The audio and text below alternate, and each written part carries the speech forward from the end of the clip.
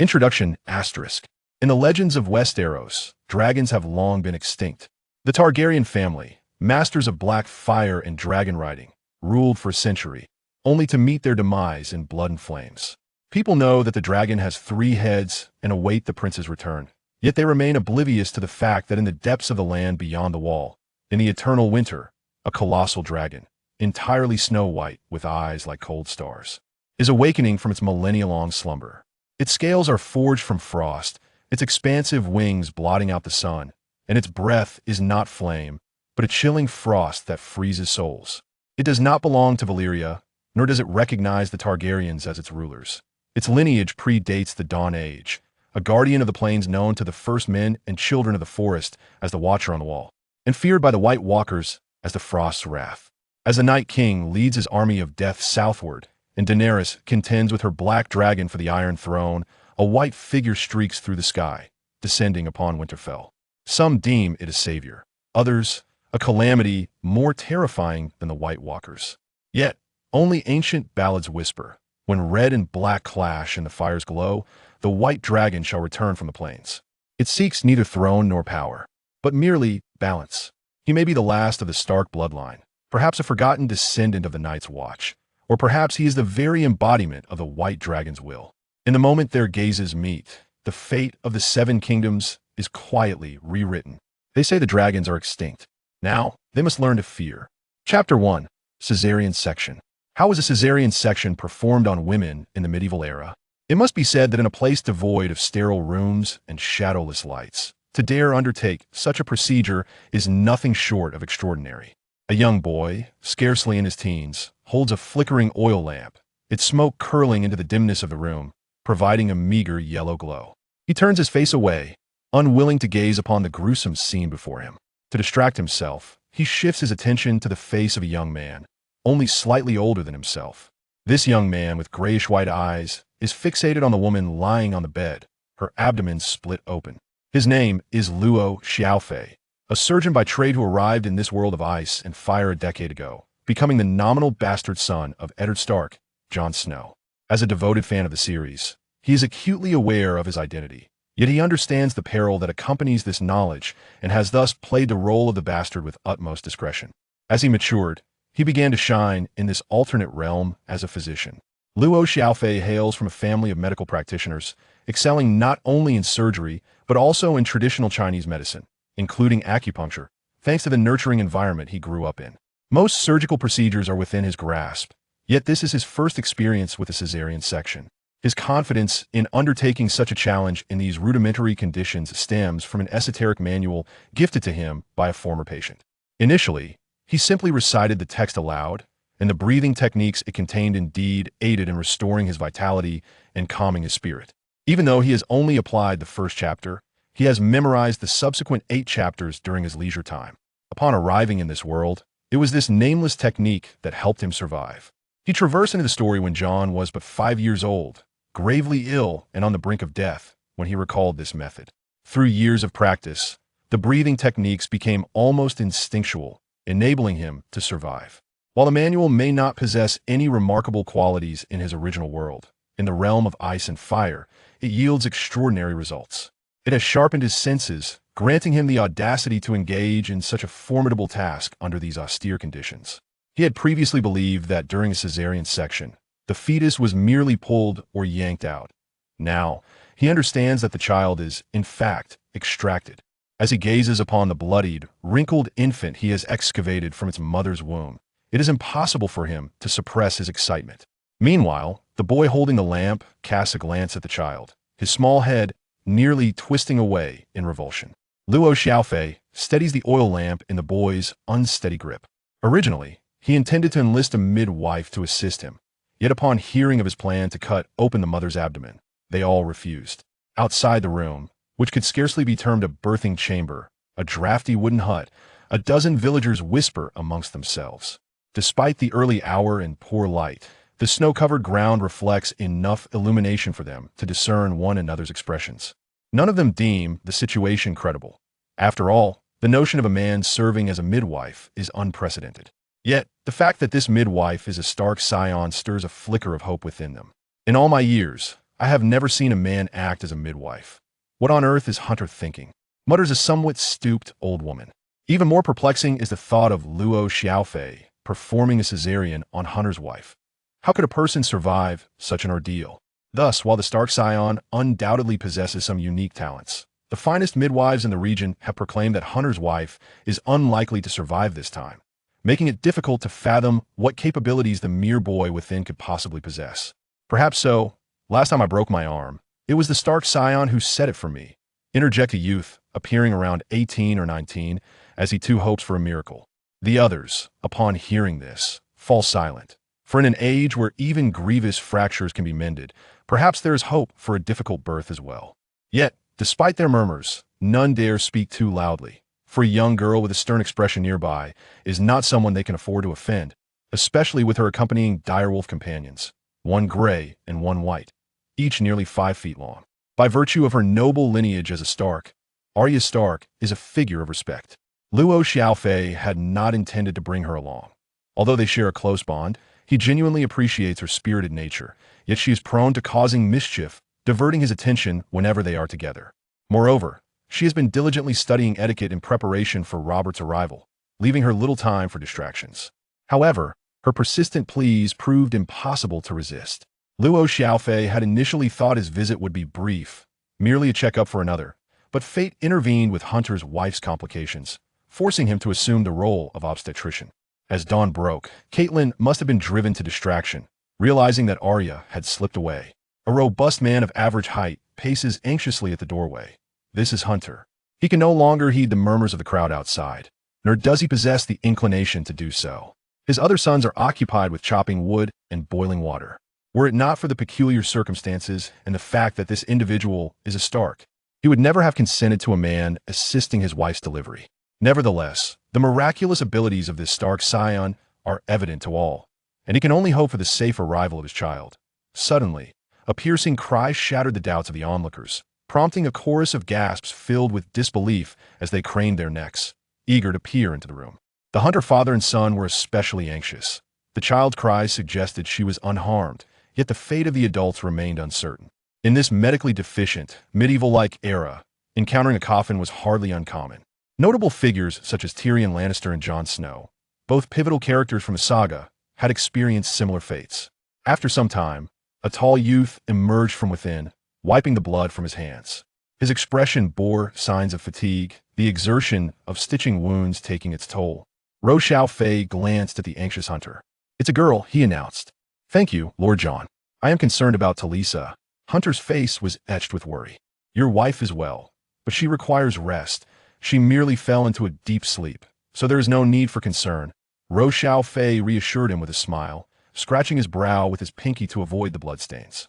Hearing Lord Jon's words, Hunter let out a long sigh of relief. Luo Xiaofei had grown accustomed to being addressed as Jon, having traversed into the narrative when the original Jon was around 5 years old.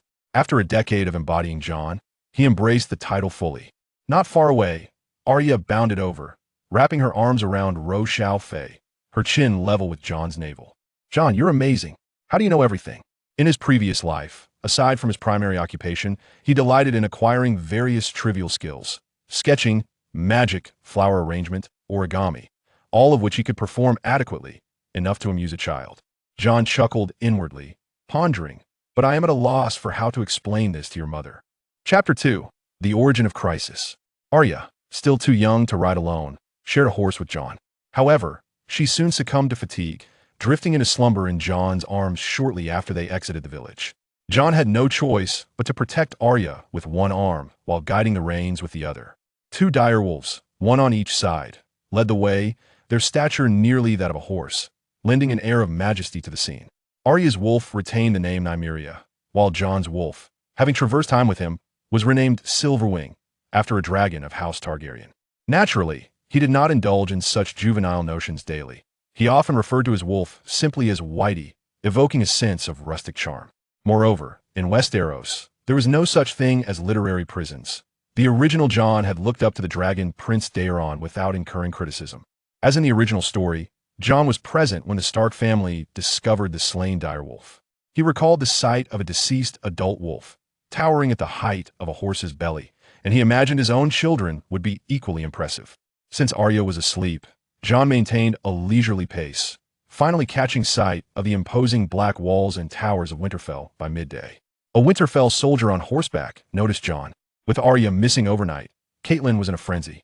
She dispatched her guards and attendants in search of her. Upon learning that Jon was also absent, she surmised that Arya's disappearance was likely linked to him, and vile epithets like bastard sprang readily to her lips. In contrast, Robb appeared considerably calmer. He held Jon's prowess in high regard and believed that as long as his half-brother was present, Arya would be safe.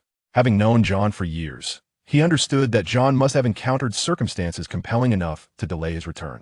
Regrettably, Catelyn was impervious to her son's reassurances, her agitation only intensifying. "Jon, where have you been? Your lady mother is searching for you." The soldier, named Terry, served under the command of Jory, the captain of Ned's guard in Winterfell. His expression was one of deep concern, worried for Jon's well-being. Terry was grateful to Jon for healing his daughter's dysentery, yet he was acutely aware of Catelyn's disdain for Jon. Now, with Arya's disappearance seemingly tied to Jon, Terry could scarcely fathom the wrath Jon would face from Catelyn. As Arya stirred in Jon's embrace, seemingly disturbed by their conversation, Jon gestured for Terry to lower his voice. In the original narrative, Jon grappled with insecurity stemming from his status as a bastard, making him sensitive to others' opinions. Catelyn believed that bastards should not dine with legitimate children, which meant Jon had never shared a table with the family, contributing to his unappealing, gaunt appearance. However, times had changed. Since recovering from his illness, Jon had been enjoying ample food and rest. At merely 15 years of age, he had already reached a height of around 6 feet, rivaling Robb. His features were clean and handsome, and with his knack for tricks, he had garnered a small following of admirers in Winterfell. Upon reflection, it was no surprise.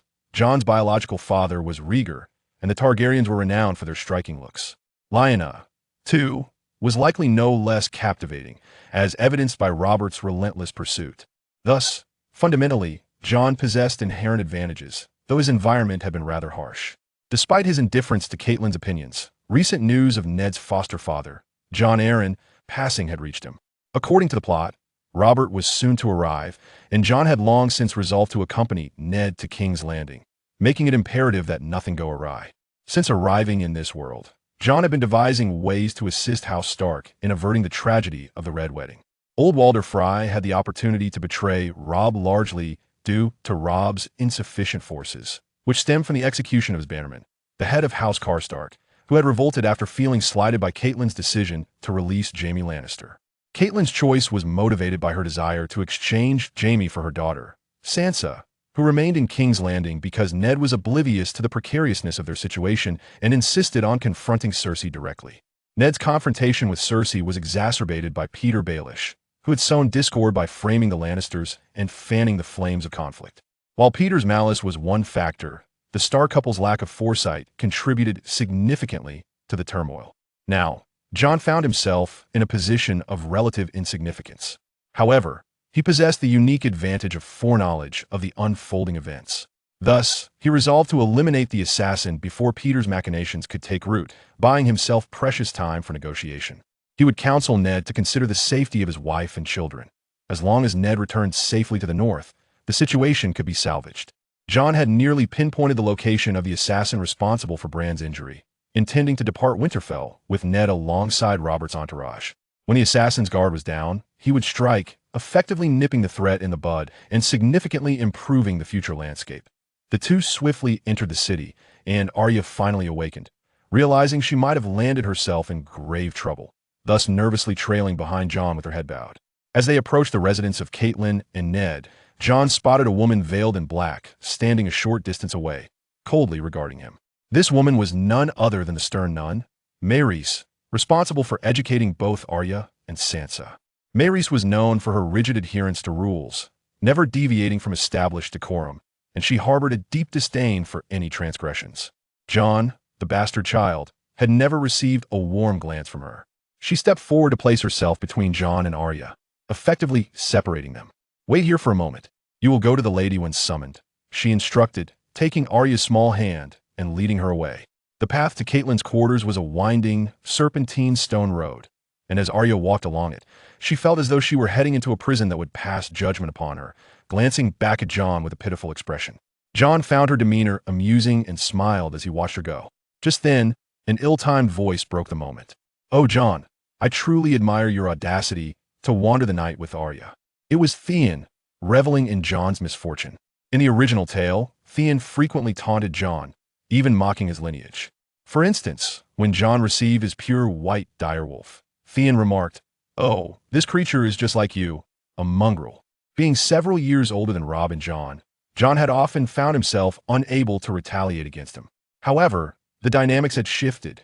Jon no longer hesitated to confront those with sharp tongues. After giving Theon a couple of sound thrashings, he had become more subdued, at least wary of jesting about Jon's heritage, although his penchant for sarcasm remained unchanged. Jon stepped forward. "What do you mean by that?" Theon stood frozen, his expression faltering. Jon advanced another step. "What are you trying to imply?"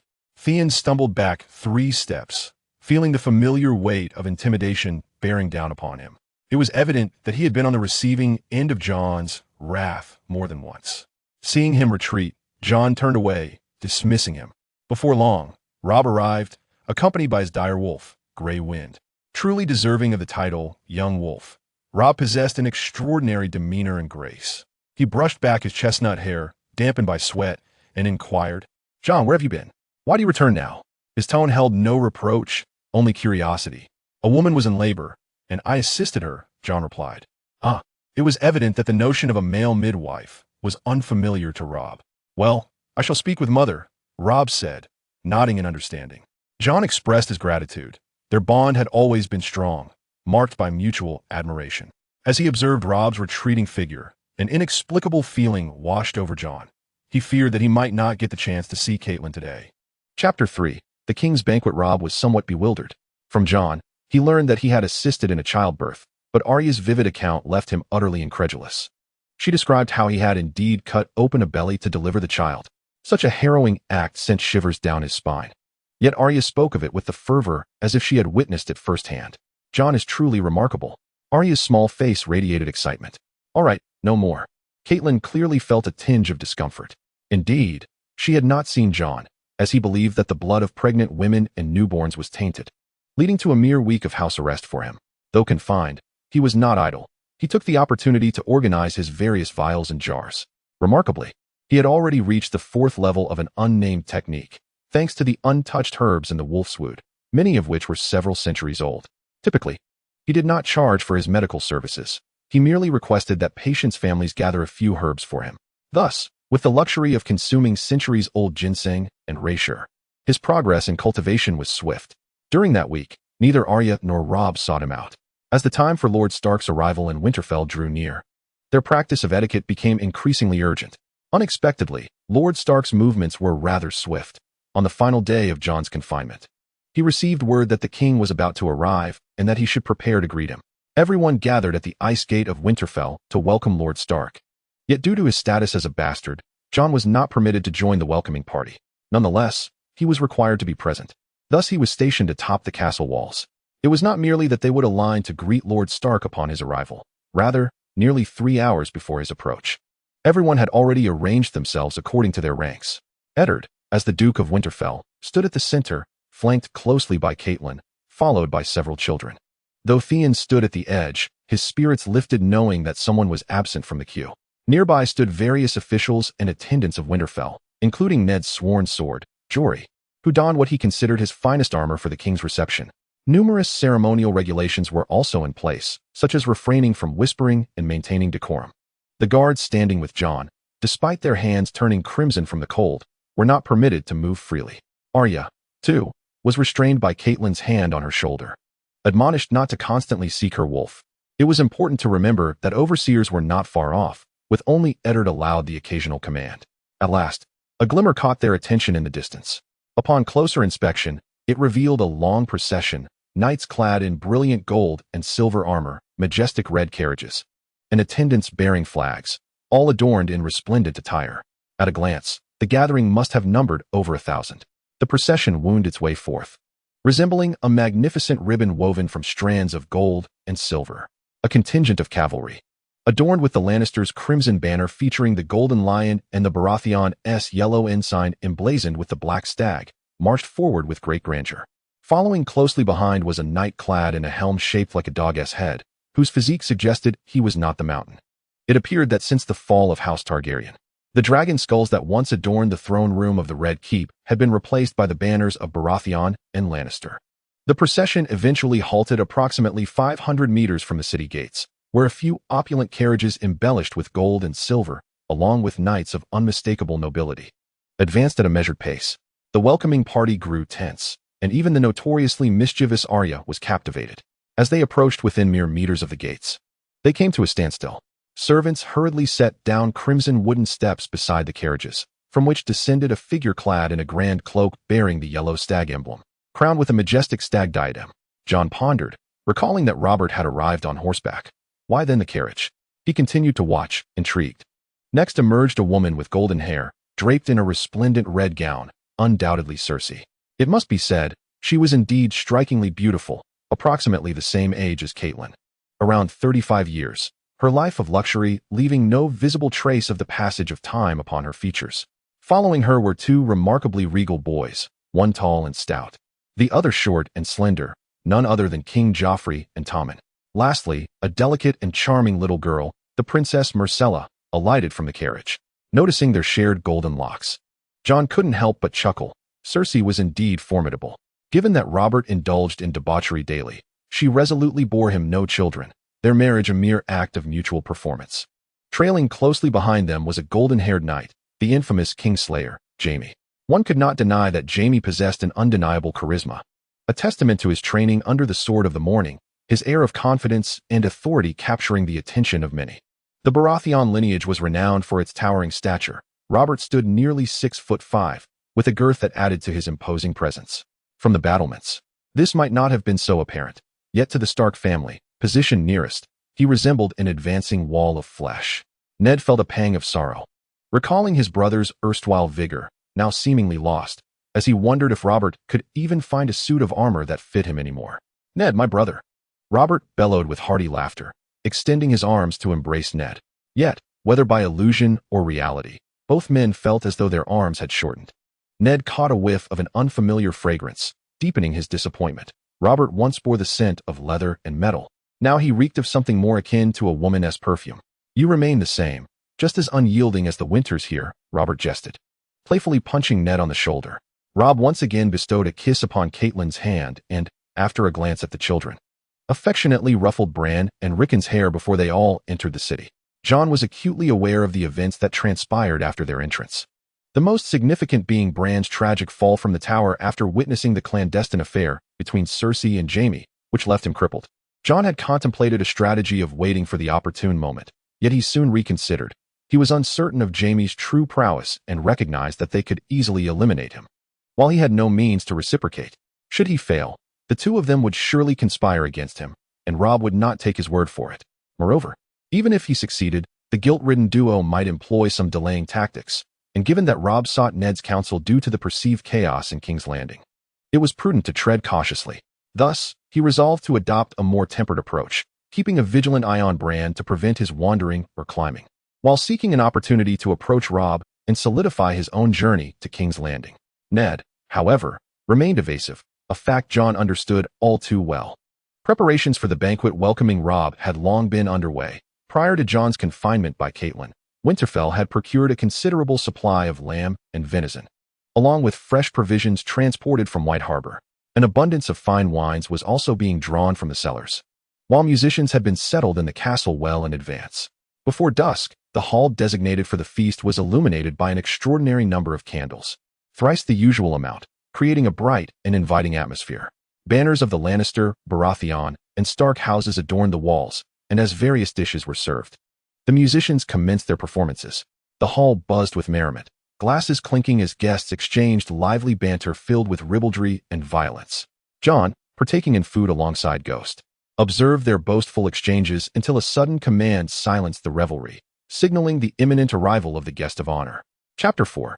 Golden Words. Ned emerged first, clad in a freshly tailored black velvet long coat, supporting Cersei, who donned a more ornate red gown than usual. Earlier that morning, Jon had not taken a close look from the castle walls, but now, as Cersei approached within mere meters of him, he scrutinized her closely. As the Queen of the Seven Kingdoms, Cersei enjoyed a life of remarkable comfort and care, despite having borne 4 children. Her complexion and figure resembled that of a fresh university graduate. Her lustrous golden hair outshone any crown. However, it was not merely her exterior that captured attention. Her innate air of superiority, cultivated since childhood, emanated a pride that rendered her seemingly unapproachable. Although she wore a smile, her eyes reflected no joy, as if the surroundings were filled with irksome elements. The assembly marveled at her beauty, simultaneously awed by her regal status. She seemed to possess an innate sensitivity to the peculiar gazes directed at her. Upon noticing Jon's scrutiny, she expressed a glance of disdain and repulsion. Following closely behind was Robert, who, like Ned, was protectively accompanying Catelyn. Both were adorned in opulent attire.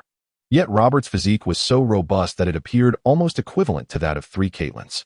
To accentuate Robert's regal presence as king, Catelyn had no choice but to shift aside, nearly placing 1 foot on the edge of the red carpet. As they passed, Robert's substantial size and weight created a gust of fragrance that lingered in the air. Subsequently, Robb was accompanied by Maya, Joffrey by Sansa, and Tommen by Myrcella, each making their grand entrance. Bran, holding little Rickon's hand, could only reflect the undeniable poise characteristic of noble lineage.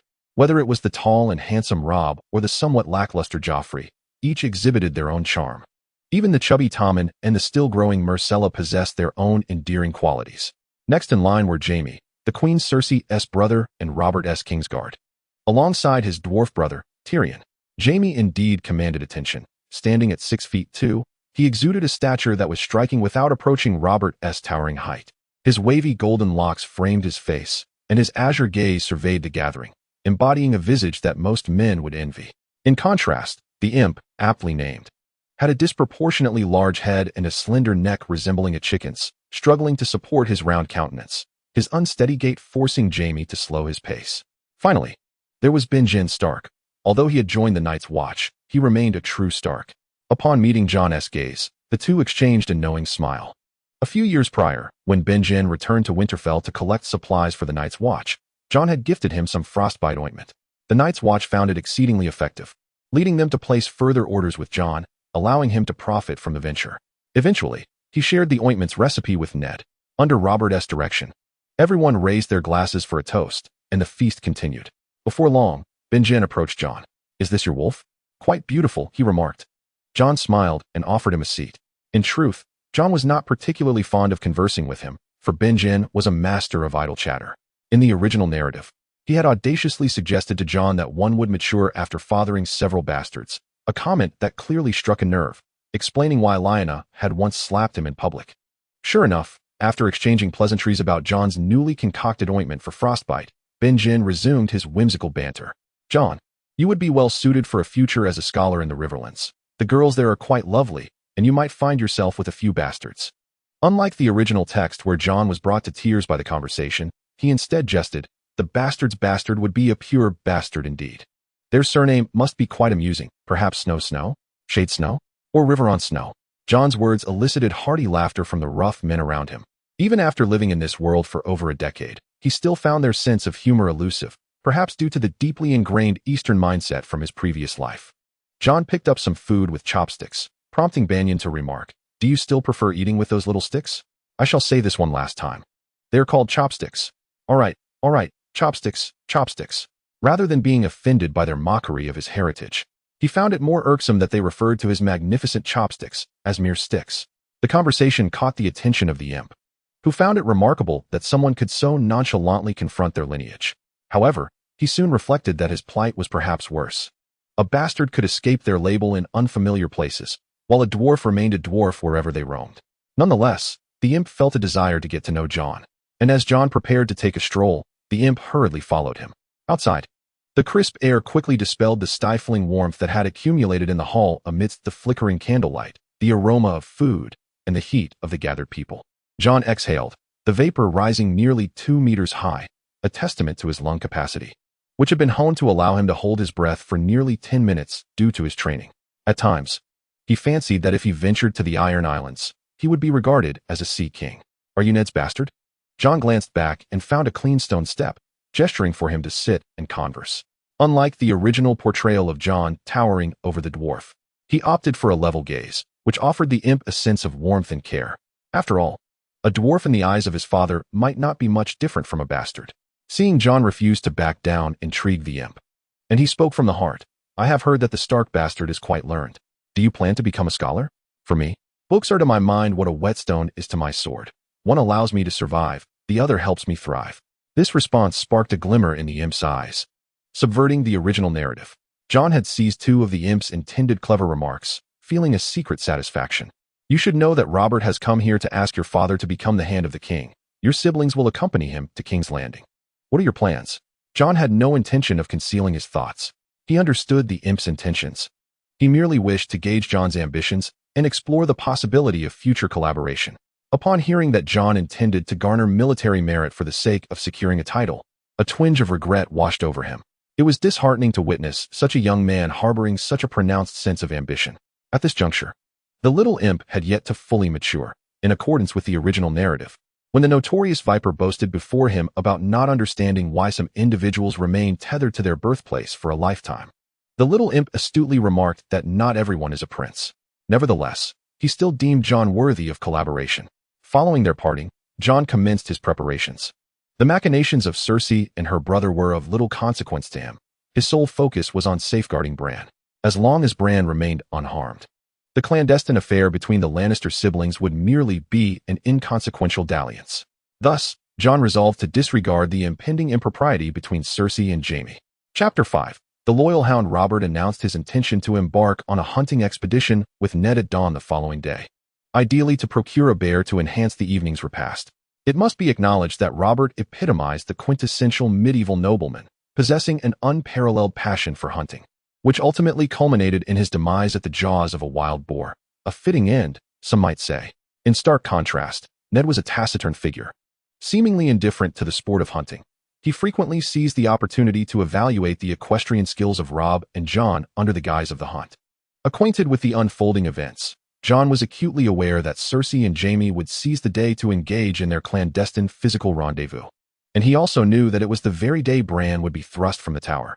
Consequently, Jon had the foresight to provide himself with a stimulating herbal concoction the night prior, remaining invigorated until the early hours of the morning.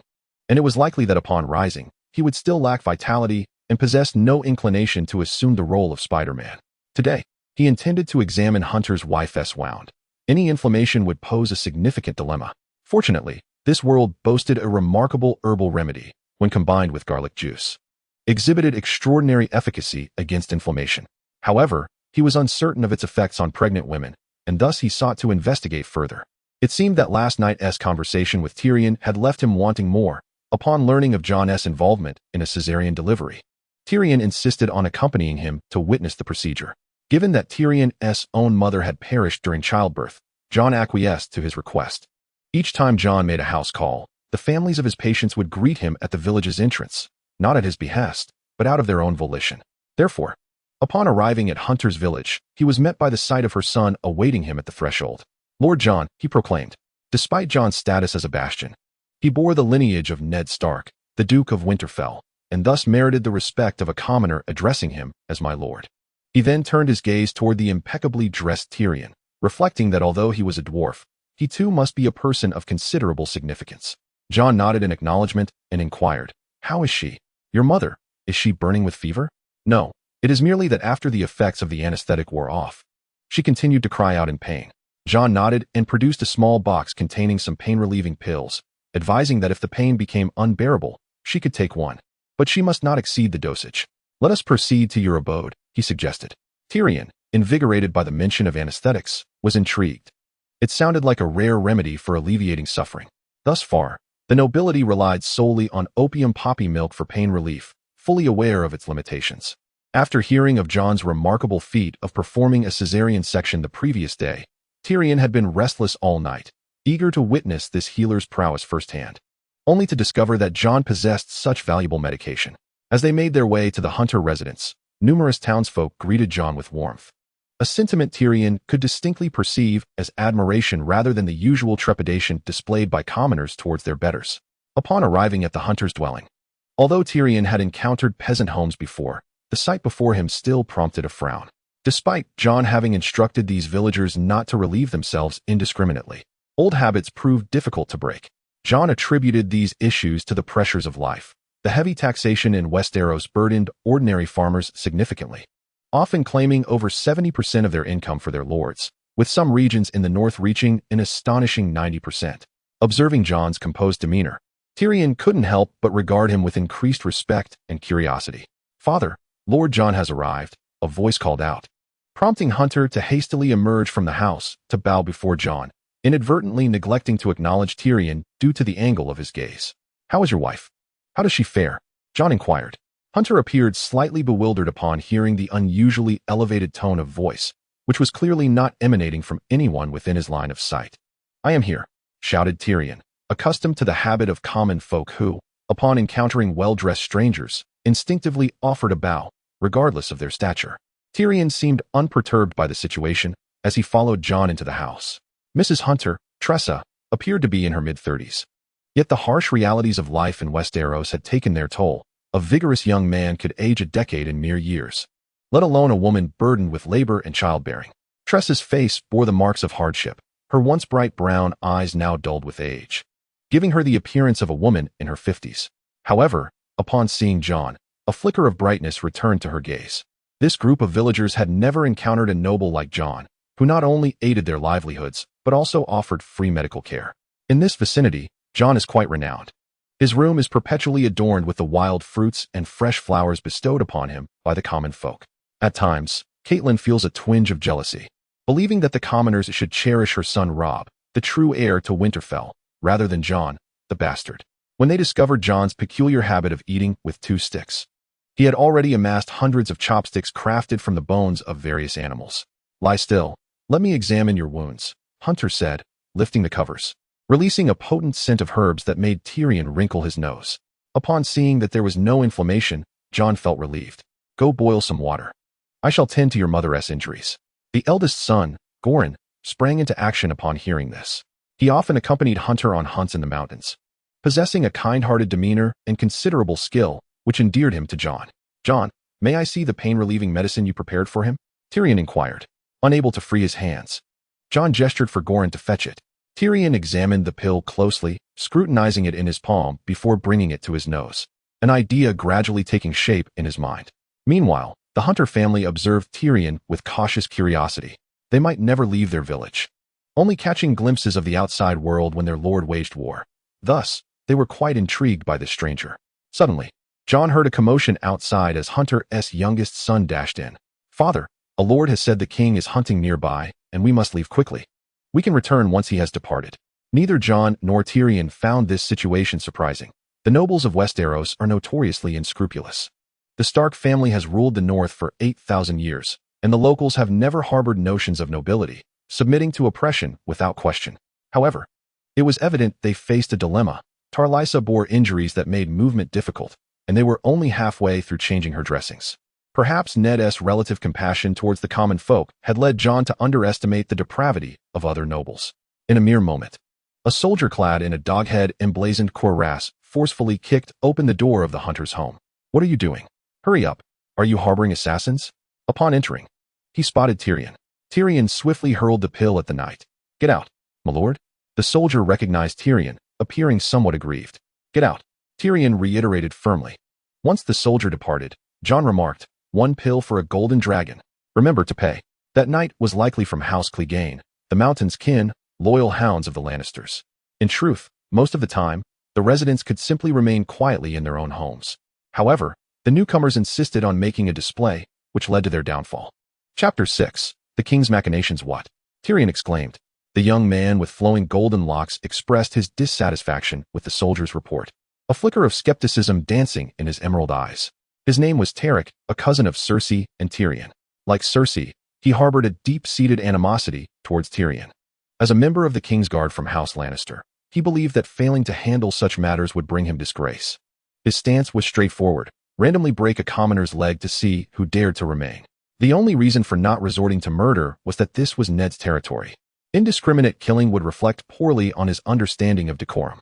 Jon was not surprised by Tyrion's actions. After all, he had the audacity to strike the king himself. What was a mere nameless soldier in comparison? "Is this pill truly so costly?" Tyrion seamlessly redirected the conversation to the painkillers that piqued his interest. Only I can produce it. I set the price. Tyrion raised an eyebrow, recognizing Jon's jest, and chuckled. Name your price. I wish to purchase your formula. My offer will surely satisfy you. Children of House Lannister were acutely aware of the value of money from a young age. Otherwise, how could they have become the wealthiest family in Westeros? Merely by virtue of a gold mine. Investment was instinctual for them. I demand 100,000 gold dragons, Jon stated, gazing earnestly into Tyrion's eyes. Unfazed by Jon's audacious request, Tyrion replied with a grin, Young man, do you have any idea how substantial 100,000 gold dragons is? Aegon amassed a mere 400,000 over more than a decade. Just as Jon was about to propose a concept of equity in technology, a raucous commotion erupted outside. Do you not know the king is hunting on the mountain? It appears you all wish to be hanged. Recognizing the voice of a familiar figure, Tyrion discerned the intruder without needing to see him. Suddenly, the door was flung open with such force that it rebounded. The child, who had just fallen asleep, was startled awake, wailing incessantly. Tyrion, what are you doing here? Tarek towered over Tyrion, his imposing stature casting a long shadow. He then pointed at the others, commanding, All of you leave. Upon noticing the commoner, Tarek's gaze fell upon Talisha, and a thought crossed his mind. How splendid it was that a commoner had failed to pay proper respect to a noble. He could use this to his advantage. In a swift motion, he advanced, unsheathing his sword from its scabbard with the intent to strike. Hunter's youngest son hurriedly shielded his mother with his body, while Hunter and his two elder sons knelt before Tarek. Unable to advance further, Tarek resorted to delivering a harsh blow with the scabbard. In that tumultuous moment, the cries of the child, the shouts of the people, and the sounds of violence coalesced into chaos, plunging the scene into disarray. Just as Tarek was caught up in the excitement of the fight, he suddenly found himself propelled backward, catching a glimpse of a dark-haired youth striking a rising uppercut. Tarek's attendants were momentarily taken aback, and upon witnessing the assault on their master, several fully armed soldiers surged forward. Jon, still in the throes of adolescence, appeared somewhat slender when compared to the imposing figures clad in plate armor, yet what transpired next left Tyrion utterly astonished. Rather than retreating or fleeing, Jon plunged into the fray, executing a dazzling array of punches and kicks that targeted the soldiers' vulnerable joints with remarkable precision. In the span of a single breath, the soldiers lay sprawled on the ground, howling in agony. It was nothing short of sorcery. A thought flashed through Tarek's mind. Observing the fallen soldiers, Tyrion found his interest in the young man growing ever more profound. The few who had managed to scramble away did so in haste. Having never before encountered such martial prowess, like Tarek, they believed it to be some form of sorcery hailing from the free cities. What manner of technique is that? Tyrion mused, his surprise at Jon's abilities overwhelming. He had anticipated a rather dull visit to Winterfell, only to discover a veritable treasure in this boy. Meanwhile, Tarek reported his encounter, and those surrounding Robert reacted as if faced with a dire threat. The ability to vanquish several fully armed soldiers indicated a significant risk to the king's safety emerging from that small village. Ned, too, felt considerable vexation. Such an incident occurring in his own domain was undeniably humiliating. Robert, though, remained remarkably composed for a would-be emperor in such a situation. Let us investigate, he declared, disregarding the counsel of those around him, and promptly mounting his horse to ride toward the village Tarek had mentioned. As Jon tended to Tarlyce's wounds, and then ventured outdoors to continue his discussion with Tyrion regarding the patent for pain relief, they discovered that the village had been encircled by Robert's guards. The hunters, still present, had never witnessed such a scene and felt as though the sky might fall upon them. They regretted their assumption that with the support of these two, they could remain unscathed. Heavens, that is the king. I shall go and take a look, Tyrion said, recognizing his unique position that allowed him to speak before Robert. The village was modest in size. Securing it with 100 men was more than sufficient, especially with Robert's hunting party numbering nearly 300. Upon stepping outside, Tyrion found himself in a veritable sea of guards, the encirclement nearly impenetrable. Typically, such an arrangement would result in bloodshed. And while he intended to forge an alliance with Jon, he could only speak the truth and do his utmost. Spotting Tyrion staggering forth, Robert was somewhat taken aback. He certainly did not presume that Tyrion had single-handedly dispatched his soldiers. What are you doing here, dwarf? Naturally, King Robert, accustomed to exercising his authority, did not hesitate to use such a derogatory term. Upon hearing Tyrion's words, Robert felt as though he was listening to an absurd tale, an account of a cesarean birth. Furthermore, it was rumored to involve Ned's son, prompting him to glance at the ever-stoic Ned beside him. Your Majesty, Jon indeed possesses some medical knowledge. But this is the first I've heard of such a thing. In Robert's eyes, Jon exuded a rather precocious aura. Though his penchant for using chopsticks at meals struck Robert as peculiar, he nonetheless regarded Jon as a reassuring child. With today's commotion, Ned was already contemplating how to plead for his behalf. At that moment, an indignant voice cut through the air. "Your Majesty, regardless of the circumstances, anyone who dares to assault the king's guard should be apprehended and tried." Tyrion's voice rang out. The fact that Jon had landed a punch on him was secondary. The real issue lay in Tyrion's revelation of his long-hidden embarrassment before the assembly, leaving him utterly humiliated. Enough. To be bested by a mere boy and still have the audacity to speak here? "Bring that Jon forth. I wish to meet him," Robert commanded. Ever since the sudden illness and death of his foster father, Jon Arryn, he sensed a creeping sense of disorder within King's Landing, where Lannisters seemed to be everywhere he turned. His experiences from years of warfare urged him to seek an ally promptly, and Ned was the first to come to mind. As for the Lannisters, who had caused his unrest, he had no intention of offering them even a semblance of goodwill. "Your Majesty, Jon is my illegitimate son. It is inappropriate for him to appear before you. I shall ensure he is properly educated upon my return," Ned sought to deflect. Previously, Jon had earnestly requested to accompany him to King's Landing, but now, he was resolute in not bringing him along. Chapter 7. Bran's injury. Robert waved his hand and seemingly discerned Ned's apprehensions, thus elaborating, "My brother, what are you saying? I merely wish to see your bastard. As he resembles you more than your legitimate children with Catelyn, I only wish to glimpse whether he bears any likeness to your younger self." With this, Ned could not feign ignorance any longer and acquiesced. Before long, Jon was brought forth, and the onlookers regarded him with curiosity. After all, when Ned had publicly acknowledged his illegitimate son, it had sent ripples through the noble circles of Westeros. The appetite for scandal is a universal trait, and even more so. It served as an excuse for the nobles to indulge in their own excesses. Before Ned's revelation, certain noble women had held him up as an exemplar for their husbands, a paragon of virtue. However, with Ned's image now tarnished, many male nobles felt a sense of liberation, akin to a mischievous child discovering that the seemingly perfect child of their mother's tales had also committed a grave misdeed. Indeed, it is Ned who has sown the seeds of fate, with no escape in sight. The nobility of Westeros are often associated with distinct traits. For instance, the Targaryens are renowned for their silver hair and violet eyes, the Baratheons for their towering stature, dark hair, and blue eyes, while the Lannisters take pride in their golden locks. The Stark family, characterized by their dark hair and gray eyes, bears a striking resemblance to Ned, who, in his youth, appeared much like this boy, except for a slight slenderness. Robert spoke in a relaxed tone, aiming to reassure Ned, for he had come to persuade him to return to the realm's affairs. With Jon as his ally, he believed his efforts were nearly certain to succeed. However, Robert soon found himself pondering how this seemingly unassuming lad managed to fell 4 soldiers single-handedly. He gestured with his riding crop towards Tyrion, addressing Jon. "You single-handedly defeated 4 men. How did you accomplish such a feat?" Jon was aware of Robert's disdain for the Lannisters, and recognizing he had indeed attacked the King's Guard, he decided to take a risk. He lifted his chin, pointing at the pale-faced Tyrion. "Your Majesty, a simpleton like him could be easily bested by any weaned child in Winterfell." As anticipated, Tyrion was provoked by this remark, loudly claiming he had been ambushed, only to be interrupted by Robert's sharp rebuke. Suddenly, a thought struck Robert, and he inquired, "My boy, your father is to accompany me to King's Landing to serve as my hand. Will you join us?" Thus far, Ned had not committed to the journey to King's Landing, and Robert's intention was to hasten Ned's agreement in front of witnesses, knowing refusal would be seen as a lack of decorum. Jon was, of course, eager to go, for it pertained to his future plans, while Ned remained noncommittal. His feelings about King's Landing were complex, as it was the site of his kin's demise, and he harbored concerns regarding Jon's lineage. The multitude in the city could easily discern the truth, leading to dire consequences. At this juncture, Ned could only exhale a silent sigh. "Jon, you ought to bow in gratitude to His Majesty." He then turned to Robert, apologizing, being a bastard. "I have not instructed him in the ways of etiquette." Upon hearing Ned's words, Robert recognized that he had achieved his objective, and his spirits lifted. Why bother with such nonsense? As long as you possess true skill, that is what matters.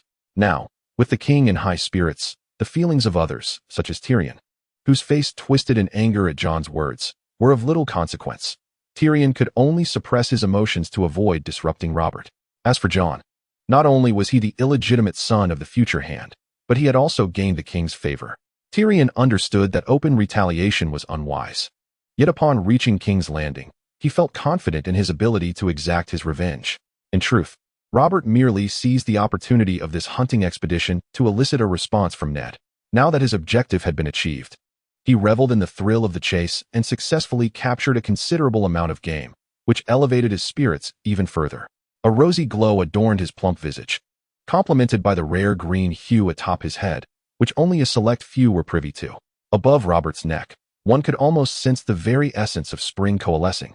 Today, Robert was basking in the euphoria of success. Perhaps it was the joy of the occasion that invigorated him, as he exhibited remarkable prowess in the hunt, ultimately bringing down 7 wild deer, including 2 robust adult stags. Initially, Jon speculated that Robert might abstain from hunting deer due to his family's sigil depicting a stag, akin to how some individuals harbor unique sentiments towards creatures associated with their zodiac signs. However, Robert displayed no such reservations. To him, whether it be deer or wild boar, they were all mere quarry. As the party made its way back to Winterfell, the air was filled with Robert's hearty laughter. Yet, upon their arrival at Winterfell, they were met with a disarray that unsettled the atmosphere. A handmaiden approached Ned, urgently relaying a grave piece of news. Bran had sustained an injury. Upon hearing this, Jon's immediate instinct was to suspect the influence of the Green Seer, for in the television adaptation, the Green Seer's abilities were exceedingly formidable, evoking a sense of dread even at the mere thought of them. The Green Seer is omniscient. Not only does he possess unparalleled knowledge, but he can also manipulate wills undetected.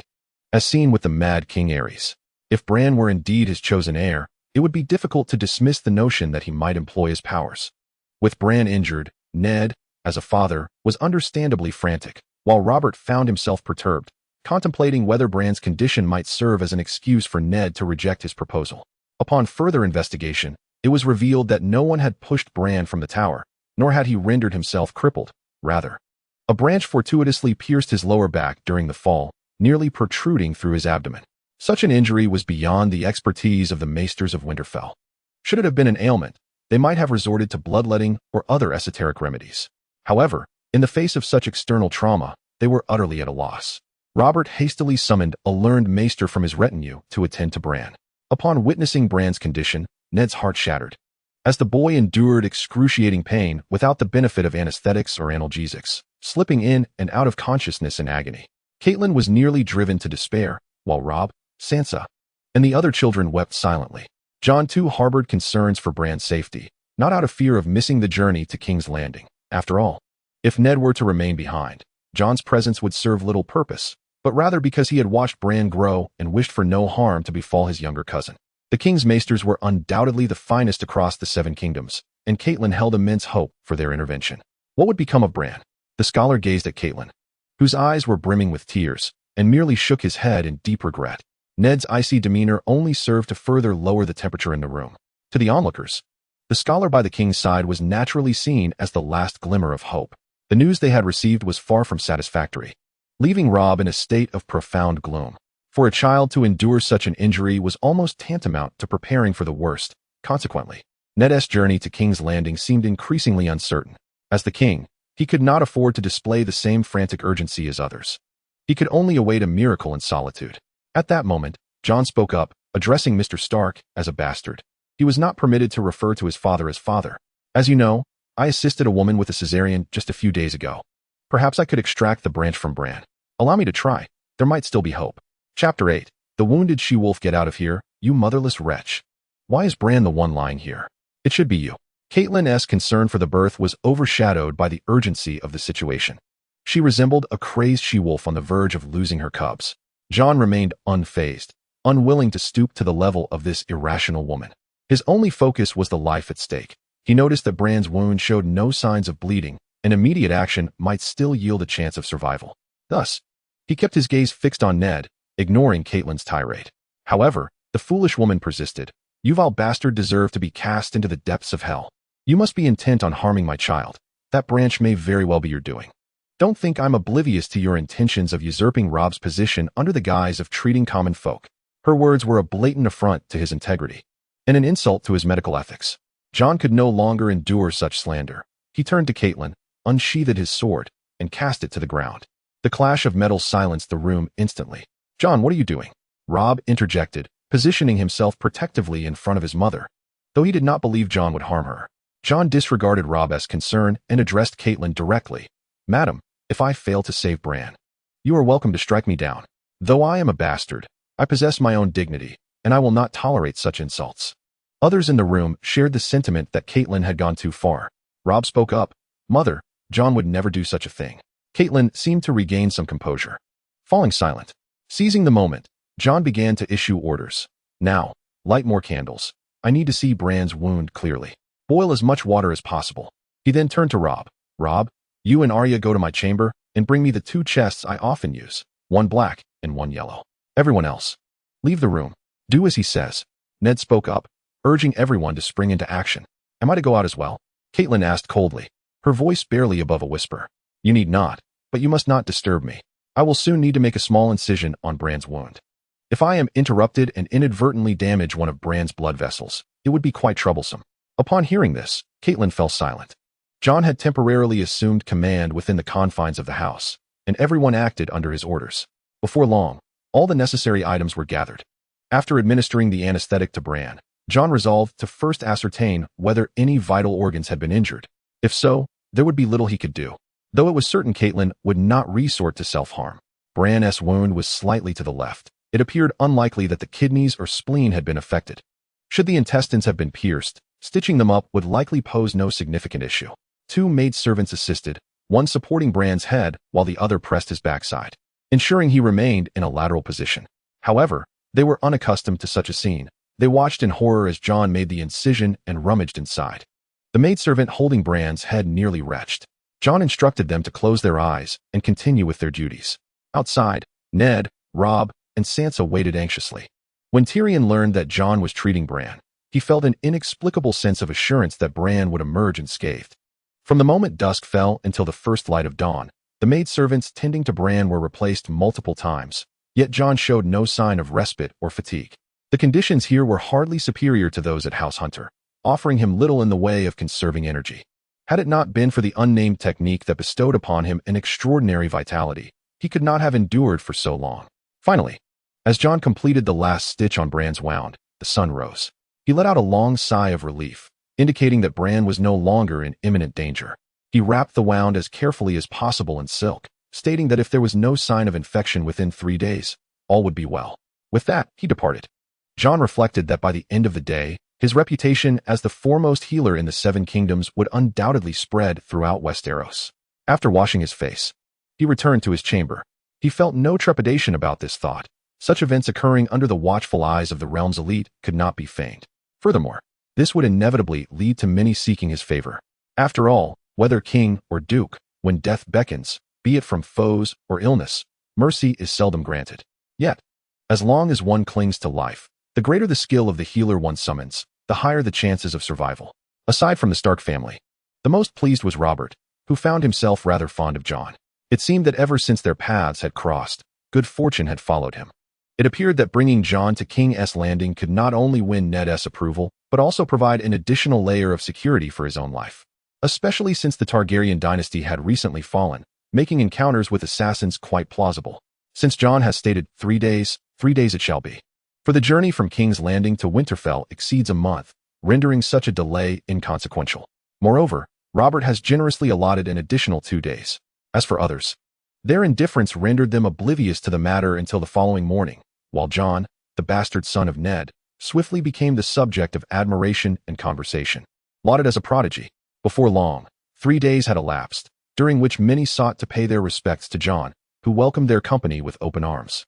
Among them was the bachelor brought by Robert, who expressed a desire for Jon to share his knowledge of cesarean techniques, promising to petition the Citadel for a doctorate on his behalf. On this day, Jon visited Bran's chamber for a final examination, discovering that the anti-inflammatory medication he had provided was effective, as there were no signs of infection in the wound. "Will you be able to climb walls again?" Jon inquired playfully, brushing Bran's hair aside, to which Bran responded with a shy smile. Nearby, Catelyn observed the exchange, realizing that Jon was not as disagreeable as she had previously thought, acknowledging her own past harshness. Due to their impending departure for King's Landing, Ned spent these days either with Robert or with family, while Robert, understanding the gravity of the moment, did not linger long, allowing Ned to remain primarily with Catelyn. Thus, Ned now watched as Jon conversed with Bran. "Mr. Stark, has the king mentioned when we shall depart?" Ned asked Jon, recalling Jon's earlier desire to earn accolades and seek a title and lands, making his curiosity understandable. "The day after tomorrow. His Majesty has granted me an additional 2 days." "Very well, I shall take my leave then. I must visit Lady Hunter." Just as Jon was about to exit, Catelyn called out to him. "Jon." He turned to face her, observing her nervously twisting a handkerchief, her intent to extend goodwill evident, though years of estrangement rendered her momentarily at a loss. Jon comprehended her sentiment and smiled, realizing that Catelyn, devoid of her usual scowl, possessed a pleasant demeanor. "By the way, Hunter, have you named your daughter yet?" Jon asked, sipping a spoonful of pumpkin soup. Typically, he would not dine in the homes of commoners, acutely aware that every morsel in such households was meticulously accounted for. And he wished not to impose. Moreover, with 3 strapping sons and a wife in need of nourishment, Hunter faced immense pressure. Yet today, old Hunter insisted on sharing a meal with Jon, leading to a rare occasion where Jon broke his usual practice. "Not yet. Why don't you, Lord Jon, choose a name?"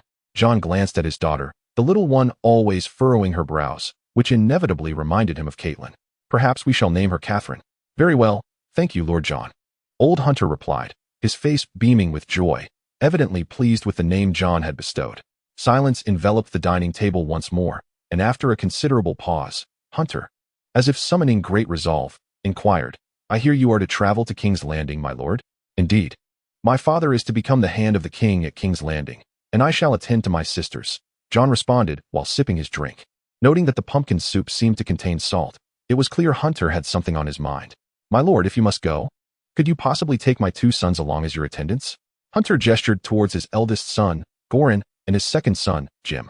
Jon, well aware of the perilous nature of the journey to King's Landing, after all, Ned had lost his head there, immediately declined without hesitation. "My lord, consider this. You saved the lives of Tysa and her children, which equates to us owing you 2 lives. Jon paused, taken aback. What did he mean? It appeared they understood King's Landing to be a den of danger. Yet, that couldn't be right. Jon scrutinized Hunter, who still seemed the same honest Hunter. "My words may be clumsy. You see, everyone says that the men of House Stark do not fare well in the south. So that was it." Jon understood his implication. Ned's father and brothers had all perished in King's Landing, rendering it an ill-fated place for House Stark. Things are different now. Back then, the Mad King reigned. But the current king is a good brother to Lord Stark. "Such calamities shall not befall us again," Jon reassured him, while Robert would indeed not allow such occurrences. The situation in King's Landing was exceedingly complex. "My lord, I beseech you, just take them along. You need not worry about their food or lodging. Simply bring them with you." With a sigh, Jon reflected on the truth of the old adage, "Those who are overly generous often attract misfortune." He contemplated further. Indeed, he would be without manpower in King's Landing. When Ned had gone, he had taken only 30 to 50 men, and now, through Catelyn, he had managed to increase that number by a few dozen, yet it still felt insufficient. Should he fail, Robb would undoubtedly need to conscript. And with Hunter's family so close to Winterfell, they would not escape the repercussions. "Very well, we shall depart tomorrow at noon. You 2 wait for me at the East Gate." Upon hearing Jon relent, Hunter visibly relaxed. Upon returning to Winterfell, he once again confirmed the location of the assassin, preparing for a counterstrike. The next day arrived swiftly. After a night of meticulous preparations, the party was ready to set forth. Catelyn stood at the gate, bidding farewell to her husband and daughters. The 2 individuals were deeply engrossed in their affectionate exchange, reluctant to part ways. Nearby, Robb felt a twinge of envy, contemplating that should he marry Lyanna, their bond would likely mirror this sentiment. As the eldest son of the family, Robb assumed the role of the protective elder brother, cautioning Arya against mischief while assuring himself of Sansa's prudence. He then shared an emotional farewell with Jon, urging him to look after their sisters. Meanwhile, Theon stood aside, arms crossed, observing the scene. Jon approached Theon and whispered a few words before turning his attention to Catelyn, reminding her of the necessary precautions regarding Bran's medication. "My lady, please utilize the freshest herbs available, preparing them as needed," he advised. Their relationship had significantly improved since Jon, in a moment of frustration, had cast his sword before Catelyn, prompting deep reflection on his part. After all, the children were blameless. "Very well, see to it that you look after our sisters," he concluded. The procession commenced its journey, taking a full 10 minutes to mobilize from the front to the rear. After lingering in Winterfell for several days, they finally set forth, estimating that it would take over half a month to reach King's Landing. Arya and Sansa, having grown up in Winterfell and never having ventured far, were elated by the prospect of their journey, one excited by the adventure, the other thrilled at the thought of marrying her beloved prince. Consequently, the two girls struggled to find rest that night, and soon after the caravan began its trek, they both succumbed to slumber. As afternoon approached, Jon calculated that the time was right and sought out Arya. "I forgot something and need to return. I should catch up by tomorrow morning. Just don't mention it to father when he inquires," he instructed. "Huh, Jon, how could you be so careless? Who was it that reminded me not to forget my belongings before we set off?" she teased. Jon chuckled, affectionately ruffling her hair before departing the group. Being alone, he reached the eastern gate of Winterfell before sunset, where he found the two hunters awaiting him. "Have you prepared the rope?" he asked. Goran produced a 4 to 5 meter length of hemp rope. "This is what my father uses for binding wild boars. We brought it upon hearing you required it." "Very well.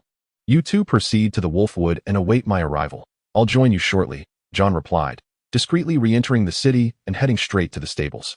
Recalling the narrative from the original tale, he remembered Robb mentioning that assassins had frequented the stables during that period, expecting that he would easily locate them.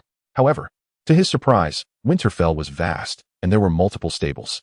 Furthermore, during winter, many homeless individuals sought refuge there for warmth. They willingly took on the role of stable hands, hoping for a place to stay, and the stablemen welcomed the relief. As a result, the stables in Winterfell hosted over 100 vagrants each year. Jon's method of identifying the assassin hinged upon their attitudes toward food.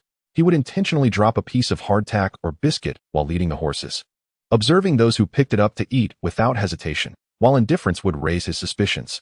In the original text, Robb discovered the assassin's pouch. A person with resources should not lack sustenance.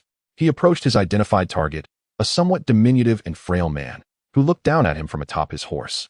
As a trained assassin, his senses were naturally acute, yet he feigned ignorance, raising his head in pretense. Jon tossed him a small cloth pouch.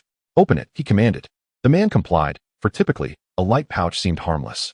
However, upon opening it, a cloud of powder entered his nostrils, and within 2 breaths, he succumbed to unconsciousness.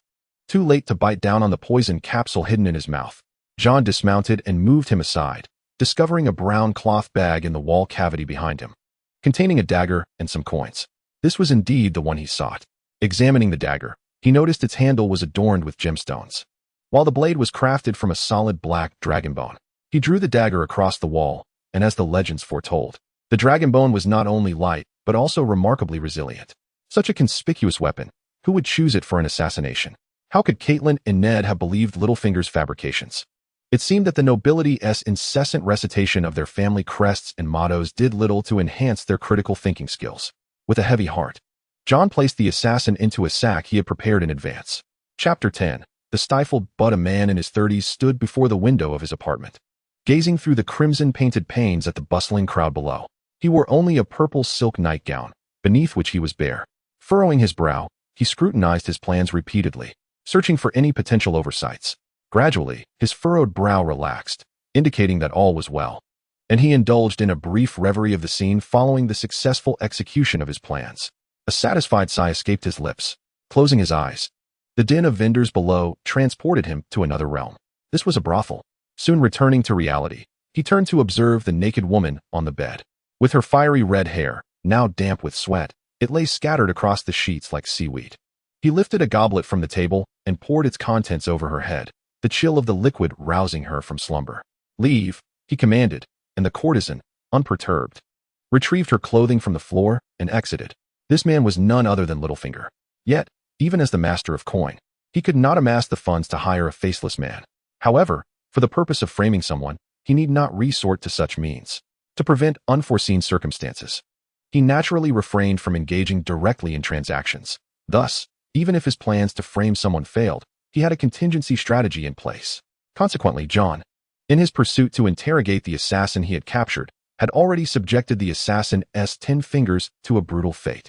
However, when Jon inquired about the matter concerning Littlefinger, the assassin feigned ignorance, merely mentioning that a fellow named Weasel had approached him to carry out the task. "Kill him," Jon directed towards the brothers, Goran and Jim. Noticing their hesitance, he pressed on. "If you follow me, you will inevitably have blood on your hands. If you lack the courage, then you may return." With that, he handed them the dagger. The brothers exchanged glances before accepting the weapon. Goran slit the assassin's throat while Jim plunged the dagger into his heart. They had employed similar methods to hunt deer or wild boar back home. After disposing of the body, the trio set off once more. From now on, I shall provide each of you with a silver stag monthly. Do not squander it. Save it for your future brides, Jon jested with them. No need, my lord Jon. Our father has instructed us not to accept your money, they replied. If you refuse, you may return home this instant. Faced with Jon's resolute demeanor, the brothers fell silent. Typically, Jon was amiable and approachable, much like a neighborly youth. Yet today they witnessed a side of him that sent chills down their spines. How could one remain so impassive in the face of another's suffering? It was terrifying. Truly terrifying. Such a fearsome individual should only be pursued by others seeking trouble. Contemplating this, the brothers felt a strange sense of security in following Jon. The trio eventually found a relatively clean spot to rest, sleeping until the next day when they resumed their journey. By afternoon, they caught up with the caravan. To prevent Arya from running amok, Jon had prepared a deck of cards. Initially, the young girl found amusement in the game, but after 2 days, her interest waned. While the Goran brothers remained engrossed, a rider spread the word that a tournament was being organized, inviting anyone interested to participate. Jon, you are quite formidable. You should join, they urged. In an effort to keep Arya in check and prevent her from unleashing a wolf upon Joffrey, he reluctantly acquiesced. Very well, let us go and see. Jon instructed Goran to pack their belongings, and they readied themselves alongside the exuberant Arya. Upon arriving at the tournament grounds, they found a gathering of around 300 individuals. The king's entourage had significantly expanded since their arrival, as itinerant merchants, servants, and prostitutes had joined along the way. Of course, as they traveled further, some would inevitably depart. After all, the understanding that the poor travel with the rich was a shared sentiment, and with the company predominantly comprising nobles, or at least those of solid means. Generosity was the order of the day. Upon understanding the rules, it became evident that a circle with an approximate diameter of 3 meters had been drawn, confining the combatants within a remarkably narrow space. The requirements for the martial skills of the contenders were exceptionally high, for stepping outside the circle meant certain defeat. Each participant was mandated to prepare a deposit of 10 golden dragons, a sum that could be considered a reward. Defeating an opponent would allow one to claim their bounty. However, the victor could not withdraw but was compelled to face successive challengers. For these nobles, a mere few golden dragons held little significance. The quantity served merely to heighten the thrill of the contest. What truly mattered to them was the opportunity to remain in the arena for several rounds and showcase their prowess. Nevertheless, it was important to acknowledge that this was a contest involving real weapons, and injuries were sometimes unavoidable. The first to enter the fray was a knight clad in black plate armor. He was referred to as a knight only in a technical sense, as knights in Westeros were already part of the nobility, whereas he was merely a commoner, albeit one of relatively affluent means, warming up the crowd. With a flourish, he tossed 10 golden dragons to the ground and unsheathed his sword. Jon clicked his tongue in disbelief. 10 golden dragons, enough to sustain an ordinary family of 5 for several years, were carelessly scattered on the floor. Such was the extravagance of the noble class, forever ensnared in the opulence of their wealth. Observers, including various servants, merchants, and the brothers Goran behind Jon, gazed at the golden dragons with glistening eyes. Yet they dared not act rashly, for the presence of powerful lords loomed over them, unaccountable for any actions taken against them. Soon, another challenger entered, also a knight, whose stature and armor were comparable to that of the first. Typically, a male noble's financial standing could be gauged by the quality of his armor, as it represented a far greater expense than weaponry. For instance, upon arriving in King's Landing, Robert had hosted a tournament for Ned, where the renowned Knight of Flowers had garnered much attention with his resplendent silver armor. Both knights donned helmets, with only the victor permitted to remove his to reveal his visage. The latter knight initiated the assault. The confined space offered little room for evasion, and as their swords clashed, the crowd erupted in cheers. Amidst a cacophony of applause and jeers, the first knight was vanquished. The triumphant knight removed his helmet, unveiling a ghastly scar that stretched from his brow to his ear, a disfigurement that was both striking and unsettling. Jon glanced at Arya, noting her lack of fear. Instead, her face flushed with excitement. However, the scarred knight, despite his initial success, did not prevail beyond 2 rounds. In truth, such a confined arena for combat had its advantages, as it facilitated a swift pace, preserving the combatant's stamina while prominently displaying their swordsmanship. Thus, a contest could determine a victor within a mere 2 to 3 minutes. After several bouts, the number of golden dragons within the circle had exceeded 100, while the knights who had hesitated to enter the fray had lost their chance. Now, the knights were locked in fierce combat. Certainly, there are no explicit regulations. It is more of an unspoken understanding, akin to a tacit agreement. After all, the purpose of organizing this competition is to provide a platform for prominent figures to showcase themselves, while lesser individuals merely serve to warm the atmosphere. Chapter 11. The pulsating gold coins. It appears that today's standout is a knight hailing from the region of Hujian, who has remarkably conquered 5 cities in succession. Even several barons have fallen victim to his prowess, and the crowd's cheers crescendo with each victory. He indeed possesses a certain charisma, enhanced by the shimmering gold coins scattered across the ground, which reflect light and render him even more striking, leaving some women utterly captivated. Suddenly, someone scattered a handful of golden dragons onto the ground, the count surely exceeding 10. Yet, there were already numerous coins present, and a few of those he cast even bounced twice before landing outside the designated area. A significant figure is about to make an entrance. The anticipation among the crowd is palpable as the event has reached its zenith. Upon seeing the contestant, the crowd gasps in awe. It is a Sir. Moreover, the golden lion insignia on his armor reveals him to be a Lannister, which explains his lavish display of wealth. My lord, Goran recognized the figure within the armor, Tyrion. Jon was somewhat surprised by his keen perception. Tyrion had long been waiting for the right moment to enter the fray. Ever since the tale of his defeat at the hands of Jon, while clad in armor, became widely known, he had been eager to find an opportunity to redeem himself. As a knight, he was perhaps entering the competition a bit prematurely, yet he could no longer afford to be overly concerned. Tyrion's objective for today was to secure 5 consecutive victories. In Westeros, armor typically weighs between 50 to 80 pounds, and it generally requires at least 20 minutes of high-intensity anaerobic activity to compete in 5 matches. Such exertion is the limit for most individuals. However, Tyrion was brimming with both stamina and determination, quickly securing his place in the competition. It must be noted that his defeat at the hands of Jon had been somewhat unjust, as his combat skills held considerable merit. His keen observational skills and decisive actions were commendable. In the original narrative, Tyrion met his demise during the riots in King's Landing, indicating that he possessed the martial prowess befitting a nobleman. Jon felt confident in his ability to compete. His swordsmanship was exceptional, and he relied heavily on his unnamed martial arts technique. His physical endurance was extraordinary. He had once attempted to sprint at full capacity and found himself able to endure an entire day of running without fatigue. It is worth noting that he had tested himself at nearly the speed of a 100-meter dash. This implies that during combat, his stamina is nearly limitless, akin to having an advantage akin to a gaming cheat. He could engage in combat styles that were both exhaustive and bold. Much like in a video game where he possesses a very short cooldown period alongside a lengthy mana bar, if his opponent cannot defeat him in a brief window, they would ultimately be worn down by his relentless stamina. Moreover, he remains ever vigilant regarding his responsibility to keep an eye on Arya, ensuring that she does not unleash the wolves upon Joffrey, as he must consistently direct her attention towards areas he can foresee. Jim, please fetch my armor. I am about to compete shortly. Upon hearing this, Danya was indeed overjoyed. She had always been one to revel in the excitement of the moment, and her fearless nature further fueled her enthusiasm. In the original tale, a local tyrant was slain by a single stroke from him while attempting to steal his sewing needle. Jon, however, had little fondness for donning armor. It was excessively cumbersome, encasing his upper and lower body, as well as his hands, forearms, and shins, with even his feet ensconced in metal. By the time he was prepared, Tyrick had already completed 3 matches. "Go on, Jon," Danya shouted, capturing the attention of many onlookers, who soon noted the wolf emblem emblazoned on Jon's armor. Stark? The surname emerged in unison from the crowd. Who could this be? Some among them recalled that Ned had only 3 sons, with Robb remaining in Winterfell, while the other 2 were still quite young. "Wait, Jon, which bastard is this?" Whispers began to circulate, as those without titles or of lower rank were forbidden from participating. What was the meaning of a bastard stepping forth to compete? "You do not understand the rules.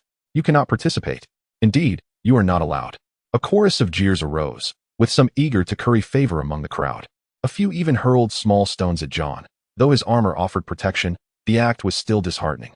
Danya, undeterred, picked up stones and retaliated. "Let him compete." Tyrick lifted his visor, declaring that Jon's participation would be most advantageous for him, for defeating Jon would hold greater significance than besting others tenfold. Jon tossed a golden dragon onto the ground, stepping into the arena where a considerable pile of gold coins lay. at least 300 or 400 by a rough estimate. It was a small fortune. In the regions of Riverrun or the Riverlands, it could nearly purchase a moderately sized estate. Tyrek beckoned Jon forward, a gesture steeped in insult. As it mirrored a fencing instructor's command to a pupil, its implication unmistakable.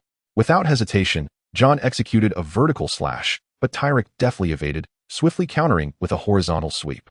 The knowledgeable spectators quickly assessed Jon's performance, deeming him a novice. Such an exertive attack would not endure for many rounds. Once Jon's momentum waned, he would surely reveal vulnerabilities that Tyrek could exploit to claim victory. Tyrek, reveling in the prospect of triumph, was determined to decisively topple Jon. Danya, oblivious to the underlying dynamics, simply cheered for Jon's relentless assault. Go, Jon, go! The Goran brothers, having studied some swordsmanship themselves, were skeptical of Jon's chances. Yet, as time passed, the crowd began to sense a shift. Jon's attack seemed to grow increasingly rapid, while Tyrek found himself increasingly unable to evade, receiving several strikes in return. Tyrek now found himself increasingly beleaguered. Leaping about in cumbersome armor weighing dozens of pounds was no trivial endeavor, and he was gradually falling behind the rhythm of the contest. Oh, the seven gods, what manner of beast is this? Jon had devised a plan in his mind, seeking to exploit others' misjudgments regarding his stamina to entice them into the fray, all the while hoping to earn a bit more coin for himself. Within the confines of his armor, Tyrek gasped for breath, feeling a wave of dizziness wash over him. To make matters worse, he realized he had lost his breath, a sharp pain radiating from his side. In a moment of distraction, he inadvertently stepped back too far, one foot straying out of bounds, resulting in his disqualification. Tyrek was infuriated. He had intended to mock Jon when his energy waned, yet he found himself thwarted in a most unexpected fashion. This was, after all, a contest of skill, and while Jon's victory could be deemed somewhat unearned, it could not be claimed that he had succeeded without merit. He simply had not adhered to the conventional expectations of how to win the match. As soon as Tyrek exited the arena, another contender stepped forward. Jon leaned on his sword, feigning exhaustion. To the onlookers, it seemed all but certain that he would soon succumb to defeat. At this juncture, even the inexperienced girl, who barely understood the intricacies of swordplay, began to fret, though she might not comprehend the techniques. The universal experience of breathlessness from rapid exertion was something everyone could relate to. Goran felt a twinge of regret. He should have outfitted Jon in lighter armor. Wait, he needs a moment to recover. Just give him a second. A chorus of laughter surrounded the young girl, as the crowd appeared to revel in the amusement of teasing her.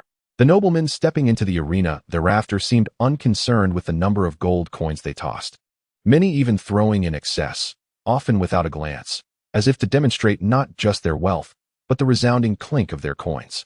For instance, the gentleman from the river bend, poised to challenge Jon, unceremoniously removed his coin pouch from his waist and flung it without a second thought, coins spilling forth. A display of grandiosity.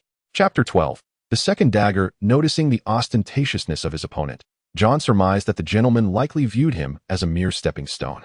Thus, he continued to feign breathlessness, one hand resting on his sword while the other rested on his hip. Though his expression remained hidden beneath his armor, it was certain that his countenance was a sight to behold. The knight from Riverbend, observing Jon's demeanor, did not dismiss it as mere pretense. After all, the exertion of swinging a sword had taken its toll. He lunged at Jon with his blade, but Jon narrowly evaded the strike. The knight appeared somewhat astonished, yet not taken aback. He had not anticipated a swift victory, but rather quickened his pace of attack, unwilling to squander too much time or energy against Jon. As Jon seemed to be nearing his limits, he clumsily evaded the knight's attacks, his movements becoming increasingly awkward and comical as the duel progressed. Meanwhile, Arya's encouragement for Jon transformed into caution. However, after a flurry of strikes, the knight still failed to land a blow on Jon, while his own arms began to ache. Onlookers urged him to conclude the fight swiftly, convinced that victory was a foregone conclusion for Jon, prompting many to wager their money. Several among them staked their hard-earned savings, while some unscrupulously utilized the earnings of others. At that moment, Jon's mind was remarkably clear. He observed the knight opposite him, noting the instability in his footing, indicative of a lack of foundational skill. The pressure from the spectators made the knight increasingly impatient, and with a sharp command, he lunged at Jon with fervor. Yet, it was precisely this desperate assault that provided Jon with an opportunity. He sidestepped deftly and used his shoulder to nudge the knight out of the ring. Not only did the knight find himself ejected, but he also lost his balance and fell to the ground in a most embarrassing manner, his features contorted behind his mask.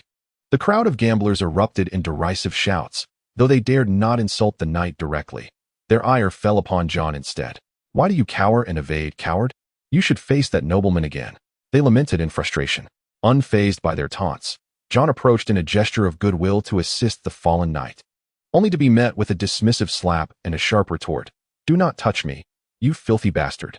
His servant hastily presented a glass of lemonade while disparaging Jon in an attempt to soothe his master's wounded pride. Jon, undeterred, returned to the center and instructed Goran, "Wager all my money on my victory." He then resumed his stance, awaiting the next challenger. Many speculated that the string of successes had clouded the young man's judgment. Yet, one match after another unfolded, and just when the spectators believed Jon's stamina must surely be depleted, he triumphed in 12 consecutive bouts, leaving many bettors in despair. 7 gods. Is he a monster? They gasped. He must be using magic. No ordinary person could achieve such feats. A chorus of lamentation arose from the frustrated gamblers. Yet in this era, or rather, this world, there were no performance enhancers, or they would have demanded a urine test for Jon long ago. Ultimately, when no one dared to bet against Jon's impending exhaustion and no one was willing to embellish his victories further, he emerged as the ultimate victor. Goran, with an inexplicable broom and a large sack, began to fill the latter with gold coins before the astonished crowd, who could only gaze enviously. However, they were soon to discover that the spectacle of envy had only just begun. After clearing the coins from the venue, there remained the winnings Goran had staked on Jon's victory, although predominantly composed of silver stags and copper stars. The sheer volume necessitated Goran to procure another sack for the hall.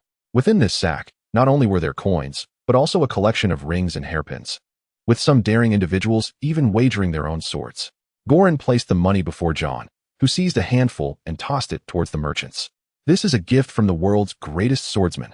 The fortunate recipients of the coins rejoiced, yet the nobleman who had previously witnessed Jon's display held a different opinion, deeming him an arrogant fool oblivious to his own limitations.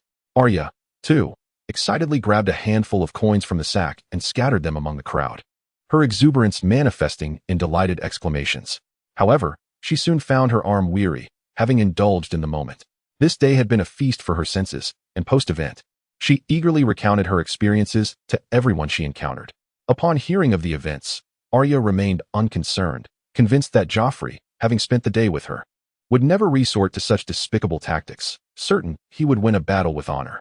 It had been half a month since Ned and Jon's departure, and Bran's wounds were gradually healing, though he often complained of itching.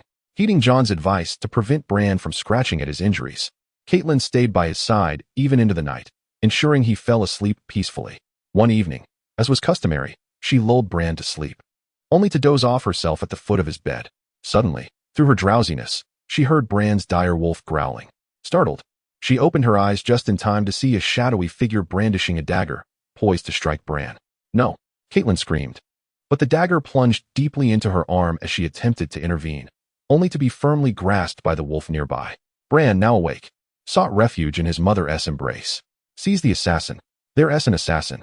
During this time, Robb, who had been diligently learning the intricacies of governance under Maester Luwin, was accustomed to late nights. Upon hearing his mother's cries, he swiftly retrieved the sword from the wall and, calling for Grey Wind, dashed towards Bran's chamber. The assassin, realizing their failure, struck the wolf several times, causing it to yelp in pain and release its grip, allowing the assailant to flee. Robb arrived at Bran's room, relieved to find him relatively unharmed, and summoned the guards to initiate a city-wide search, though they ultimately discovered only a lifeless body. The former captain of Winterfell's guard, Jory, had accompanied Ned to King's Landing, leaving the new captain somewhat inexperienced. Maester Luwin tended to Catelyn's arm, utilizing the remaining medicinal supplies Jon had provided for Bran. This dagger is indeed a Valyrian steel dagger. Had Jon been present, he would have realized that the blade portion he retrieved from the assassin he had slain was crafted from Valyrian steel, while this one represents the hilt. This serves as a double assurance concocted by Peter Baelish for the Lannisters. As Catelyn scrutinized the dagger in her hand, she was suddenly struck by the events of recent days. Robert had taken her husband and daughter, and now there were those who sought to endanger her son's life. This inevitably brought to mind the letter her sister Lisa had sent her. A woman's intuition warned Catelyn that he might be ensnared in a web of conspiracy, a treachery that had been woven long before Robert's arrival at Winterfell. But who could it be? A family name flashed through her mind. Lannister. Chapter 13. The Golden Robe. After a month's journey, they finally beheld Winterfell. Robert commanded that they enter the city through the Dragon Gate and then proceed directly to the Red Keep, a much closer route. King's Landing lived up to its reputation for being exceedingly foul. In this medieval-like setting, the city's planning was a chaotic mess, lacking any rational sewage system. Even if one existed, the absence of funds for maintenance rendered it futile. Jon recalled how, in his past life in the village, many villagers would simply discard their refuse into the sewers, leading to blockages. The nobles accompanying Robert to Winterfell were seasoned and promptly donned masks to shield their mouths and noses. Although Sansa lacked experience, provisions had been made for her, while others were left to endure the stench. Upon entering the Red Keep, Jon, Arya, Sansa, and the guards brought by Ned were settled in the Tower of the Hand, with Ned naturally occupying the topmost floor. As per the original narrative, Robert decreed that a tournament be held for the hand, and once the news spread, countless individuals flocked to the prospect of lucrative prizes. Alongside them came innumerable merchants, courtesans, and attendants. In summary, the security of King's Landing faced immense challenges. Yet the security system itself was in disarray, leading to absurd incidents such as a severed head being tossed into the waters of the Rainbow Fountain during the tournament. Thus, it was vital to devise a strategy for Ned to manage the security of King's Landing, allowing him to allocate fewer personnel elsewhere. According to the original storyline, Catelyn arrived in King's Landing just as Ned was arriving, but due to Jon's involvement, the assassination attempt was delayed by a few days compared to the assassin's initial plan. This afforded Ned time to familiarize himself with state affairs and assign Jon some tasks. The security of King's Landing was organized by city gates, with the Mud Gate near the Fish Market, the Steel Gate closest to the city's largest brothel, the Shatterstone Brothel, and the Dragon Gate adjacent to the slums. In essence, King's Landing, a city of 500,000 souls, was exceedingly complex. Ned pondered Jon's future as he traveled, realizing that his current plan was indeed the most advantageous. Utilizing the convenience of his position as Prime Minister, he sought to secure a role for Jon, which could later yield some accolades and, ultimately, a fiefdom, with the likes of Grey Stark and Car Stark already in place. Adding another Stark, specifically a White Stark, seemed a fortuitous prospect. This arrangement would also effectively conceal Jon's true lineage, allowing Ned to honor Lyanna's wishes. Ned understood the significance of the name Aegon that Lyanna had bestowed upon Jon, yet he recognized the necessity of acting within reasonable limits. He had exerted every effort to ensure Jon's survival. Any further considerations were best left aside. Moreover, the Targaryens were in a state of disarray, and Lyanna would not hold him accountable if she were aware of the circumstances. To confer a title, military achievements were indispensable. In order to provide Jon with some leadership experience, assigning him to oversee public safety seemed a judicious choice. Ned examined the map of King's Landing, the Steel Gate. The port and the area around the melee grounds were clearly unsuitable due to their dense populations. Similarly, the Lion's Gate was not an option, as it would be heavily trafficked by those entering the city, making any misstep difficult to justify to Robert. After much deliberation, he settled on the Dragon Gate, which bordered a slum, characterized by a homogeneous population and minimal mobility. Robert had entrusted Ned with full control of the administration, and this minor matter could be casually mentioned at the next meeting.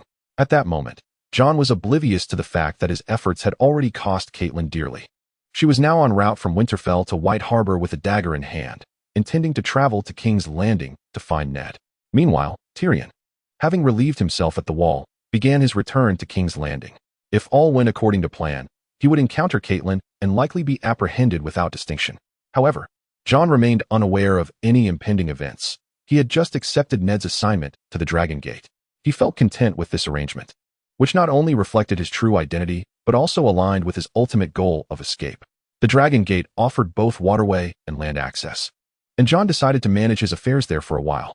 Should circumstances change, he would be ready to flee at a moment's notice. Resolute, he donned his attire, and Goran prepared the horses as the three made their way to the Dragon Gate. To avoid drawing unnecessary attention, Jon instructed Ghost to accompany Arya, as it would be inappropriate for a newly appointed official to be seen with a pet. He caught only a fleeting glimpse of the long-rumored gold cloaks as he entered the city, having no time to scrutinize them closely. King's Landing boasted 7 gates, and though people still spoke of 3,000 gold cloaks, their actual number exceeded 10,000. Jon would soon find himself leading around 1,000 men, a daunting task for a mere 15-year-old, yet that was the reality he faced. Setting aside the exceptional cases of the young wolf Lord Robb and the young dragon Lord Darren, it is not uncommon in ancient China for scions of prominent families to establish their own households at a tender age, often in their teens, or early 20s. This phenomenon underscores the entrenchment of power and social hierarchy. Although he was a seasoned individual approaching 30 in his previous life, the prospect of commanding over 1,000 souls still stirred a sense of exhilaration within him.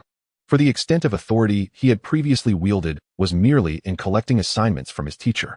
Upon arriving at the camp of the Golden Robes of the Dragon Gate, he discovered that individuals were already awaiting his arrival. Indeed, he had harbored unrealistic expectations regarding this medieval army.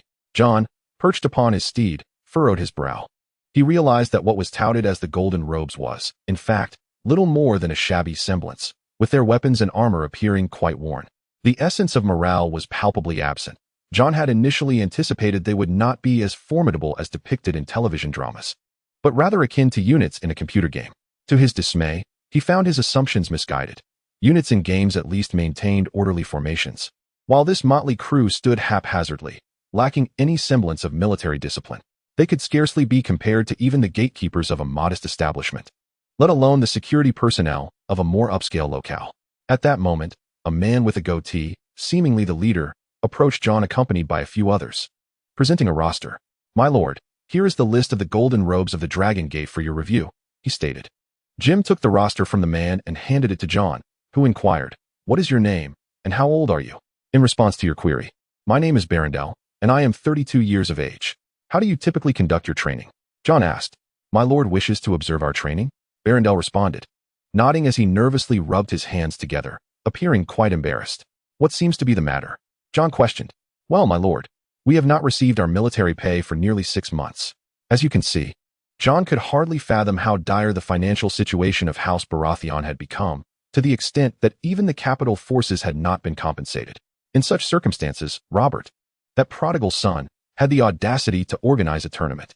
Additionally, he wondered how Jon Arryn, the Hand of the King, had managed to remain in office for years without amassing any wealth for the crown, all the while accruing substantial debts to the Lannisters.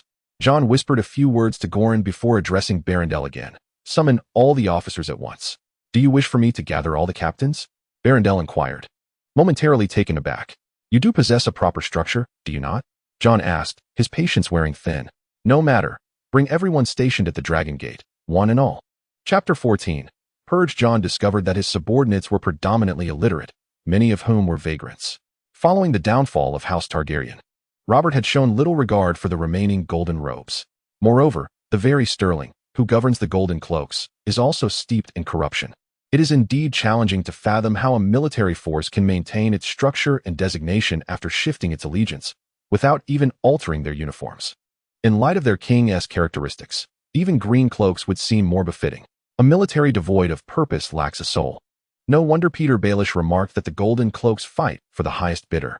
Of course, Peter himself engaged in such dealings, having bribed the Golden Cloaks with 6,000 golden dragons. After a full 2 hours, they finally made their tardy entrance, just as lunchtime approached. Jon surveyed the field, noting the sparse assembly of 700 or 800 individuals who were murmuring amongst themselves, some even expressing their discontent vocally. "Very well, Lombard. Inform them that those who have yet to arrive need not come any longer." "What? Go." Thus, Lombard stationed himself at the entrance with a few others, preventing the latecomers from entering.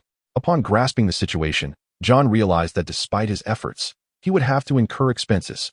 However, there was no alternative. To achieve any semblance of success during the tournament, he could not lament the expenditure. Jon unfastened his purse, allowing the golden dragons to cascade onto the ground, their radiant shine captivating in the sunlight, instantly silencing the crowd. Everyone present swallowed hard, awaiting the pronouncement from the newly appointed commander, who was merely 15 or 16 years of age. "I am aware that you have not received your military pay in quite some time, and I know many of you have, in your capacity as Golden Cloaks, extorted the common folk." With a deep breath, Jon declared, "Do you think this money is yours? It is not.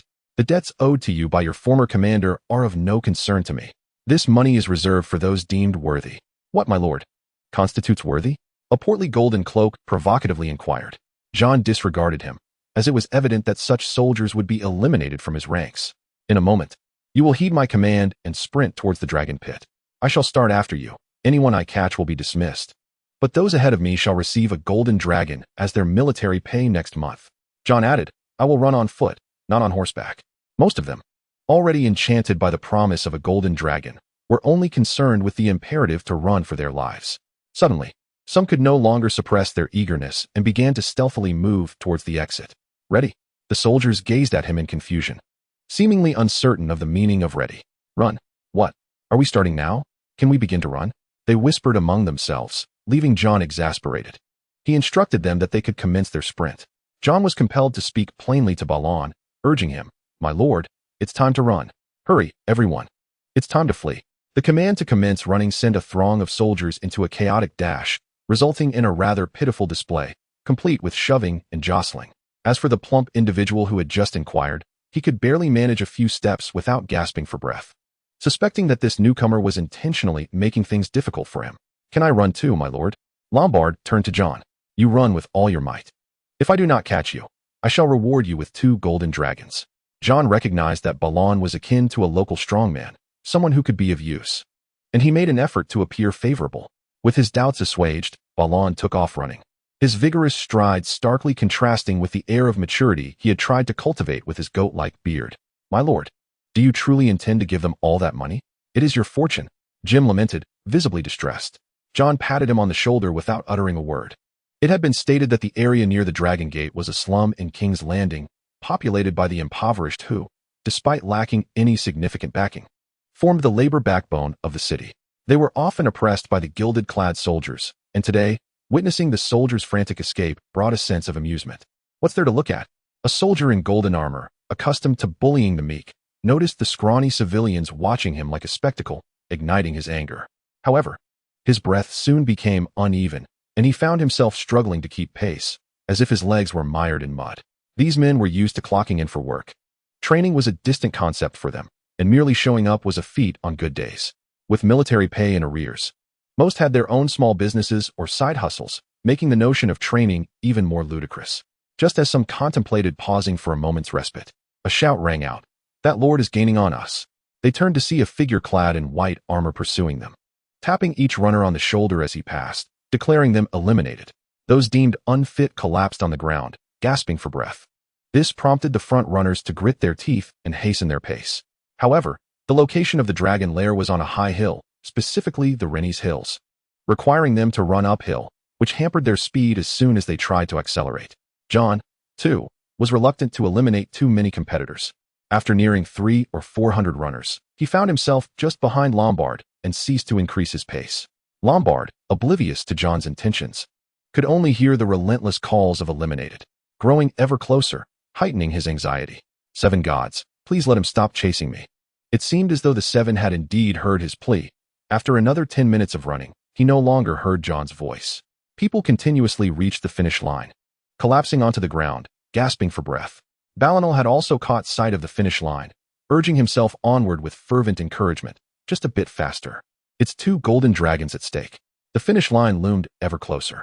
At long last, Balinal arrived, kneeling on the ground, his mouth tasting of brine, the metallic tang of blood rising in his throat, an utterly distressing sensation. Yet, almost everyone shared this plight, and the mere thought of the golden dragons promised by Jon filled them with joy. "Do not lie there. Stand up and rest." Jon's voice rang clear, startling Balinal. The soldiers supported one another to their feet, feeling a sense of triumph. Originally, there had been 700 or 800, but now only around 420 remained. A significant reduction. "All right, you all have qualified. Take a moment to rest. Shortly, follow me, and I shall treat you to roasted meat." Jon had sent someone ahead to procure meat and charcoal, preparing for a barbecue to better understand their situation. As they gradually regained their strength and began to converse, Jon instructed them to line up, ready to return to the camp. Their return was markedly more formidable than their arrival. At least they appeared much stronger. The 420 soldiers formed 4 neat lines, resembling a proper army. Meanwhile, the curious onlookers had lost their interest in the spectacle. "Silence. No wandering eyes," Jon bellowed, while he discreetly observed the civilians. Most appeared gaunt and dirty, with many children crawling about in the nude, their bellies swollen, an evident sign of malnutrition. As for the adults, their eyes reflected a dullness that reminded him of a documentary he had seen about rural India, evoking a similar sensation. On the way back, some who had been eliminated attempted to rejoin the ranks, but were promptly rebuffed by Jon, who confiscated their golden robes and armor on the spot. Chapter 15. Framing. You dismissed 500 individuals? The commotion was so significant that Ned quickly became aware of it. Jon, believing there was nothing to conceal or defend, readily admitted to it. You also promised them a month's pay of 1 golden dragon. Not a month, but 3. That's exceedingly high. Ned, having just assumed his position, was still grappling with the complexities of the situation. With the imminent tournament approaching, he decided to prioritize improving public order. However, upon investigation, he and Jon uncovered the same troubling issue, a severe shortfall in military pay. Recognizing that the problem lay with Sterling, he sought out Robert, who replied, "Since you are the Prime Minister, it falls upon you to devise a solution." With that, he headed straight for the brothel. As for Sterling, he had been aware of the situation long before. The rotund provocateur who had taunted Jon was, in fact, one of his own. Now, he had turned his attention to Sterling, executing a sweeping dismissal of 500 men. Sterling stroked his double chin, gazing at the rotund figure before him, who bore a striking resemblance to himself. Find him some tasks to undertake, so he realizes that a mere 400 individuals is insufficient. I shall intervene when necessary. Perhaps squashing a flea or two, which you are quite familiar with, are you not? The fleas Sterling referred to were not actual insects. Rather, it was a derogatory term for the impoverished masses, and the implications of fleas were all too evident. It is indeed ironic that they, the true parasites feeding off others, would label their hosts as fleas. Bolstered by support, this plump man was now determined to make a significant impact. Individuals like Sterling and other bureaucrats in King's Landing were less than pleased upon learning of Ned's impending arrival. Take, for instance, the favored brothel of their king. There exists a secret passage from the Red Keep to the Shatter House. The Spider had once remarked that a former prime minister, keen to preserve his reputation, had arranged such a route. Yet, why was this never made explicit? The Spider had also served under Ares, during which there were 2 prime ministers, one too aged, and another, Tywin, who was dismissive of the role. Thus far, only Aelin remained, having forged a familial bond with his adopted son, remaining vigorous due to his unique status, which the Spider refrained from openly discussing. This indicated that Aelin, while not wholly corrupt, at least shared in their activities. Consequently, everyone was striving to ensnare Ned in their schemes, allowing them to indulge collectively. However, with Ned's son making such a grand entrance, it posed significant challenges for all. Soon, Jon's actions became common knowledge. As the saying goes, the tallest tree in the forest is the first to be felled by the wind. Many were waiting to witness the unfolding drama. Some dismissed him as a mere bastard who, upon gaining a modicum of power, began to stir trouble. Yet Jon remained blissfully unaware of these sentiments, unconcerned, as he was one of the few in Westeros privy to the imminent demise of Robert, the other being the Green Seer, if one could indeed consider him human. Jon was currently focused on training his men, acknowledging that 400 was woefully inadequate. He sought additional temporary workers from the slums, intending to delineate regions within the impoverished areas and establish something akin to a street management system. But upon realizing the enormity of the task, he chose to abandon the idea. King's Landing astonishingly lacked even basic records of its residents, indicating Robert's abysmal governance at the grassroots level. No wonder his rise was swift and his downfall imminent. Having seized the realm, he immediately indulged in pleasures, a recipe for disaster. Nonetheless, at least his men were now engaged in meaningful work, a marked improvement from their previous lethargy, resulting in significant advancements within his jurisdiction in a mere few days. As the days drew closer to the tournament, and the influx of people increased, order still prevailed in the city, and Ned's countenance remained relatively bright. However, Jon gradually discerned the presence of one, or even several gang factions of dubious nature in the vicinity of the Dragon's Lair. He referred to them as factions simply due to his lack of in-depth knowledge. As long as they refrained from causing trouble in the months leading up to his escape with Ned, he deemed it sufficient. My lady, we have arrived at King's Landing. After a fortnight's journey, Catelyn reached the capital, where Peter had gone ahead to prepare for their arrival. The group entered the city discreetly, guided by Peter's associates to his brothel. Given the notorious reputation of such establishments, Catelyn donned a veil, her brow furrowed in disapproval. Upon being led into Peter's chamber, the scene before her nearly induced revulsion. Peter was entwined with 2 naked courtesans, the sight of their entangled bodies sending shivers down her spine. You scoundrel, what are you doing? The transformation of her childhood companion into such a man incited Catelyn's fury. I apologize, Catelyn. I was unaware of your swift arrival, he replied, a hint of nervousness in his voice. Just wait, Ned will be here shortly. Despite her anger, Catelyn momentarily restrained her indignation, unaware that Peter had orchestrated this very spectacle for her benefit. This might stem from a man's wounded pride. as he sought to assert himself before Catelyn, tinged with a desire for retribution, evident in his future aspirations to wed Sansa. Speaking of Peter, he was indeed a curious character. While feigning loyalty to House Tully, it was Lisa who climbed into his bed, yet he brazenly claimed to have bedded Catelyn, revealing the depth of his obsession. Although he did not announce Catelyn's arrival in King's Landing, the ever-watchful eyes of Varys, the spider, were omnipresent. He had discerned Catelyn's intentions, yet all unfolded according to Peter's design. Realizing concealment was futile, Catelyn unsheathed the dagger that had wounded her and inquired about its origins. If you wish to know where this dagger came from, I shall tell you there is but one of its kind in all of King's Landing. Peter grasped the blade delicately between his thumb and forefinger, raising it above his shoulder. With a deft flick of his wrist, he sent the dagger hurtling across the room, where it struck the door with a resounding thud, embedding itself deeply into the oak, swaying slightly from the residual force. It is mine. This is your dagger? Impossible. Peter never even went to Winterfell. Until the day of Prince Joffrey's name day tournament, Peter continued unperturbed, crossing the chamber to retrieve the dagger from the door. Half the court and I wagered that Ser Jaime would triumph in the lance competition. Peter's expression shifted to one of bashfulness, momentarily childlike. Thus, when Ser Loras Tyrell unseated him, we all lost a trifle. Ser Jaime forfeited 100 golden dragons, the queen offered a jade ornament, and I, this very dagger. The victor spared Her Majesty the Queen's emerald but left everything else behind. Who is this person? Catelyn inquired, her mouth parched with fear, her arms subtly aching from recollections. Littlefinger, whispered the imp. Count Varys observed her expression from the side. Tyrion Lannister. Chapter 16, Littlefinger's double insurance. Trouble ensued. Upon learning that Catelyn had visited King's Landing, Jon's first reaction was one of alarm. Simultaneously, he recognized the dreadfulness and caution of Littlefinger. He had always presumed there was only one dagger and one assassin. Yet he should have anticipated that, given Littlefinger's nature, alternative methods were inevitable. He commenced a thorough self-examination. Jon had always believed himself well-versed in the unfolding narrative. If this so-called Game of Thrones were likened to a game of werewolf, he fancied himself as both the seer and the witch, convinced there was no way he could lose. However, reality dealt him a stunning blow. Never underestimate others, especially a schemer like Littlefinger. Jon had long harbored contempt for Littlefinger, who used chaos as a stepping stone and women as mere pawns, to the point of revulsion. He reflected on Littlefinger's schemes.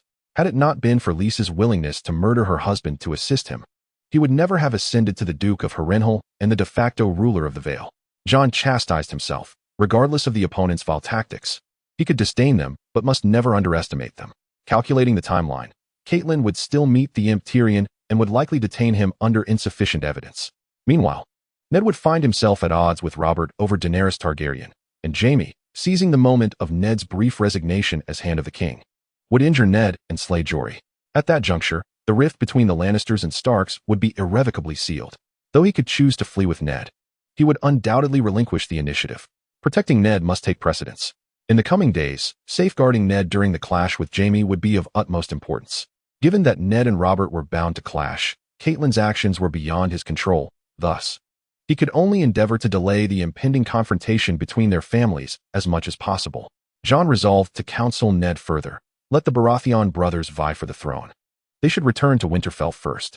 Contemplating this, he realized he could not constantly hover around Ned's side, so he needed to devise a means to expedite his support for Ned. With this in mind, he assigned Jim a task, not to participate in training but to act as an informant, keeping a watchful eye on Ned. Indeed, observing Ned was imperative. While Jim might falter in monitoring others, any discoveries made by Ned would be inconsequential. Another issue to address was manpower. Left turn, right turn, about turn. Jon watched the soldiers in the barracks as they practiced their maneuvers. For 2 consecutive days of training, nearly half of the participants still struggled to distinguish left from right. This reminiscence led him back to the time he had trained the foe soldiers in his colonies, where merely teaching them to turn took nearly half a year. Now, he needed to utilize them, and if he waited 6 months, not only Ned but also Robb would likely meet their demise. He calculated the distance from the Red Keep to Dragon Gate, estimating it to be about an hour's ride on horseback. If one were to run, it would take at least 2 hours, plus additional time for message delivery, at least 3 hours. Yet, upon further consideration, it was evident that Jaime, with his cunning, brought not only more men than Ned, but each was clad in armor. This was indeed a dire situation. Historical records from Westeros noted that a group of heavily armored individuals had engaged in combat for 2 hours without inflicting any casualties on one another. If Ned could withstand even 20 minutes, it would be remarkable given Jaime's less than optimal condition that day. Of course, not all of his men were stationed within the camp or atop the walls. They were dispersed throughout the vicinity of the dragon pit. Therefore, the pressing question became how to assemble them swiftly. At that moment, Jon heard the rhythmic sound of hooves approaching and thought it might be Goren returning, prompting him to rise and investigate. Suddenly, an idea struck him as he paced the room. Sound. Sound could travel far more swiftly than a person could run. King's Landing was not vast, with a population of merely 500,000. If he could relay a message to the Golden Cloaks within 5 minutes, the nearest location to where Ned was in danger was no more than 10 minutes away. If the first group could arrive within that time, it would undoubtedly buy precious moments for others. Perhaps all he needed was to devise a signal, using sound to gather his forces. But what kind of noise would be audible throughout all of King's Landing? Gunpowder? That was absurd. The city was teeming with people, and he had no knowledge of its composition. Nevertheless, he now had a direction, and he believed he had several days to refine his plan. Yet, for the soldiers to become accustomed to his signal would require at least 2 or 3 days, meaning he must conceive a solution by nightfall. My lord, the items have been procured, Goren announced. A few days prior, Jon had commissioned a weapon from the smithy, one more suited for combat. Among all weaponry, he had no fondness for swords, perhaps due to their ubiquity. He also had little interest in hammers or axes, perceiving them as tools wielded by those of lesser intellect. He considered himself a man of brawn and a bit of brain. Thus, he sketched the design of a halberd from memory. This weapon could thrust, hook, cleave, chop, and even strike, a versatile instrument indeed.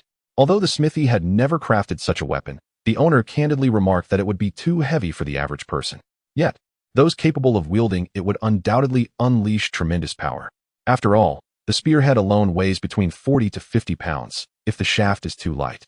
The center of gravity shifts forward, making it perilous enough to risk internal injury. Thus, the total weight of this legendary halberd amounts to over 70 pounds. For Goren, merely hoisting it upon his shoulder proves to be a strenuous endeavor, let alone wielding it. However, when he beheld Jon effortlessly lifting the weapon, his jaw nearly dropped in astonishment. The nameless technique not only augmented Jon's strength, but also rendered him contemplative about leveraging Bran as a bargaining chip against Jaime and Cersei. During a certain period, he had reflected upon his own might, particularly when he discovered he could hurl a sandbag exceeding 100 pounds to a height of 5 stories, which left him quite astounded. My lord, the clamor of the forge is indeed deafening. Those outside cannot discern a single word spoken within. We must rely on designated messengers. Oh, Jon replied nonchalantly while brandishing the halberd. Wait. Did you say there's a messenger for communication? Goren observed Jon's eyes gleaming brightly, even more so than the eyes of the white creature at night. Chapter 17. Clash of Arms. A whistle? Every movement Jon made was under the scrutiny of various factions. While he was aware of this, he felt utterly powerless. Upon arriving in King's Landing, Jon realized that his sole advantage over others lay in the asymmetry of information. However, more often than not, this disparity would swiftly be neutralized by the collective knowledge of those around him. As the most influential information broker in the city, Varys was the first to discern Jon's movements. Yet, he could not ascertain Jon's intentions and thus remained an observer. Jon devised a plan to sound a whistle. The general idea was that if Jim, who was monitoring Ned, noticed Jaime plotting against him, he would immediately blow the whistle, summoning the nearest dozen or so individuals within a matter of minutes.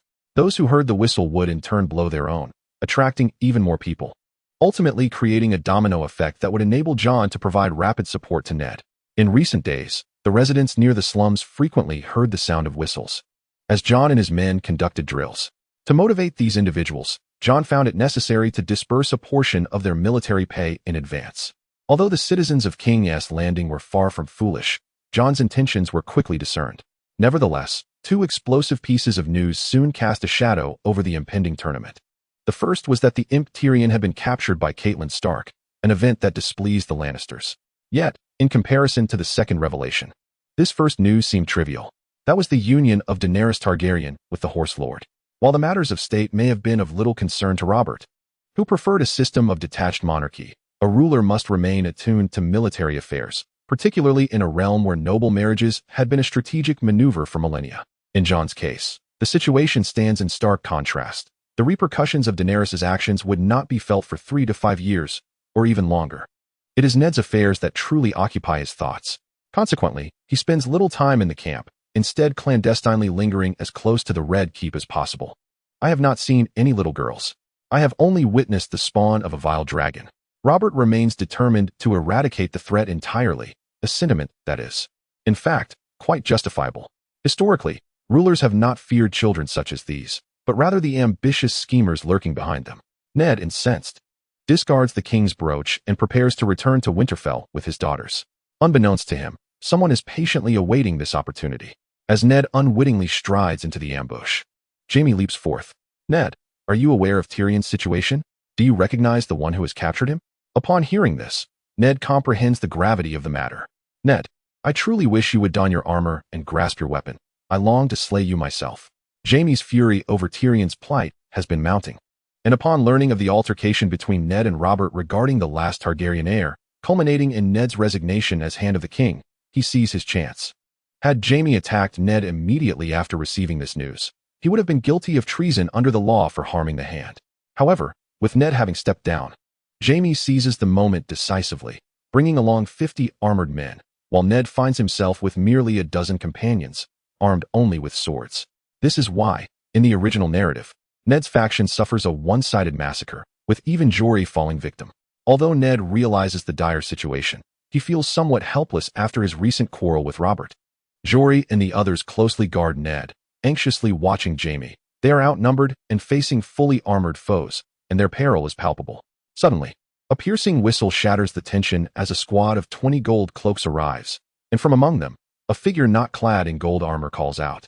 What are you planning to do? It is Jim, who, having sounded the alarm, rushes to the scene. Get away from here, or I will slay you all. Jaime, confident in his understanding of the gold cloak's capabilities, dismisses the current numbers as no threat. However, soon the sound of whistles echoes from near to far, as more and more gold cloaks converge. You may certainly try, Jaime retorts, only to find Jon behind him. A glance around reveals a surge of gold cloaks pouring onto the street. The balance of power shifts dramatically, prompting an elated shout from Jory. Jon. Jon nods and continues. You, Kingslayer Jaime Lannister, do you comprehend the gravity of your assault on the Hand of the King? Seize him. Ned is no longer the Hand of the King. What do you intend to do by mobilizing the troops without permission? Jaime was prepared for this and promptly retorted. At this moment, Ned felt a twinge of regret for his impulsiveness. You speak nonsense. Whether my father is the Prime Minister is determined by the King. When did it become your place to babble here? At this juncture, it was not a matter of right or wrong, but rather who could raise their voice the loudest. Humph. You may inquire of your father whether he is still the Prime Minister. Both Ned and his guards appeared somewhat uneasy, as they were acutely aware that Ned had only recently stepped down. Where has there ever been a Prime Minister who resigns on their own accord? His word carries no weight. It requires the decree of His Majesty the King to hold true. Do you believe that if I were to slay you now, it would be in vain? No one paused to contemplate how Jon had learned of the events transpiring within the Red Keep. Suddenly, a light flickered in Jory's mind. Indeed, if they were to seek out Robert, he would surely testify to the truth, would he not? After all, the relationship between the lords and the king is quite apparent. Yet, Jaime was unconcerned with such matters. Jon's sharp tongue had no effect on him as he narrowed his eyes. He intended to capture Ned. Although he faced a slight disadvantage in numbers, he was all too aware of the prowess of the Kingsguard. Charge! Jaime bellowed, charging at Ned, who seemed to be ambushed. Even with Jon rushing to his aid, he found himself separated from Jaime, and the situation remained dire. Realizing that he was on the verge of failure, Jon also engaged in battle with the Kingsguard and Lannister soldiers. A cacophony of shouts and the clashing of armor echoed through the heart of King's Landing, and those unaware might have thought a rebellion had erupted.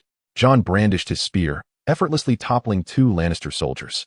His comrades were inspired by his valor, surging forth like a tide towards Jaime and Ned. As the saying goes, the longer the spear, the stronger the thrust. In mere moments, Jon had closed the distance to around 3 meters from them. Under normal circumstances, Jaime would have retreated defensively, but today he was intent on venting his anger. Meanwhile, Ned was barely managing to defend himself. His retinue had suffered casualties, and his own arm bore a wound, with Jory steadfastly guarding him from behind. Jaime's gaze pierced through them, fixated on Ned, for he had been taught by Arthur Dayne to spare no effort. Thus he did not intend to kill Ned outright, but he would first bring him down. The same held true for Jon. He could not afford to ponder whether there would be any room for negotiation between the Lannisters and Starks should he slay Jaime. It was a matter of survival. Rescuing Ned intact was of utmost importance. With that, he swung his spear toward Jaime, who, caught off guard, was pierced in the calf by the spear's tip, blood streaming down his pant leg.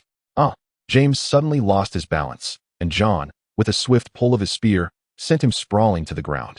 Jorah seized the moment and positioned his sword at James's throat. "Stop this at once," Jon bellowed. "Stop this at once."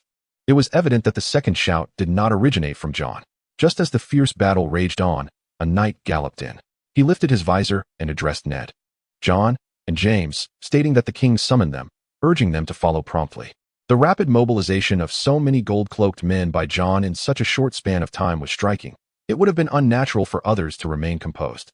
Moreover, Jon had intentionally created a considerable commotion, hoping that Robert would intervene to mediate. Upon recognizing the knight as Barristan, it became clear that Jon's plan had succeeded. Uncertain of James's prowess and the combat effectiveness of his soldiers, Jon understood that should a stalemate ensue, or if his side were to be defeated, having Robert step in would afford them a glimmer of hope. Thus, he instructed Lombard that should conflict arise, he would shout near the Red Keep that the Prime Minister had perished, ensuring they would attract attention. At this moment, it was evident that they had emerged victorious. Yet Jon had learned from his past misfortunes with Peter Baelish that one must always have a backup plan. Barristan confiscated their weapons and exhibited keen interest in Jon's armament. "What manner of weapon is this?" he inquired. "A halberd," Jon replied in Mandarin, which to Barristan's ears sounded like a string of unfamiliar syllables, leading him to believe it was a weapon from the east.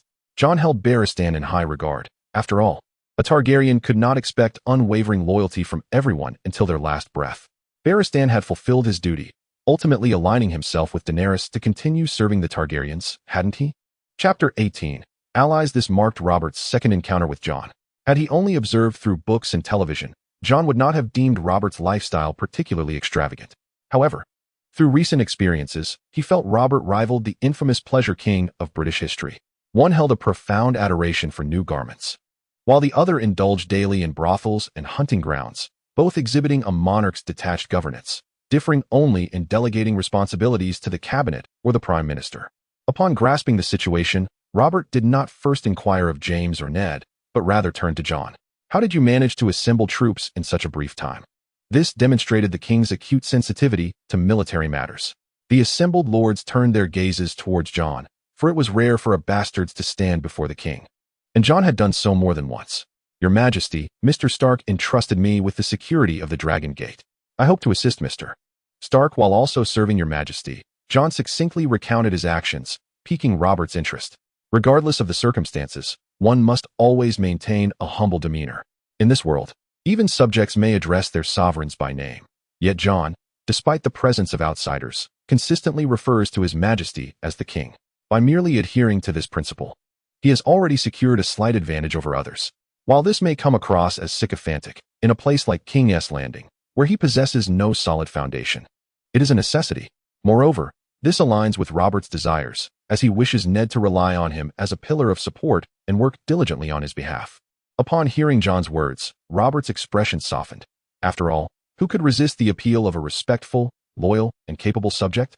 "It is likely that His Majesty has already heard that I, upon taking office, have reduced the number of my golden cloaks by half, for I believe that in warfare, quality trumps quantity." This declaration not only caught Robert and Ned's attention, but also illuminated the faces of all present who were familiar with military affairs, as it seems they too had been troubled by the low standards of their troops. However, they also harbored a degree of disdain towards Jon's flattery. Was there truly someone who dared to curry favor in such a manner? Yet, Robert appeared unconcerned, realizing that bringing Jon to King's Landing was a prudent decision. He harbored significant dissatisfaction with Stannis, but lacking a better alternative, he had to settle for a lesser candidate. Upon further reflection, Robert considered that this young man, though somewhat inexperienced, could be cultivated into a fine asset. After all, a surname could be bestowed upon him, and such a promising talent could eventually be left for Joffrey. Nevertheless, certain matters could not be overlooked. He then addressed Jon with a stern expectation. "Do you comprehend the gravity of assaulting the King's Guard?" A palpable tension filled the air. It seemed that the luck of this bastion was about to run out. Would he don the black garb next? Jon was well aware that if he were deemed unworthy, he could indeed take on the black cloak, but did that not return him to square one? If he had not come to King's Landing to become a Night's Watchman, then what was the point of his journey? Thus, he maintained his humble stance. Your Majesty, I do not believe that the actions of your hand and my father constitute a crime. If I am guilty, let the 7 gods be the judges. He then turned to face the nobles nearby, Stannis, Peter Baelish, and the various armored figures, seeking their amusement. If I am guilty, I demand trial by combat. His voice rang out, startling several in attendance. Your Majesty, Jon is unaware of these circumstances. Robert had no intention of allowing matters to escalate to that extent. It would be absurd for him to lose his newly appointed hand before he had even settled in. With a dismissive wave, Robert declared, ignorance is no sin. However, I must relieve you of your duties, and you should take this time to reflect. This could be deemed a rather insignificant punishment. Your Majesty is merciful. Jon quickly seized upon this opportunity to solidify his position.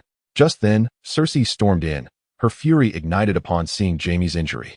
For he was both her brother and her lover. Without uttering a word, he strode up to Jon and delivered a sharp slap across his face. Foolish woman, what are you doing? Despite the fact that the Stark family had been wronged, the public perception was still unfavorable. Robert's handling of the situation was blatantly biased. He had injured Jaime. Robert's countenance was beginning to falter. It was a disgrace for him to be publicly rebuked by his own woman. Get out. Cersei, well aware of Robert's temperament, stormed off, lifting her skirts indignantly. In the original narrative, following the incident where the dire wolf attacked Joffrey, Robert had handled it with similar nonchalance. While Cersei had derisively suggested that she should don armor and Robert should wear a gown before being slapped, she was tempted to utter something similar now. However, the presence of esteemed lords and ladies rendered the situation decidedly different. Ned, I have heard about your matters. Robert directed his gaze toward the two. Although he had consistently adhered to the principle of ignoring what he did not wish to confront, the situation had now become too pressing to overlook. You will write to Catelyn, instructing her to ensure Tyrion's safe return, and you shall compose another letter to Lord Tywin explaining the circumstances. After all, he still owed the Lannisters over 300,000 golden dragons. Regardless, since Robert had ventured north, Ned had faced 3 calamities, all of which Jon had managed to avert. Firstly, his son Bran had nearly been crippled, and it was Jon who had come to his aid. The second incident involved Arya and Joffrey clashing on the road. Again, Jon had kept a watchful eye on Arya to prevent such a confrontation. The final misfortune stemmed from being ensnared by his wife. Upon reflection, it was evident that Ned had endured much, yet the true difficulties lay with Jon, for he had been the one to concern himself with all 3 predicaments. Catelyn had not only ensnared her husband, but had also implicated her nephew. Suddenly, Jon felt a wave of apprehension, while Robb was capable in battle. His political acumen appeared lacking. Upon closer inspection, it became apparent that his allies were somewhat underwhelming. He pondered whether future events would unfold as he anticipated. Nonetheless, he chose to focus on the present. However, Robert's parting words tightened Jon's chest. Once the tournament concludes, I shall take you hunting. Damn it, Jon cursed inwardly. Whoever mentions hunting from now on shall face my wrath. Although he had lost his position and the time had not yet come, Jon still offered coin to the soldiers of the Night's Watch, who held him in high regard despite his brief tenure. Though stripped of his title, the crisis was far from resolved. He would need to devise another plan to escape. Upon exiting the Red Keep, he spotted a small advertisement for a theater performance, and an idea sparked within him. Chapter 19. The theater. As the tournament approached, various troops hurried to rehearse their plays. The immense attention garnered by the tournament has prompted many to seek a share of the spotlight. In truth, even after the event concludes, a significant number of spectators are likely to linger. Jon suddenly realizes that despite his traversal into the world of A Song of Ice and Fire, he can still embrace his role as a literary scribe. He discerns that the theatrical realm here remains in its nascent stages. Both the structure of the dramas and the characters are remarkably rudimentary and one-dimensional. With a wealth of narratives at his disposal and a plethora of well-rounded characters in mind, not to mention a ready-made script, he contemplates the possibility of collaborating with local theater troupes. Thus, he swiftly completes a script for Romeo and Juliet and ventures to the pre-selected Wesley's theater troupe. Upon his arrival, the astute maidservant, noticing Jon's impeccable attire, promptly approaches him. This way, my lord, she says. She is, in fact, the daughter of the troupe's leader and occasionally plays minor roles, though she primarily attends to guests. Their troupe is of moderate stature, and its leader, Wesley, has long struggled to elevate the troupe to greater heights, primarily attributing the issue to the quality of their scripts. The tournament presents a rare opportunity for him. He has penned several plays recently, yet none have met his standards. I seek your leader, Jon states, for I possess a fine script. Please present it to him. Should he find it satisfactory, he may come to find me. Just inform him to say he is looking for Jon Snow. With that, he leaves behind a note containing his address and departs. Although his name unmistakably hints at a bastard's lineage, his demeanor commands respect, prompting Martha of the troop to promptly deliver the script to her father. Wesley initially assumes it to be yet another poorly crafted work penned by some noble scion from King's Landing, but out of respect for Jon's status, he decides to peruse it. To his surprise, once he begins reading, he becomes utterly captivated, oblivious to the kettle boiling nearby, only to realize later that it has run dry. Having never encountered such a splendid script, he concludes that its author must be a master of the craft. It must be said that while Wesley may not be the quickest of thinkers, his discerning taste is commendable. He hastily seeks out Martha, inquiring, "Who provided you with this script?" Seeing her father so animated, Martha surmises the script must indeed be impressive and relays Jon's earlier words. Jon Snow, a bastard. Yet a bastard from the north, Wesley muses. But who cares who he is? I must finish the latter half of this script tonight, or I fear I shall not sleep. With that, he mounts his horse and gallops towards the Red Keep, not looking back. Jon observes the slightly portly man before him, devising his plans. He recognizes that he cannot compete with the intelligence networks of Littlefinger and Varys, a disadvantage that seems insurmountable for the time being. Thus, a plan was devised employing such a ruse, ensuring that these two cunning old foxes would remain oblivious to his intentions of making a discreet exit, particularly keeping it hidden from Littlefinger. Let us discuss the terms of our collaboration, shall we? You need only provide the script, and we shall offer you 50% of the ticket sales. To his surprise, Jon merely waved his hand. Wesley assumed he desired a greater share, akin to the avarice displayed by other nobles. However, he was content with a mere 30%, primarily to maintain a balance between income and expenditure, as this script represented a true opportunity for future sustenance. Name your figure, as long as my actors can earn a living, he urged. Jon chuckled softly. Money. I require only 30%, but you must assist me with another matter. Shortly thereafter, another individual arrived, also claiming to be the leader of a theater troupe. Having witnessed Littlefinger's cunning methods, Jon had learned to prepare for contingencies, and there were no fewer than 20 theater companies arriving in King's Landing. It was utterly unwise to place all his eggs in one basket. Jon approached the heads of 5 different troupes, providing each with a distinct script. Each leader, after perusing the script, expressed their exhilaration, and though they did not fully comprehend Jon's requests, they readily acquiesced, ensuring their own interests were safeguarded. Moreover, Jon made an unexpected discovery. The theater troupes possessed an informally established, albeit not fully developed, intelligence network. Their earnings from performances included not only ticket sales, but also the generous donations from nobles. Having encountered numerous patrons, they were generally able to recall who had attended their plays, thus providing Jon with a means to glean insights into the movements of the powerful in King's Landing. With over 20 days remaining before the commencement of the tournament, an event initiated by the king that would surely be chronicled in history, he anticipated the festivities would endure for about a month, granting him at least 40 to 50 days of time. Since relinquishing his post as the guardian of Dragonstone, he found himself with a rare few days of leisure, as the troops required time for rehearsals amidst the prevailing tension. During these days, he dedicated himself to training with Arya, practicing the water dance taught by the master swordsman from Braavos. Arya's instructor was profoundly impressed by Jon's stamina and physical prowess, and he gleaned several tactical movements regarding footwork in combat from Arya's teacher. In summary, these few days significantly enhanced his martial skills. Jon, do hurry. Their bond had grown remarkably close during their time in Winterfell, and now, as they trained together, or more accurately, as Jon accompanied her in her swordsmanship practice, Arya was filled with joy. It must be said that Arya possessed an innate talent in this regard. She exhibited an extraordinary aptitude for the art of combat. Regarding talent, Jon believed it to be the richness of associations that one forms upon encountering a novel experience. Arya exemplified this, as she adeptly applied her newly acquired skills across various contexts, and her tireless practice led to rapid advancement. As for Sansa, she is currently quite occupied. As the daughter of the Duke and Prime Minister of Winterfell, in addition to being recognized as the daughter-in-law by Robert, she has become quite a prominent figure. Each day is filled with an endless array of banquets and balls. I sincerely apologize, Your Majesty. Jon has indeed been rather rude. Following the incident when Jon injured Jaime, Cersei's demeanor towards Sansa has grown somewhat frosty, easily attributing the blame to Jon. Nonetheless, Sansa is the daughter-in-law acknowledged by Robert himself, so Cersei dares not make her feel too slighted, especially considering Robert's propensity for violence against women. It has nothing to do with you. Come, sit down, dear child. The relationship between the mother-in-law and daughter-in-law seems to have regained its harmony. On Jon's side, he declares, I shall not go. I have other matters to attend to today. What matters? Arya inquires, a hint of disappointment in her voice. It's a secret, Jon exclaims, summoning Gendry as he departs. As the melee tournament approaches, the crowds begin to swell, and the security in Winterfell deteriorates day by day.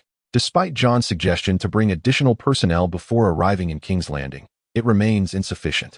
Meanwhile, Jon's Dragon Gate has returned to its former state, with the gold cloaks resuming their routine duties. The script of Romeo has been performed multiple times by the Weasley troupe, achieving spectacular success. Initially, the noblewomen of King's Landing perceived it merely as an unremarkable love story, presuming the male and female leads would inevitably end up together. Thus, most of them attended simply for amusement, while the accompanying young gentlemen appeared indifferent to the performance. However, after witnessing the play, they were profoundly moved by the tragic love story, prompting these affluent nobles to be generous with their rewards. The troupe garnered abundant tears from the noblewomen, consequently reaping substantial financial rewards. Jon donned a white coat and contemplated his previous actions, realizing that his identity forbade him from remaining inconspicuous. Hence, he decided to embrace a more ostentatious demeanor.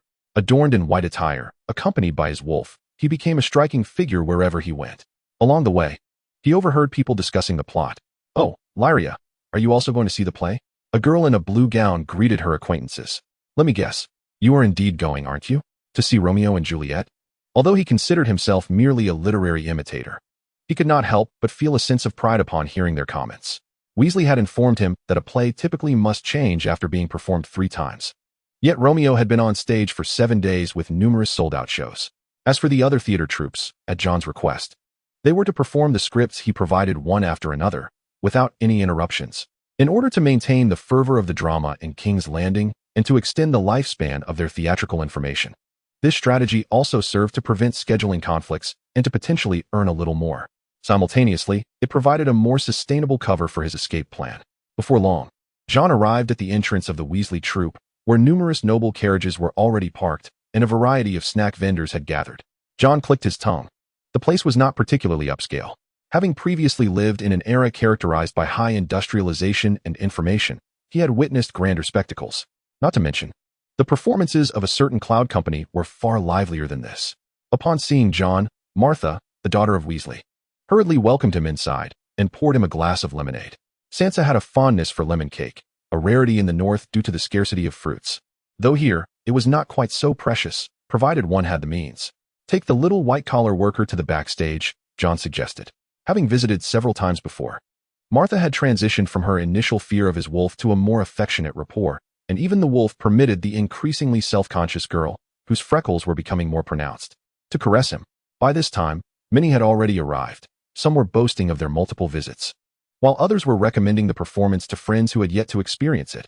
And, of course, there was no shortage of flirtation. Yet, the truly significant figures were preoccupied with their own intrigues and had little time to enjoy the play.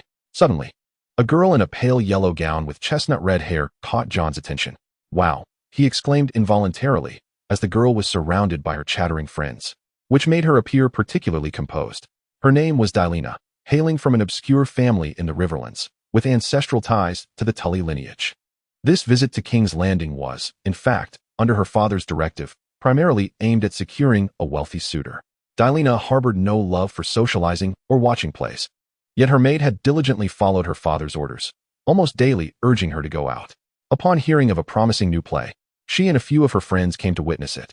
Feeling as though someone was observing her, Dylena turned to see a young man clad in white.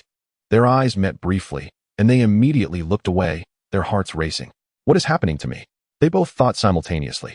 Dylena was not fond of the young lords of King's Landing, having received numerous advances over the past few days, all of which she had turned down, much to the chagrin of her maid, Becky, who wished she could take her place. Meanwhile, Jon was astonished at his own lapse in vigilance, acutely aware that a significant upheaval was imminent, and he could not afford to be distracted. Soon, an actor announced the commencement of the play, and Dylena swiftly forgot her earlier flutter of nerves, captivated instead by the enthralling narrative. Jon, having never witnessed such a performance live, was utterly absorbed. Even though he was aware of the plot, the storyline was undeniably compelling. Within the theater, Only the actors' voices resonated, while the audience remained largely silent, their hearts swaying with the fates of Romeo and Juliet, rejoicing in their love and mourning their separation. Time slipped away unnoticed, and the 2 hours passed in a blink, as if they had only just settled in when the drama concluded. A throng of noble ladies eagerly tossed coins and jewels onto the stage. Jon could not help but cast another glance at the girl, noticing that she clutched something in her hand, her expression a blend of conflict. Chapter 20. Jon's cover. The actors collectively took the stage to receive the audience's applause, at which point Wesley, the troop leader, addressed the crowd. He expressed gratitude to the esteemed guests for their support and for their fondness towards their company, and he had an announcement to make. In Westeros, only the wealthy can afford the luxury of theater, and Wesley had long understood the psychology of these nobles. The esteemed gentleman who penned Romeo and Juliet is among us. He is right there. The audience followed his pointing finger, and hundreds of faces turned towards Jon. Even with his commendable composure, he felt a tinge of shyness and anxiety. Rising to acknowledge the crowd, Jon presented himself well. The noble ladies, accustomed to seeing playwrights who were often bald, were taken aback by the sight of such a handsome young man, their hearts fluttering, with admiration from some and envy from others. All manner of gazes were directed at him. Wesley invited him to the stage to say a few words, and though Jon initially intended to decline, he found himself inexplicably drawn to ascend the platform. I know that everyone hopes for a joyful union of Romeo and Juliet in the end, and my intention in crafting this conclusion is to encourage you all to cherish those you love, wishing for all lovers to ultimately find their happiness together. His relatively competent speech was met with resounding applause. May I ask, do Romeo and Juliet truly unite in death? Inquired a girl with hazel eyes and chestnut hair. Seated beside Delina, they go to a place where the stars shine brightly at night, where the gentle breeze carries the fragrance of flowers, allowing them to be together for eternity. The girl seemed satisfied with this answer and cheerfully settled back in her seat. And how do you know this? Questioned a young man of average height, his hair flecked with strands of white, dressed in a green coat. It was evident that Jon had overshadowed his companion, and he appeared somewhat displeased. Because I have been there. Upon Jon's utterance, a wave of astonishment swept through the crowd, with Wesley and the actors gazing at him with keen interest. The people in that place delighted in serenading their beloved with a particular song, and it remained uncertain whether anyone would like to hear it. Do sing, they urged incessantly. Jon cleared his throat, and the enchanting melody of City of Stars flowed from his lips. O stars above the castle, do you shine solely for me? O stars illuminating the castle, can you light the visage of my beloved? Although Jon had slightly altered the lyrics, the melody was exquisite, captivating everyone and earning him another round of applause. After the performance, he retreated backstage, surrounded by fellow actors. Might we take on that song, my lord? They inquired. Of course, I shall provide you with the lyrics later, he replied. Wesley, elated by Jon's generosity, was taken aback. Many poets cherish their works more than life itself, and Jon's willingness to share such a song would likely lead to its swift dissemination across the 7 kingdoms. Once the actors departed, he and Wesley turned their attention to more pressing matters, particularly the topic of escape, though Wesley remained oblivious to Jon's intentions. In truth, Jon had come to this place for that very purpose. My lord, I have selected the locations, 6 horses and a boat, respectively at Shrimp Shore and Bogtown. These 2 locales were minor settings not mentioned in the original play, one a land route, the other a waterway, which Jon had chosen deliberately. That is well. Remember to act in your own name. Rest assured, my lord. In the following days, Jon's mind was often haunted by the image of a red-haired figure. However, given his youthful psyche, he soon came to terms with it, believing that such feelings would dissipate in due course. Yet, another thought flickered through his mind. If I were to use a date with a girl as a pretext, could I not reasonably venture to those 2 locations? But the moment he reflected on being a mere stepping stone for that woman, he felt a wave of revulsion wash over him. Jon grappled with his thoughts for an extended period, drafting several principles for himself. First and foremost, he vowed never to lay a hand on the girl's body. This was the bare minimum. If ever a need arose, he could seek Littlefinger's counsel, or perhaps discounts awaited. Yet he was acutely aware that he was but 15 years of age. Such matters would remain unconsidered until he turned 18. Secondly, should he find himself ensnared, he must extricate himself immediately, or at the very least, if he sensed the girl developing an attachment, he would do the same. He was merely a transient in her life, and as for how to make a girl despise him, that was a skill he had mastered. A bit of maternal concern would suffice. The ensuing month was filled with a splendid array of performances, much to the delight of the nobles of King's Landing. So much so that these dramas eclipsed the originally anticipated highlight, the tournament. As for Jon, he rose to prominence. And people soon recognized that Ned Stark's son was a prodigious talent in dramatic creation. In anticipation of a smooth escape back to Winterfell, he arranged for a theatrical troupe to procure 5 ships and several dozen horses, all kept in a location of his choosing. Jon, who decided to use romance as a guise, set his plans into motion. According to the social customs of King's Landing, he instructed Goran to invite Daelina, and to his surprise, she readily accepted the invitation. The two ventured out of the city to enjoy a day in Bogtown. "You are the son of the Prime Minister, so you must be Jon Stark?" Daelina was somewhat taken aback, for her father was merely a landed knight. How could she possibly have any future with the son of the Prime Minister? Yet, unlike the girls Jon had encountered in his past life, the women of Westeros seemed to contemplate the long-term implications of their relationships.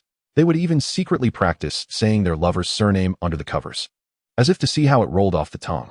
Daelina Stark certainly did not sound awkward, but she felt unworthy of such a name. However, she imagined her father would find it quite melodious. "No, I am actually a bastard. My name is Jon Snow," he replied, gazing into Daelina's eyes, seemingly searching for something he both wanted and feared to discover. To his surprise, Daelina sighed in relief. Being a bastard might alleviate any potential complications.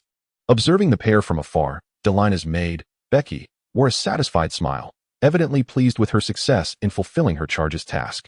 Initially, Daelina's father had set the bar at finding a suitor from a viscount's family. Given Daelina's beauty, perhaps even a count's son would be a worthy match. However, she had unexpectedly found herself with a duke's son. Goodness, a duke from Winterfell, the protector of the north.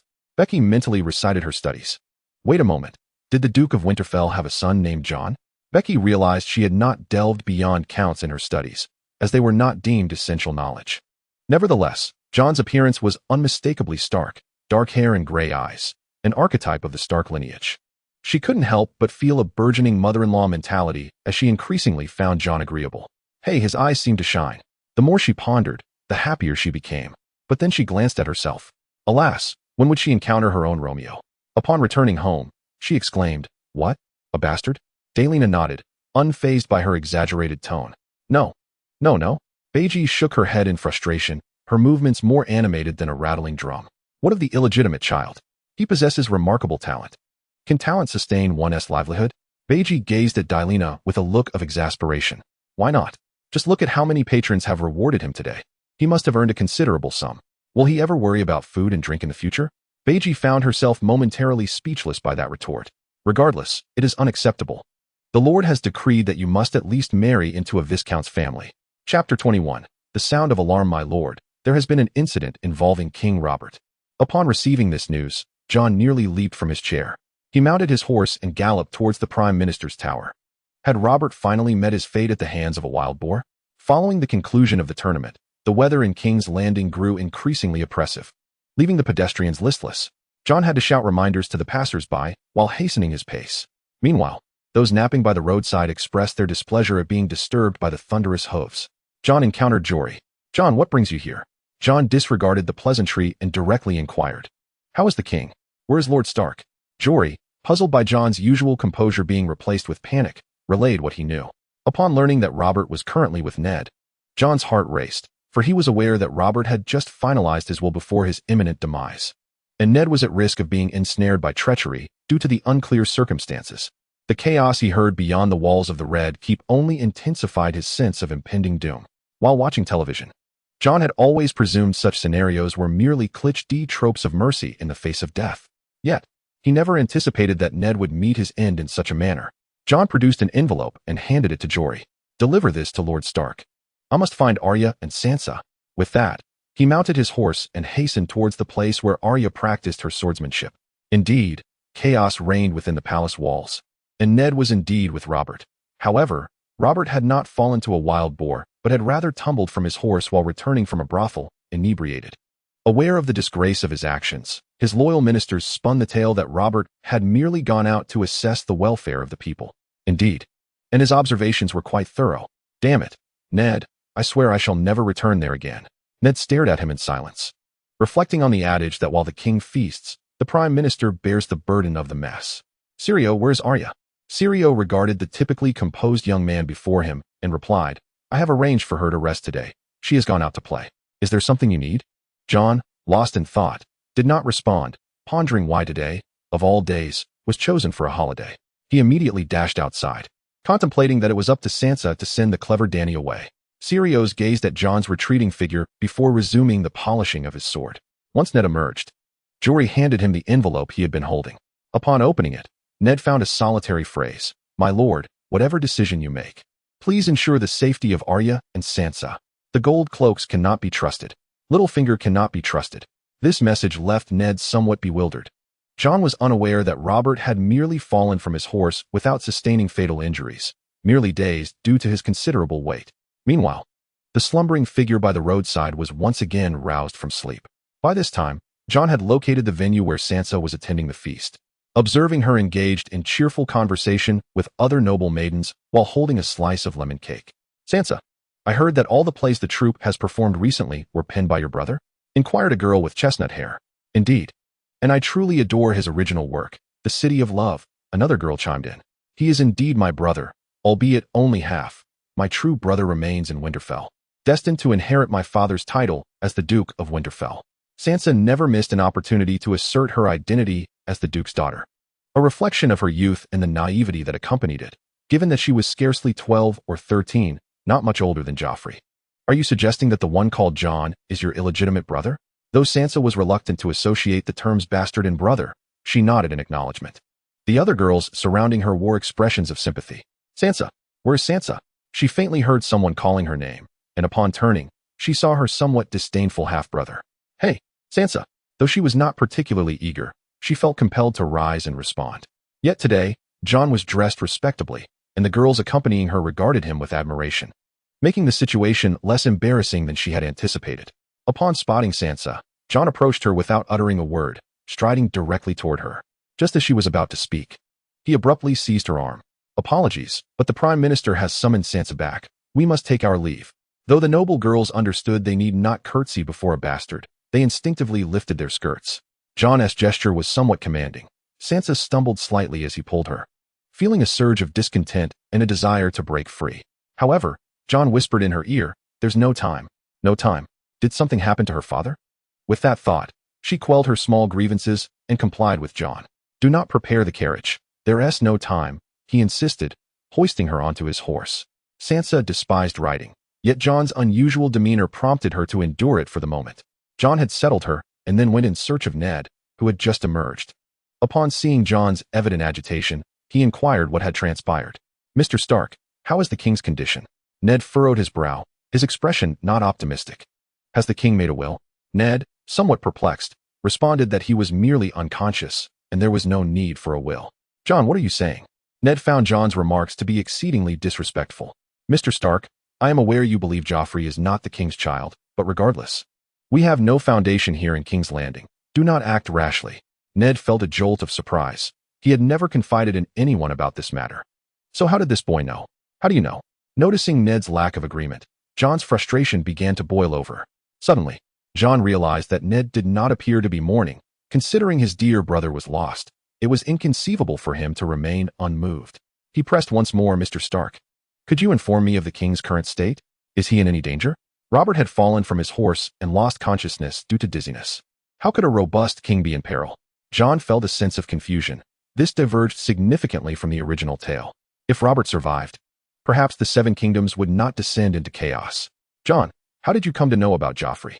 Ned's eyes narrowed, the two pairs of grayish-white eyes locking in a tense, unnatural gaze. Because of the hair. Ned raised an eyebrow, realizing Jon had uncovered something that could no longer be concealed. He dismissed Jon and began to contemplate when he could reveal this truth to Robert.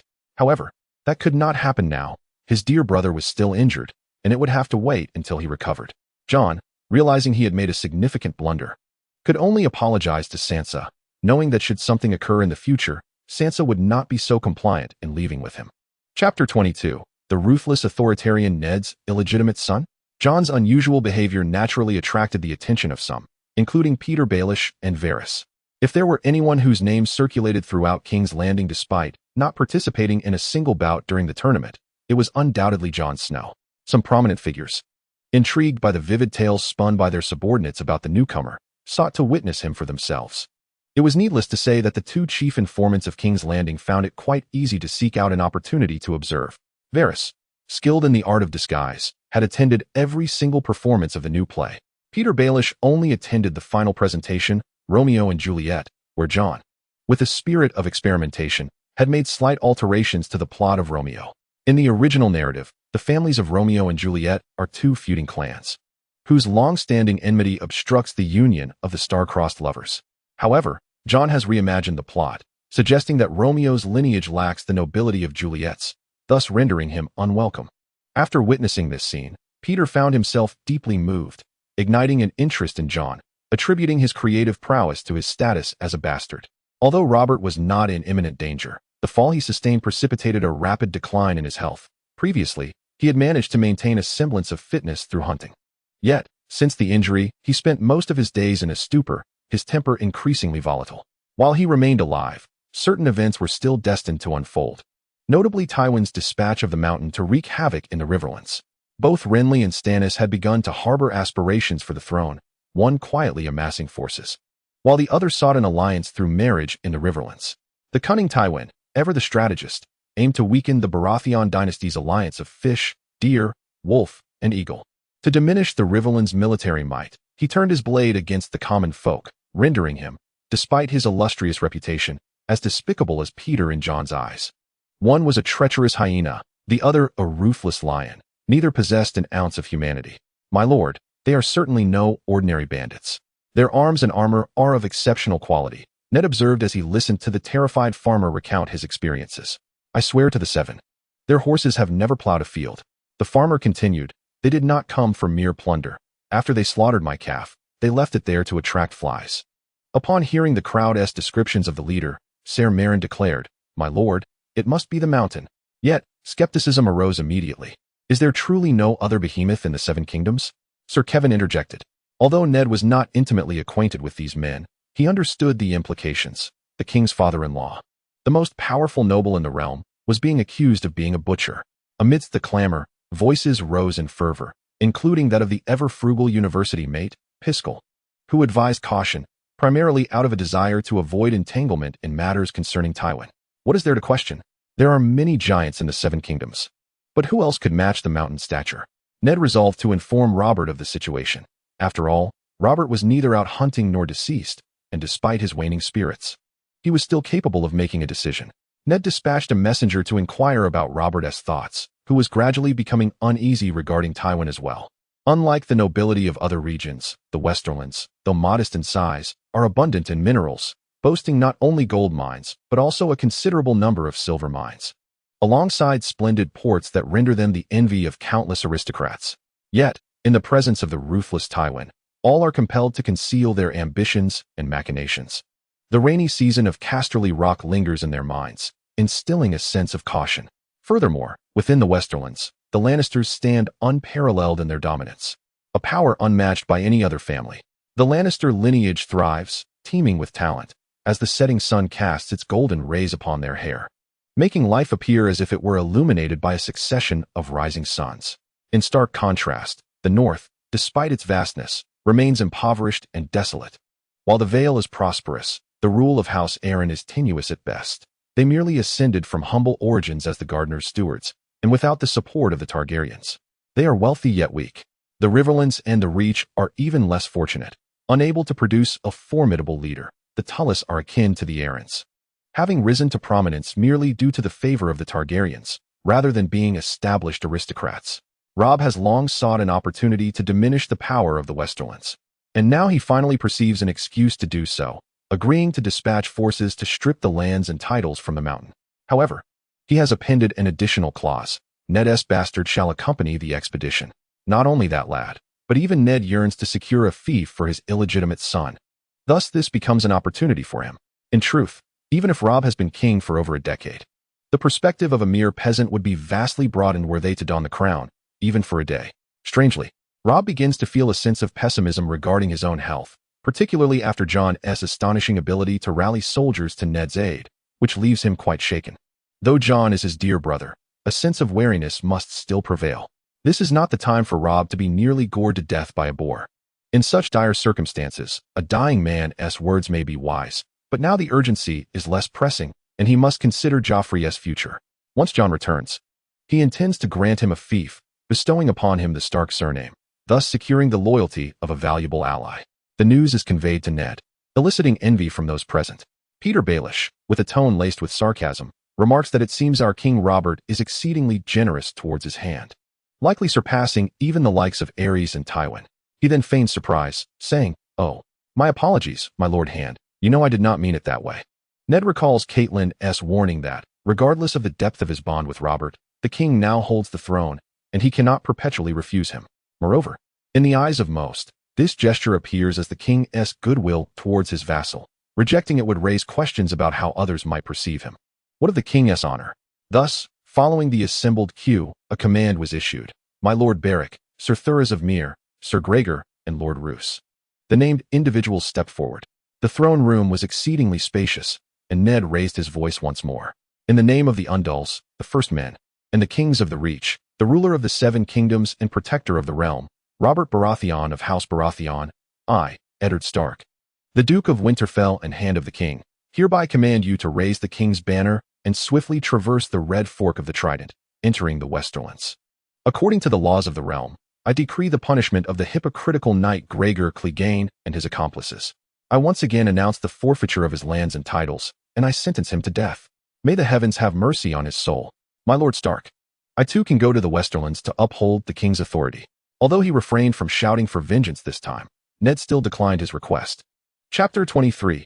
A difficult discourse after all. He had previously perused various analyses by esteemed individuals regarding the intricacies of the Game of Thrones online, which contained many profound insights. Jon was well aware of Tywin's intentions. Thus, during the meeting with Beric, Thuras, and others, Jon voiced his thoughts. However, he could not divulge everything, particularly not the possibility of an ambush at the Whispering Shore. It was more prudent to focus on matters of greater significance. Upon concluding his perspective, Jon gazed at the four individuals before him, two of whom would perish in the battle at the Whispering Shore, including the resurrected Beric, that amounted to 3. It was indeed a grim realization. Nonetheless, it indicated that there were no traitors within their ranks. While the others acknowledged the validity of Jon's assertions, ultimately, they were merely his subjective conjectures. To suspect the formidable Tywin, who instilled fear throughout the Seven Kingdoms, was deemed not only unreasonable but also audacious. Even Ned had deliberated extensively, and Beric had not elevated his regard for Jon due to his medical expertise, as the stakes were too high, and uncertainty loomed.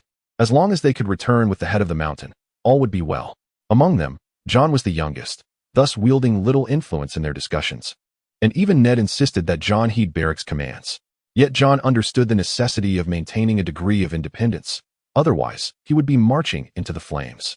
Beric had the ability to resurrect, but Jon could not count on such fortune. How about this? We could create some distance within our ranks, allowing for mutual support while minimizing the risk of a complete rout in the event of an ambush. Perhaps we could even mount a counterattack from both inside and out. However, this idea, which seemed entirely reasonable in his homeland, appeared rather fanciful to them. It turned out that in Westeros, due to a lack of advancement and productivity, warfare had stagnated, relying solely on ancestral battle formations without any innovation, due to the military experience being passed down through familial lineage. The commanding abilities of the Lords of Westeros have regrettably diminished over time.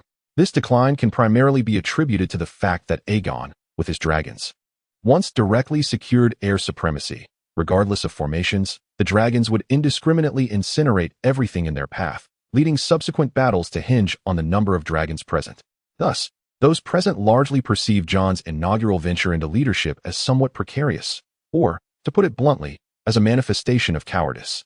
After all, if he were truly fearless, why would he have invested so much effort into the study of medicine? Consequently, the crowd regarded him with bemusement. Very well. Let our healer lead his men to the rear, where he might tend to any stragglers. Jon soon realized that he shared little common ground with this group. The assembly at the God's Eye was now complete and ready for departure. Each man rode 2 horses, while Jon's display was somewhat extravagant, as he brought 5 mounts.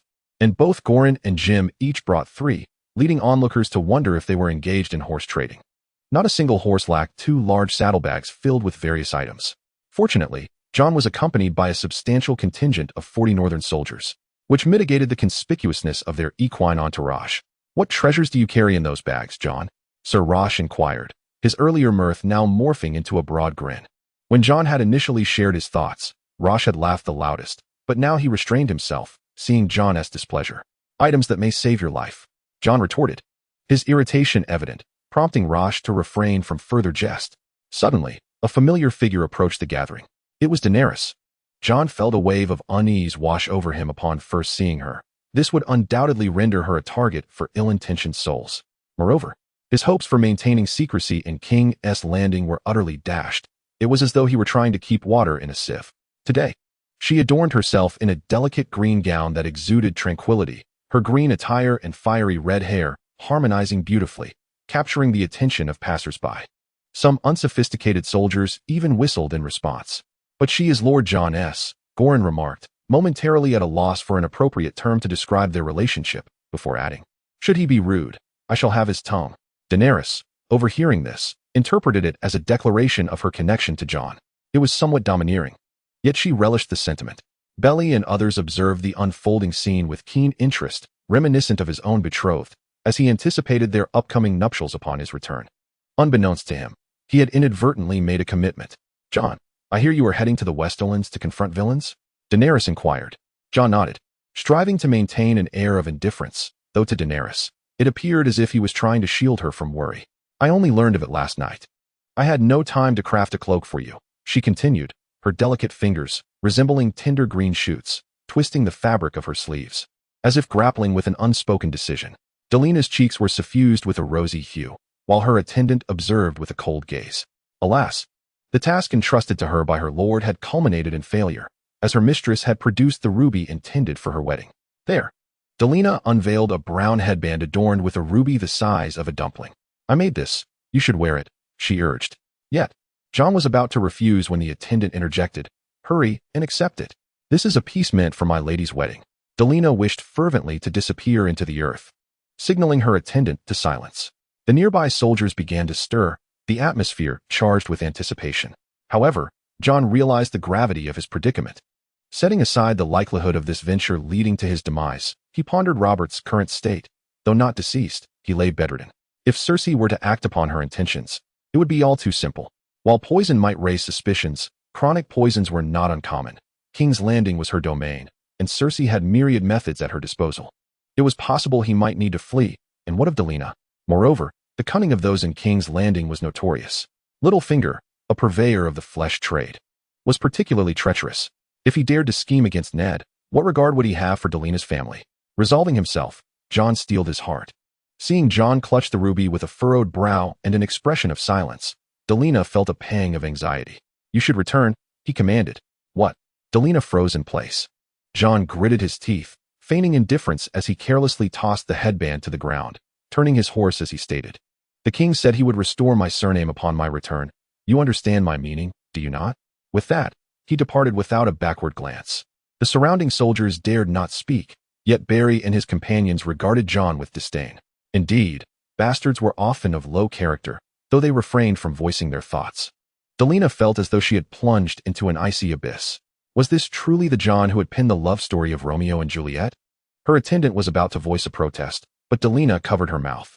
She felt neither despair nor tears. Instead, she picked up the headband she had labored over through the night and departed, somewhat dazed. Jon longed to glance back, but bit his tongue, striving to divert his focus. Not far away, a shoemaker observed the scene and decided to close his stall, returning to report to his master. Oh, is that what he said? Littlefinger inquired, listening to his informant's report. It must be said that the tale of Romeo and Juliet had indeed stirred something tender within him, leading him to contemplate that even when the time came to act against Jon, he might endeavor to grant him a swift end. In Littlefinger's estimation, individuals like Ned, who were bound by honor and affection, were easily hindered and influenced, whereas the shameless were far more difficult to manipulate. He initially believed that Jon was perhaps Ned's child, but to his surprise, this revelation changed his perception.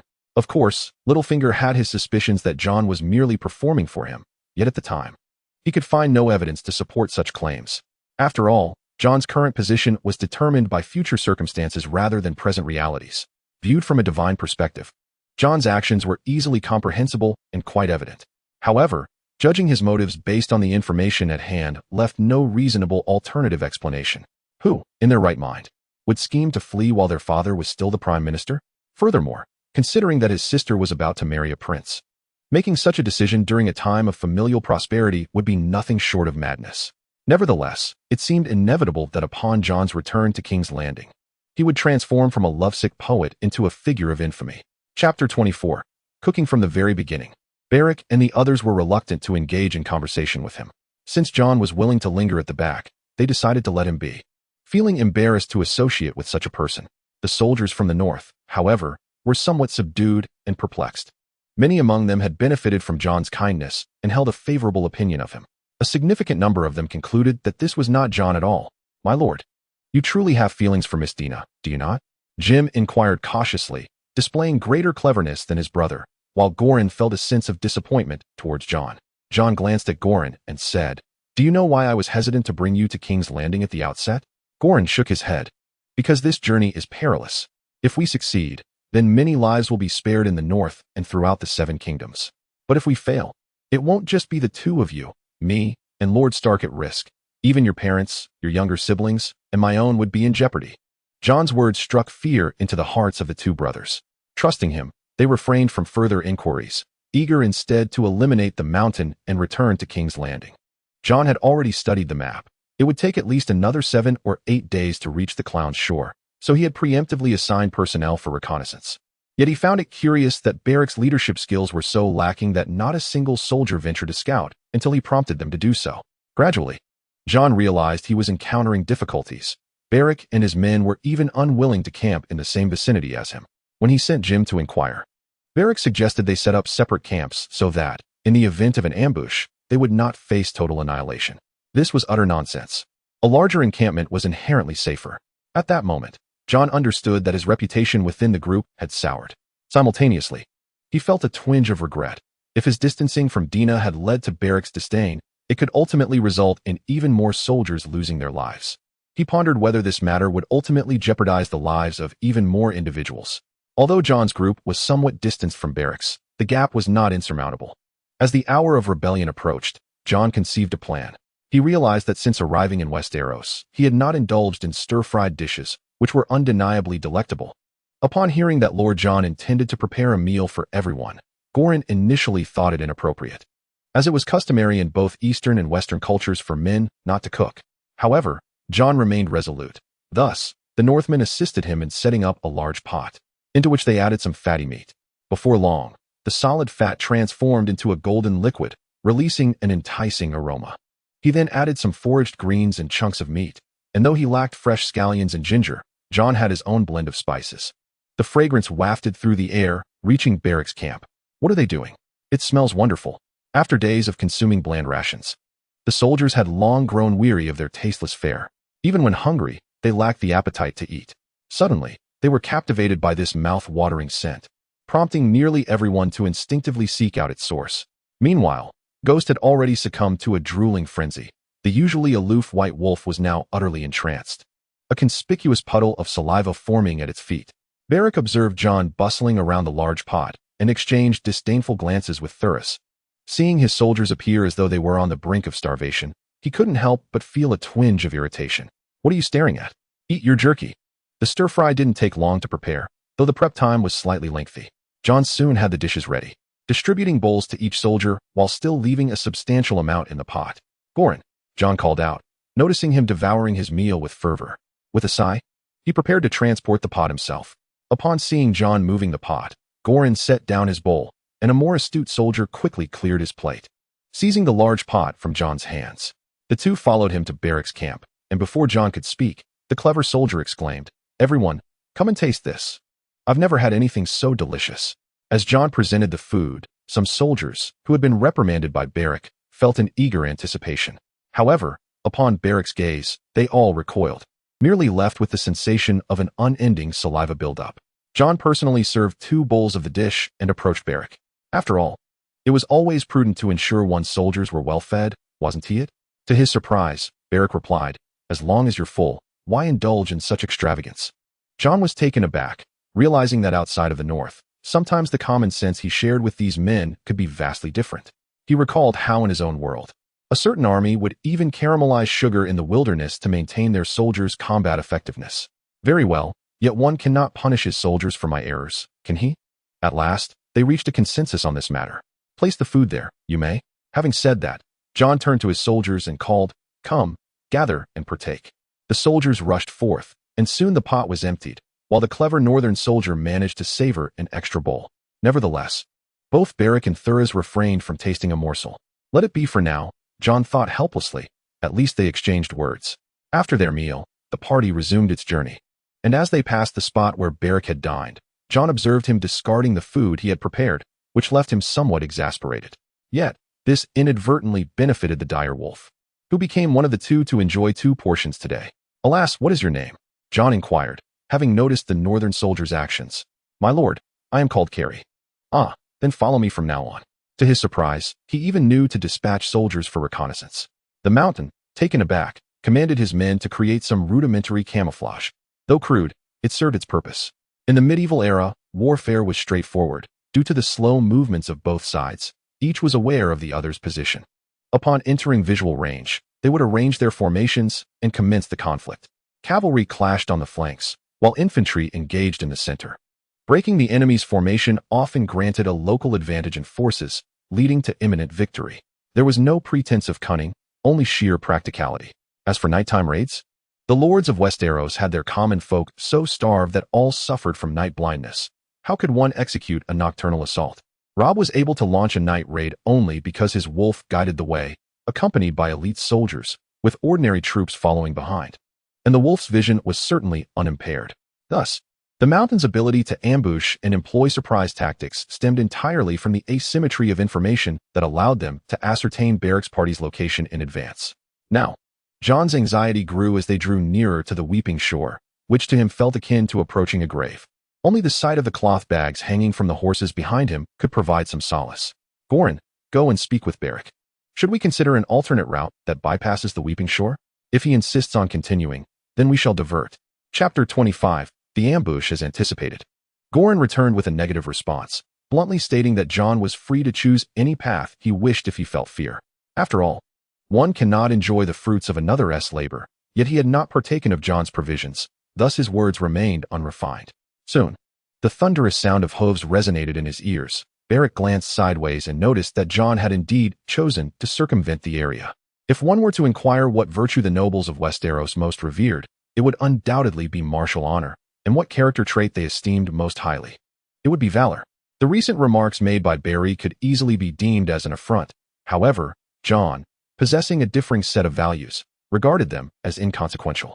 Conversely, Goran and the soldiers behind him felt a certain discomfort. This situation reminded Jon of a quarrel between 2 individuals of contrasting beliefs. One cursed the other, wishing that after death, his body would be devoured by wild dogs and vultures, while the other retorted that his remains would be buried in the earth, unable to ascend to paradise. Ultimately, both found the dispute trivial and departed in their own disgruntled ways, rooted in their distinct ideologies. One believed in eternal rest in the ground, while the other adhered to the principle of returning to nature after death. Jon, for his part, subscribed to a pragmatic view. As long as one's actions did not betray one's true self, the means could be less stringent. Barry, however, held Jon in disdain, contending that even if he were to eventually bear the Stark name, he would never be a true nobleman. According to Jon's recollection, the mountain and his men had ambushed from both banks of the Jester's Ford. Thus, even with a detour, Jon did not stray far. He commanded everyone to hold a wooden stick in their mouths and wrap the horses' hooves in cloth to muffle sound and vibrations, embodying the principle of stealth. Indeed, as they traversed a stretch of woods, Jon sensed something amiss. The silence was palpable, devoid of even a single bird's call, indicating the likely presence of hidden adversaries. However, having already taken a circuitous route for nearly 3 hours, returning to inform Barry was no longer an option. He lowered his voice and instructed everyone dismount. At this moment, Jon was merely 300 to 500 meters from the mountain's ambush site, and the tall grass surrounding them provided some cover. Many among them were young men who, despite their lack of understanding of Jon's strategy, had been previously advised by their elders to obey the Lord's commands without question. Thus, the soldiers from the north exhibited no reluctance in following orders. As for his own white wolf, Jon had yet to witness it howl since he had taken it in, the animal only emitting low growls during hunts. Before long, they circumvented the woods, and Jon realized that the mountain's forces were positioned precisely between his group and Barry's, though the exact number of the mountain's men remained unknown. "My lord," one of the soldiers announced, Jester's Ford lies just ahead. It was now evening, and the path through Jester's Ford had become muddy and treacherous. Barry hastened his pace, but they were suddenly confronted by several decaying corpses at the roadside, causing a wave of unease to wash over the group. Meanwhile, the mountain had spotted Barry's contingent as well. The sun was descending behind the western hills, resembling a colossal red disk, with crimson hues painting the sky in gold and red. The banners raised by Barry's party were still clearly visible. The mountain had brought a force of 300 men, each mounted on fine steeds and equipped with superior weaponry, outnumbering Barry and Jon's combined forces by a factor of 2. If Jon had brought along more individuals, he could have orchestrated a scenario akin to a mantis stalking its prey while the sparrow awaits its chance. However, it is unfortunate that this sparrow, Jon, appears to be rather diminutive, while the mantis, known as Shan, seems exceedingly formidable. The outcome remains shrouded in uncertainty. Jon selected a vantage point at a higher elevation, instructing the other soldiers to conceal themselves while he remained intensely focused on the nearby thicket through which they had just passed. The sunset had painted the sky with vibrant hues, but now those colors had diminished to less than half. As Shan lay in wait like a wolf anticipating its quarry, as the distant ranks of Belly's troops transformed from a mere speck into a discernible formation. The sun sank further, casting the remaining twilight around the dwindling orb. The night gradually enveloped the heavens, tinting the twilight realm with shades of purple. Before long, Belly's contingent had cautiously traversed into Shan's ambush zone, an assembly of over 80 men stretching approximately 100 meters. 10 meters, 20 meters, 30 meters, 50 meters. Once Belly's formation was fully engulfed in Shan's trap, the last sliver of the sun vanished, leaving only a feeble glimmer of white light desperately clinging to existence. Eliminate them all. Suddenly, the thunderous sound of cavalry charging and the battle cries erupted. Belly, in a state of terror, realized that a multitude of horsemen surged from both banks of the river, mere 200 or 300 meters away. This distance was ample for the cavalry to accelerate. Yet for Belly and his men, it was far too late to advance or retreat. Beneath the mask of Shan, his features contorted with excitement. Although he was not adorned with his signature dog-headed helmet, his stature and voice unmistakably identified him. Belly's eyes widened in horror as he shouted at the top of his lungs, "Steady! Steady!" The impact of 100 cavalry charging was akin to a massive truck barreling towards them. And even more daunting was the realization that this proverbial truck was not only in front of them, but also at their rear. A chilling despair surged from the base of his spine to the crown of his head, causing some soldiers to falter, unable to steady their swords. The cavalry flanking Belly resembled twin iron rakes, while his own forces were scarcely more resilient than straw. In a single charge, Belly's ranks were shattered, and several men fell lifelessly to the ground. Sir Shallow was also slain by Shan in that instant. In mere moments, Belly's troops descended into despair, their morale plummeting to an all-time low. If we can kill even one, it will suffice, Belly thought, yearning to engage Shan in combat. Yet as he approached, he was struck by the overwhelming realization of Shan's imposing height. He had underestimated the sheer magnitude of his adversary, a sensation of suffocating pressure enveloping him. Shan, along with his steed, resembled a small automobile, clad in armor from head to toe, akin to a human-shaped fortress. Belly cast a glance around and noted that Shan had brought at least 200 men with him. He understood that his demise was inevitable. Suddenly, he felt a pang of regret for not having tasted Jon's culinary skills. As a fierce battle raged on among the crowd, an unexpected cloud of white dust wafted in from an unknown source, blinding those caught in the heat of combat. With their vision obscured, how could they continue to fight? Despite their bodies being encased in armor, their eyes remained exposed, vulnerable to the fine particles that permeated through the smallest openings as if they were grand gateways.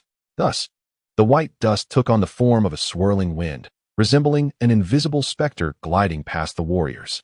The clash ceased momentarily, with only a handful realizing the dire situation, desperately attempting to pry their eyes open and flee in all directions. Goran, take 20 men and pursue those fleeing bandits. Slay as many as you can, he bellowed, raising his voice further, 1 golden dragon for each head. Follow me to battle. Chapter 26. The white whirlwind. Unbeknownst to the mountain demon, as he struggled to open his eyes, he could barely see through his left eye. The right one burned painfully, streaming with tears, a sensation mirrored in nearly every combatant present. Not daring to linger, he swiftly mounted his horse and fled in one direction.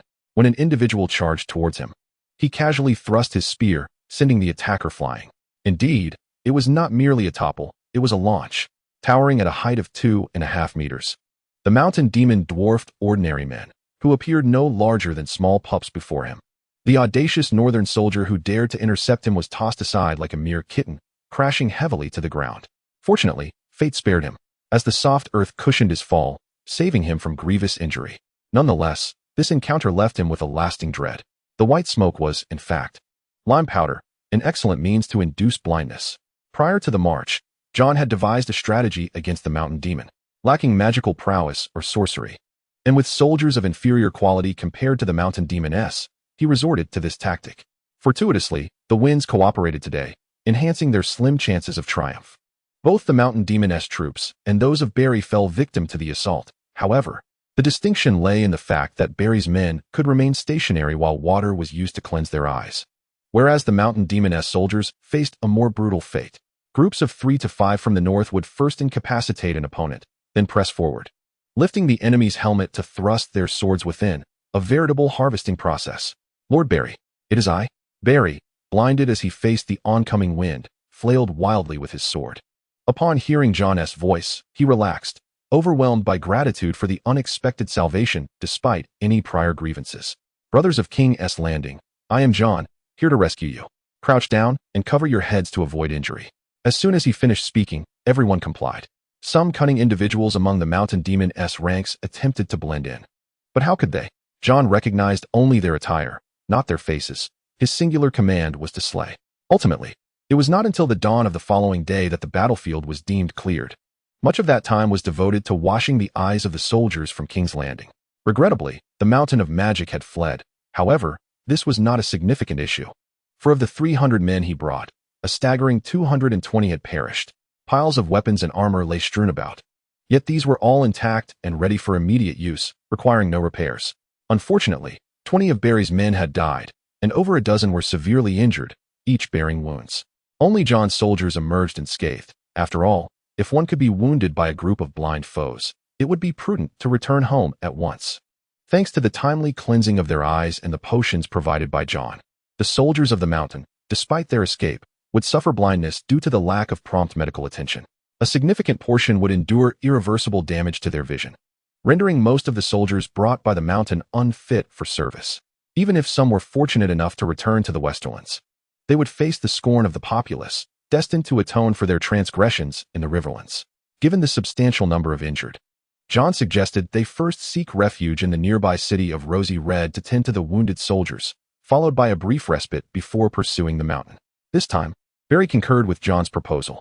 He observed Jon's compassionate demeanor while treating the soldiers, recalling the rumors of Jon providing free medical care to the common folk in the north. Regardless of his noble status, he appeared anything but a man who favored the wealthy over the impoverished. With such remarkable medical skills, he could have easily ingratiated himself with the elite. After all, he himself was a count. Perhaps he harbored some undisclosed burdens.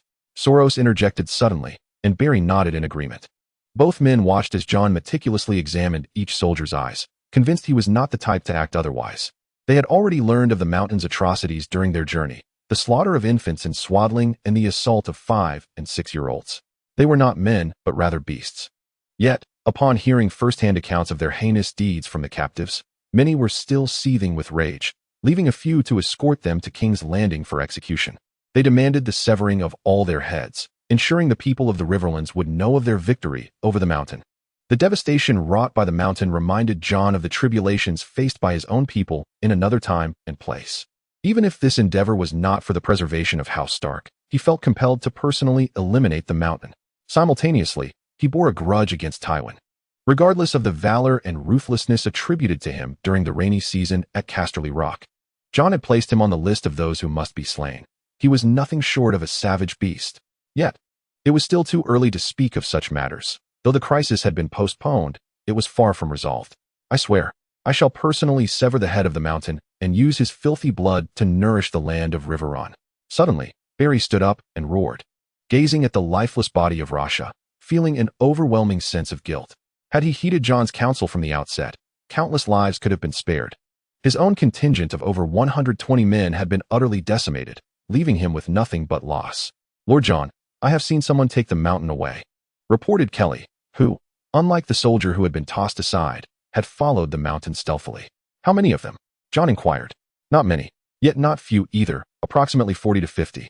Are they all fleeing? Jon assumed that those who had escaped could regroup so swiftly. My lord, it does not seem so. For their eyes betray no signs of distress. Jon exchanged glances with Barry and the others, realizing that both sides' forces had become somewhat equalized. Although they still numbered over 100, only about 70 or 80 were truly fit for battle.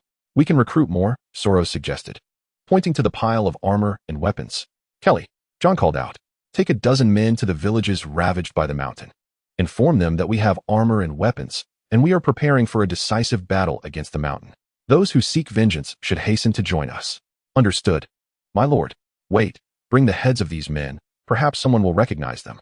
According to the captives, 7 out of the 8 trusted subordinates of the mountain had been slain. These individuals, emboldened by the mountainous savagery, had committed heinous acts in River Run, and it was likely that many would recognize them. Jon intended to use their severed heads as a grim advertisement for his campaign against the mountain. After all, heads were easier to carry than weapons, and they more vividly illustrated their strength. The remainder of the group would first proceed to Pink City. Not only was it in close proximity, but it was also the home of Mako, who would one day be its heir. With acquaintances there was no reason to venture elsewhere. The party finally set forth again, Jon and the mountain each nursing their wounds, preparing for the next confrontation. Chapter 27. The Whistling Arrow. Jon. Bastard. I will kill you. With that, the mountain violently shattered a wooden post. Having lost vision in his right eye, he was left with only one. Initially, the loss had been excruciating, but while the pain had somewhat subsided, discomfort lingered, fueling his rage. This torment was so profound that even in slumber, he found no solace. Upon hearing this, Tywin sent him 30 more men, along with over 100 suits of armor. Jon had displayed the severed heads of some Western soldiers throughout Riverrun and even sent a few to King's Landing. Although these actions did not definitively implicate Tywin as the mastermind behind it all, they had nevertheless tarnished his reputation significantly. His intention was to recruit some local brigands from the Riverlands to join his ranks. In King's Landing, Ned was initially taken aback by Jon's actions. He marveled at Jon's surprising military aptitude, managing to defeat the mountain at the tender age of 15, a remarkable feat indeed. The letter in his hand was penned by Beric, indicating that he would transfer command to Jon, positioning himself as Jon's deputy. However, Ned did not consent outright. He allowed him certain liberties, effectively meaning that although Beric remained the nominal commander, Ned granted them considerable autonomy in their actions. Meanwhile, Varys and Littlefinger extended their congratulations to Ned, suggesting that the Stark family would soon have a promising branch. My lady, that motherless wretch has proven himself quite capable. He has achieved victory. Daelina, having been in a state of despondency ever since Jon laid bare his feelings, required time to heal from the emotional wounds inflicted upon her. In her concern, Beiji casually mentioned something she had overheard outside, hoping to lift her spirits, only to immediately realize that even a jest about Jon was ill-timed. Beiji, I wish to take a stroll. Daelina had noticeably lost weight lately, her once luscious lips now pale. That sounds splendid, my lady. Let us go to the theater. The lady from House Curled has inquired about you several times. It seems that the most frequently performed plays in King's Landing are all penned by Jon. Beiji quickly recognized the implications of this. Never mind, perhaps we should go boating instead. She paused mid-sentence, recalling how often Jon had taken her rowing recently. Let us go to the theater, then. Oh, splendid. Beiji began to search for suitable attire for her. Jon had brought them to rest in the City of Pink, the residence of Ser Mark, the heir to the City of Pink. The current Count of Pink City is his father, CL Mint, who was undoubtedly pleased with his son's victory. Their family crest and motto were quite intriguing. The crest depicted a naked, fully pink maiden dancing with a flowing ribbon, while their motto proclaimed, brave and beautiful. It certainly did not suggest a particularly serious lineage, and CL Mint embodied this spirit. Hey, let me share a secret with you. CL Mint lowered his voice and glanced around to ensure Mark was absent before continuing. Mark once did something rather scandalous with our family crest. Ha ha ha. It seemed many parents delighted in recounting their children's indiscretions to outsiders. The company consisted of young adults in their 20s, with Jon being merely 15. Although this elderly fellow was rather disrespectful, they could not afford to be impudent. He continued, the mountain is truly a beast. I have never encountered such a creature. Just moments ago, he was amused by the revelation of Mark's disgrace to Jon and others. Yet now he found himself seething with rage over the devastation wrought upon his fief by the Mountain of Magic. Of course, where his disheveled hair would fly in the midst of his fury was anyone's guess. Jon now commanded a cohort of approximately 300 men, and he exerted every effort to swiftly cultivate their combat prowess. In his previous experiences with computer games, archers had always struck him as rather feeble as ranged units. They were often depicted as enchanting maidens clad in bikini armor. This perception, however, was profoundly misguided. True archers were formidable warriors who, after loosing a few arrows, would engage in close combat, embodying the very essence of elite troops. Hence, in the original tale, Ned had stationed 200 archers at Neck's End. Among the newly recruited, hunters were prioritized, many of whom exhibited commendable marksmanship and harbored a strong desire for vengeance, willingly embracing the rigors of training. Nonetheless, most of them held their own opinions, as their craft necessitated keen judgment during hunts, making it difficult for even a skilled assembly to coalesce into an effective fighting force. Yet, Jon soon conceived a solution: the signal arrow. He modified all his bows and arrows to be unique, ensuring that wherever he aimed, they would follow suit, a strategy reminiscent of the ancient Chinese method employed by modern Chanyu to encircle Liu Bang at Mount Baidang. To be precise, it was a tactic he used when he killed his own father, as the signal arrow had not yielded significant results on the grand battlefield. As anticipated, this method proved remarkably effective. A group swiftly coalesced into a combat-ready unit. The mere sound of Jon's signal arrow could unleash a saturating assault upon a small target. Both Mark and Barry were astounded, eagerly seeking Jon's counsel on how to produce such a resounding noise from their arrows, beginning to comprehend the implications of possessing such a tactic. Typically, archery prior to battle served merely as a warm-up, resulting in minimal casualties. Since a volley of arrows could cover a broad area but lacked the density to pose a genuine threat or suppress fire effectively. However, the scenario had now shifted. With the signal arrow's call, despite a reduced coverage area, the firepower intensified, akin to arrows that, though not striking the target directly, transformed comrades into pincushions, instilling psychological pressure much like that of a sniper. This compelled the enemy to disperse their formation, much to the delight of the cavalry. Yet, Jon was acutely aware that this tactic could not remain concealed, as long as he was unable to retrieve the arrows he had loosed. It was only a matter of time before it was deciphered. Nevertheless, delivering an unexpected strike to the Mountain of Magic in the short term posed no issue. Following the unveiling of Jon's invention, his standing within the ranks ascended significantly, and this vengeful army had now found its anchor. Meanwhile, far away on Dragonstone, the news arrived. "My lord, Celene's ailment has found a remedy." Melisandre unexpectedly uttered today that he gazes into the flames each day to behold visions of the future, and it is she who has propagated the faith of the Lord of Light upon Dragonstone. "So, have you found a solution?" Stannis strove to suppress his excitement, yet anyone could discern his unrest. For so many years, Celis' affliction had tormented not only her, but him as well. Melisandre maintained an air of calmness, as if she had witnessed it all before. "No, not I," he replied, his dark hair and gray eyes evoking the chill of the icy realms. "Are you referring to Stark? Is there anyone in House Stark skilled in the healing arts?" Stannis turned to inquire of his maester, when suddenly a thought struck him. "Are you referring to Ned's illegitimate son?" The tales of Jon's cesarean section and the extraction of the branch lodged in Ned's son's abdomen had already spread through noble circles. Though not everyone was unfortunate enough to be pierced by a branch, many were bound to marry, and countless noble maidens in Westeros failed to survive the ordeal. Such instances were indeed prevalent. Consequently, the Citadel had long sought to acquire the cesarean techniques from Jon, promising him a doctorate in medicine should he be willing to share his knowledge. However, Jon had claimed he was currently occupied but would divulge the technique in due time. Yet, his so-called preoccupations turned out to be mere creative pursuits. Though splendid, they hardly seemed more significant than a person's name. Thus, he faced considerable criticism. Where is he now? It was evident that if Jon could simultaneously address grayscale and difficult childbirth, he would undoubtedly secure his place in history, perhaps even be hailed as Saint Jon. Such a figure was worth cultivating. "He is currently in the Riverlands, combating the mountain," Davos interjected. "Then let us compose a letter, inviting him to Dragonstone to treat Celis," Stannis declared, clearly unwilling to waste a moment. "By the way, Davos, select some individuals to ensure his protection." "No need, my lord," Melisandre interjected once more. "He will triumph over the mountain." "Did you see this in the flames?" "I did not." The assembly regarded the Red Woman, who often spoke with heavy breaths. "But I saw him conquering the Westerlands and the Vale under your banner." This revelation was nothing short of explosive. "Are you implying that he will fight for me beneath my banner?" Melisandre nodded. The prospect of consecutively conquering the Westerlands and the Vale was astonishing. "How old is that lad, anyway?" 15, perhaps? In that case, Davos, you must make haste and bring him to Dragonstone. As you command, Lord Stannis.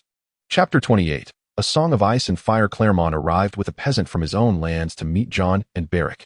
Gentlemen, it appears we are once again in a predicament. Upon encountering a group of soldiers clad in resplendent armor, the farmer felt a sense of reassurance. With Claremont's permission, he began to recount the troubles he faced. Esteemed lords, our village has been besieged by bandits who have slaughtered our livestock, violated our women, and shown no mercy, even to the children. The assembly furrowed their brows in concern. Jon mused that perhaps Shan had experienced a stroke of fortune, as it seemed likely he had managed to preserve his sight. Is there a particularly tall individual among the bandits, approximately this height? Barry, filled with urgency, gestured above his head, eager to avenge the soldiers who had perished due to his actions.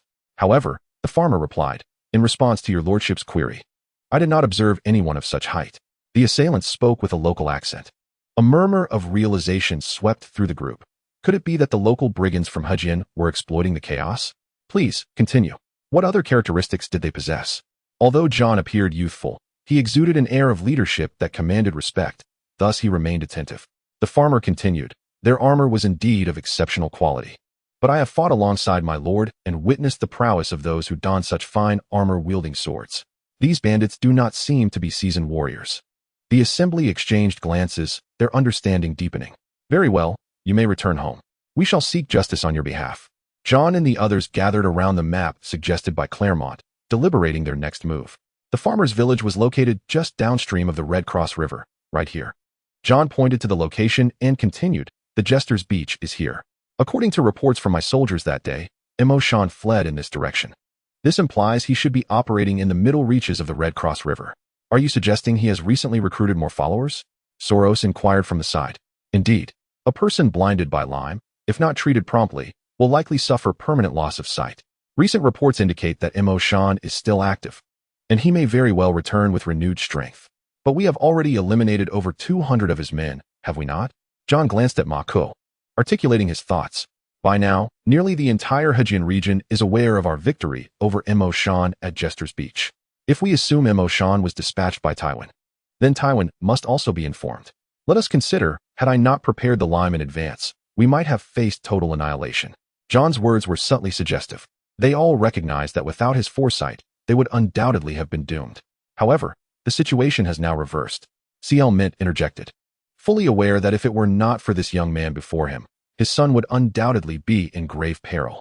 Tywin, in order to ensure that the mountain could continue his activities in the Riverlands, must have bolstered his ranks. Yet he was wary of premature exposure and thus refrained from adding too many men. Consequently, it became evident to the assembly that Tywin was effectively financing the insurrection. In other words, the mountain was no longer a formidable threat. Rather, the real danger lay with the recently emboldened local bandits of the Riverlands. With the strategic objective now articulated, the next step was to devise a plan, and all eyes turned to Jon, awaiting his subsequent directives. Let us first visit his village and devise a means to flush out those brigands, to make an example of them. Jon pointed at the peasant. What is your name? Responding to my lord, I am called Danton. Very well, we shall rest momentarily, and you shall guide us. We depart tonight. As a waning moon flickered amidst the clouds in the sky, Jon assembled his contingent, totaling 315 men. He understood that, given the cover of night, some foes would inevitably evade capture, thus bringing a larger force would impose greater psychological pressure on the bandits. He equipped each man with 2 torches, which, when lit, would create the illusion of 1,000 warriors, sufficient to intimidate any malevolent hearts. Carrie, take my wolf and scout the surrounding area. We shall follow shortly. At your command. My lord. Beside them, Barry reflected on Jon's meticulousness. Though they were the ambushers, Jon still dispatched soldiers to scout ahead. Yet, upon further contemplation, he recognized that his own survival hinged upon such prudence, and he silently committed Jon's habits to memory, intending to apply them in the future. Approximately 10 minutes later, Jon heard a wolf's howl and commanded, let us move. Hundreds of cavalry surged forth, akin to thunder rolling across the plains. May the Seven bless them and ensure their safe return, CL Mint murmured, watching Jon and his men depart, abandoning his usual irreverence to offer a silent prayer. Upon exiting the castle, one would discover that the north was not the sole domain of wolves. The Riverlands harbored them as well. And wolf packs attacking villages was not uncommon. Thus, the night was often filled with the sounds of howling wolves and barking dogs. However, this night appeared unusually tranquil. Save for the solitary howls of the white wolf leading the way. Carrie descended from a high vantage point to report to Jon, "My lord, there are flames to the south. Onward." Danton's village lay to the south, yet their current trajectory appeared to be southeast. The vanguard adjusted slightly, steering the company toward their objective. A band of approximately 40 brigands was pillaging the village, setting homes ablaze, assaulting women, and slaughtering men, children, and livestock. This was precisely what the mountain's subordinates had relayed to them, with some of their own sent specifically to advise on the matter. In such a village, which possesses a certain scale, there stands a watchtower, accompanied by several archers and at least a couple of hundred robust laborers. Generally, they would not dare to entertain thoughts of plunder. However, the situation drastically changes with the advent of armor. Inferior arrows barely inflict more discomfort than a mere tickle, and hoes cannot penetrate even the weakest spots of the armor, while short-handled axes cannot even approach. Thus, the village was swiftly overrun, its defense, hastily organized by the villagers, crumbled in an instant, leading to chaos and a frantic flight. A squat, bald brigand with yellowing teeth leered at a pregnant woman, stripped of her clothes and visibly showing. As he removed his trousers, the clamor of battle had subsided, replaced by wails and cries. He knelt, clutching the woman's leg, ready to commit his vile act, when suddenly he felt a tremor in the ground. Alarmed, he realized it was cavalry approaching. This brigand, known as Du Luo, had evaded capture for nearly 2 decades, relying on his cunning. Ignoring the woman, frozen in fear, he pressed his ear to the ground, listening intently. Suddenly, the sounds of battle erupted anew, sending him into a panic as he hastily pulled up his trousers. Where could he flee? Chapter 29, Psychological Warfare. Jon commanded his soldiers to encircle the village. Marco was positioned to the south, Barry to the east, Soros to the west, and Jon to the north. Charge! The thunderous sound of hooves was audible to all, causing them to look around in alarm. The brigands, realizing the imminent danger, attempted to escape, only to discover that they were surrounded by cavalry wielding torches. Some huddled together, while others knelt, resigned to the thought that surrender would merely lead them to guard the wall. Yet, they forgot that they were clad in armor, and the approaching cavalry showed no signs of slowing. Long swords flashed, heads soared into the air, rolling a few times before tumbling to the ground and bouncing into the shadows. The villagers, witnessing their salvation, felt overwhelming relief, tears streaming down many faces. Ultimately, fewer than 20 brigands remained encircled, their hearts steeped in despair. Most of Jon's soldiers were those whose homes had been ravaged and loved ones slain, and their fury towards the bandits was palpable. The brigands' armor mirrored that of Jon's forces, confirming Jon's suspicions. He was uncertain of the extent to which Tywin had supplied the mountain bandits with weaponry. If he continued to respond to fires in this manner, he would soon find himself overwhelmed. Furthermore, Tywin's intention to instill fear in the Riverlands and drain its resources was beyond Jon's power to thwart. Contemplating this, Jon pondered whether he could turn the tide of fear back upon Tywin. With this thought, a plan began to form in his mind. Receiving the black banner adorned with the white wolf, designed by himself from Gorin, he observed that his interpretation of the white wolf diverged from the traditionally semi-realistic style of Westeros. With mere strokes, it was unmistakably a depiction of a white running wolf. "Have you seen this banner?" Jon inquired, addressing the bandits kneeling before him. They lifted their gazes, noting the uniqueness of the black flag and the prominence of the wolf's image, yet none dared to utter a word. Jon continued, "If you encounter this banner in the future, it would be prudent to steer clear. Otherwise, I shall have you all hanged." The choice of hanging rather than beheading stemmed from the long-standing tradition in Westeros, where nobles executed commoners by beheading, while commoners faced hanging. Jon, accustomed to the customs of the Celestial Empire, recognized that beheading these bandits, who originated from the common folk, would be an extraordinary privilege and thus altered his approach. Upon realizing they could spare their lives, the bandits bowed their heads in confession, discarding their weapons and armor, vowing to avoid the banner in the future. However, the soldiers behind Jon were displeased. Upon hearing his intention to release the bandits, Beric exclaimed, "Jon, why spare them? They have slain so many." With Beric leading the dissent, others joined in with increasing clamor. "Silence!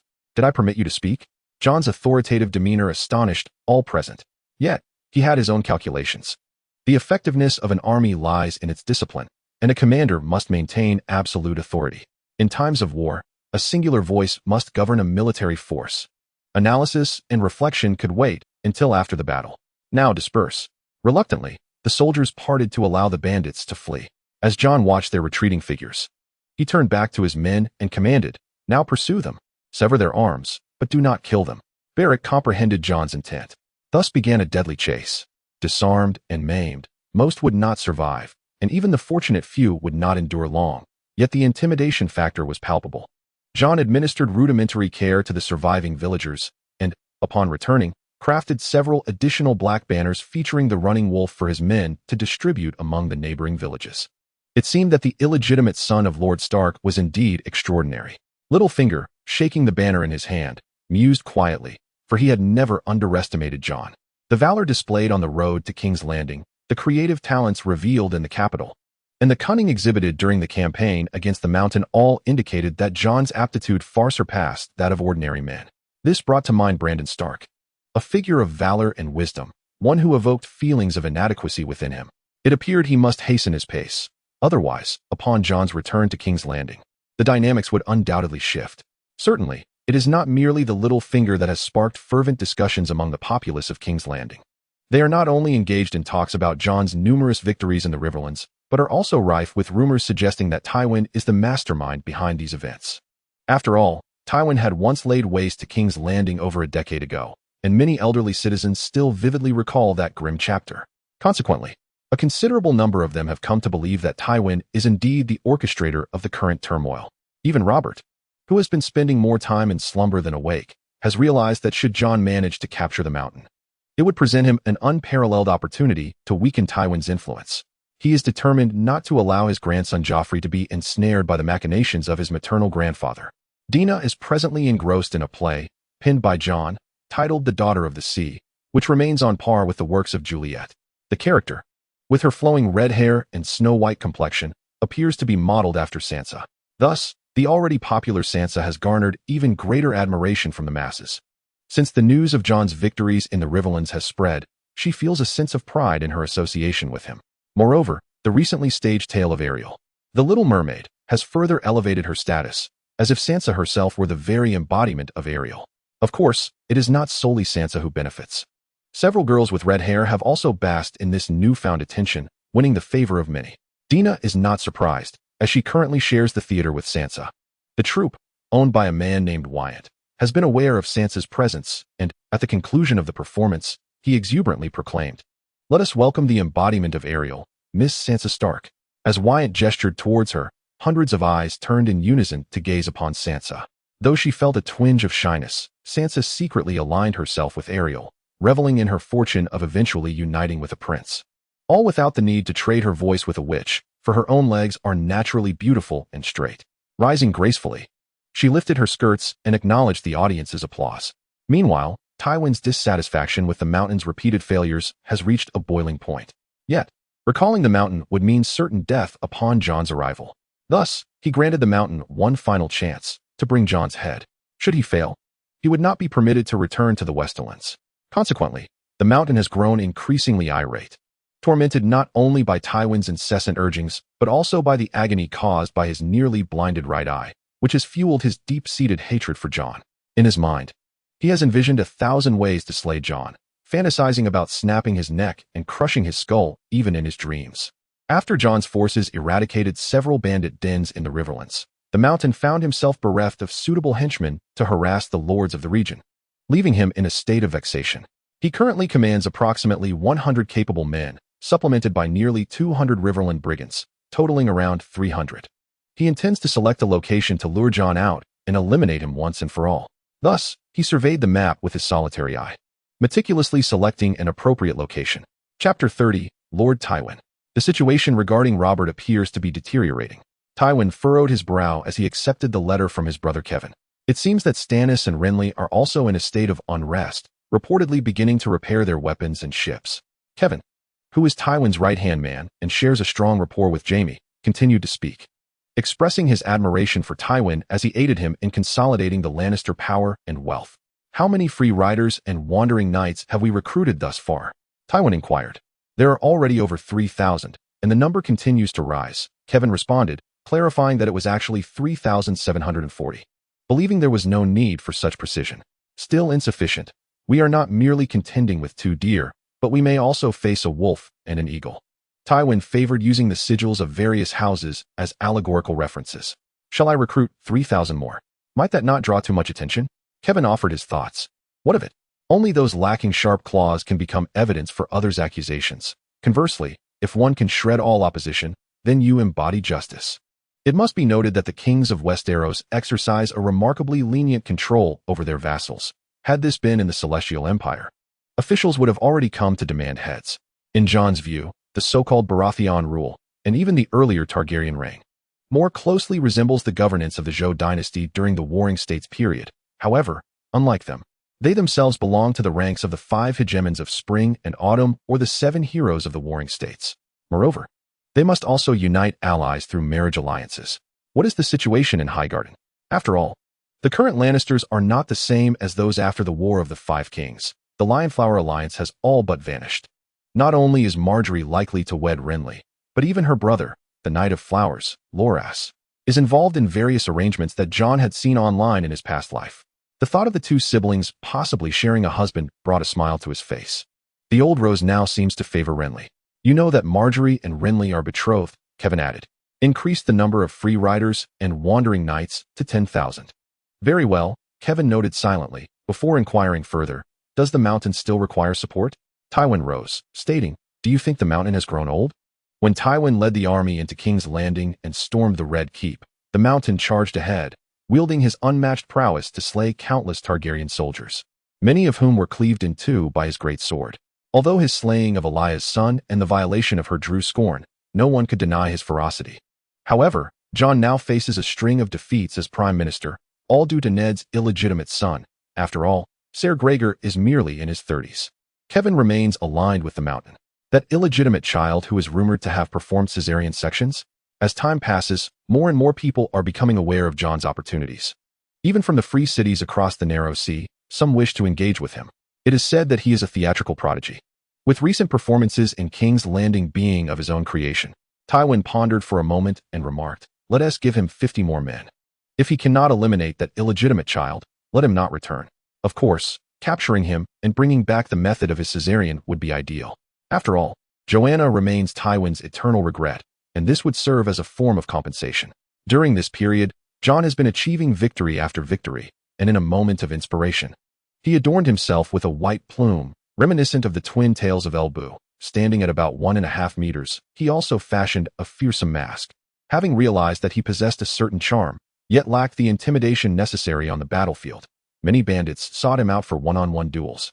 Lured by his striking appearance in white robes, white armor, and riding a white wolf on a white horse, which, while aesthetically pleasing, did not convey strength. The outcomes, of course, were predictable. Initially, Beric and the others secretly mocked him for donning a feather, but they came to appreciate the sense of security it provided when Jon arrived to rescue them from an ambush by mountain bandits. Jon's extensive knowledge had endeared him to Mikar's father, C.L. Mint, who had grown increasingly fond of him. And Jon found himself rather fond of the elderly gentleman with a slight bow-legged gait. C.L. Mint even proposed to knight Jon, having already conceived the title of White Wolf Knight. This title had resonated throughout the Riverlands, with the folks spinning tales of a knight clad in white, who by day was a valiant warrior and by night transformed into a white wolf to punish evil, bringing comfort to the people near Red Fork who heard wolf howls at night. However, recently, the wolf packs near the Red Fork have diminished significantly, not solely due to Jon's frequent campaigns, but also because of his companion, the genuine dire wolf, who, by marking its territory, has compelled other wolves to abandon their original haunts. Jon declared that once he slays the mountain, he would tread upon his severed head and request C.L. Mint to knight him. It is worth mentioning that in Westeros, to become a knight, one typically must first serve as a squire to another knight, akin to Beric's squire, Edric, who is on the verge of being knighted. Alternatively, knighthood can also be attained through martial prowess. However, the fact that any knight can knight another means that the quality of knights varies significantly, with stark disparities between landed knights and those without lands. Upon hearing the news that Jon intended to use his own head as a knight's token, the mountain erupted in fury, leaving even his sycophantic subordinate, sweet-tongued Lancel, at a loss for words and suffering a stinging slap. On the day of the ambush, among the 7 most notable of his followers, only he remained. Fortune had favored him, sparing both of his eyes at that time. Yet a single blow from the mountain had cruelly dislodged one of his eyeballs, coincidentally, the left one, thus creating a grim symmetry with his lord. Nevertheless, Jon believed that allowing them to perish in such a manner was far too lenient. He was also aware that Jon was currently in the vicinity of Pink City and had gradually pinpointed the mountain's location, which was near the town of Corners Hollow and still within the Red Fork River Basin. This was, in fact, reasonable, as River Run lay upstream on the Red Fork. Jon was situated in the midstream, and Corners Hollow was downstream, thereby confining his range of movement. With this knowledge confirmed, Jon understood that he must take the initiative. After all, there is no need for 1,000 days of defense against a thief who stole just yesterday. Consequently, he released 2 captives to convey a message to the mountain, announcing that he would set out within 3 days and advised him to clean his neck in preparation. Let the battle commence. The soldiers from the west awaited the mountain's response with trepidation. The mountain's eyes had been increasingly troubling him, and in a fit of desperation, he gouged out his nearly useless right eye. The remaining left eye was perpetually streaming tears.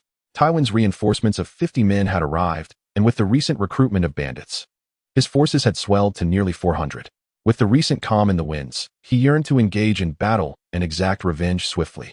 Chapter 31.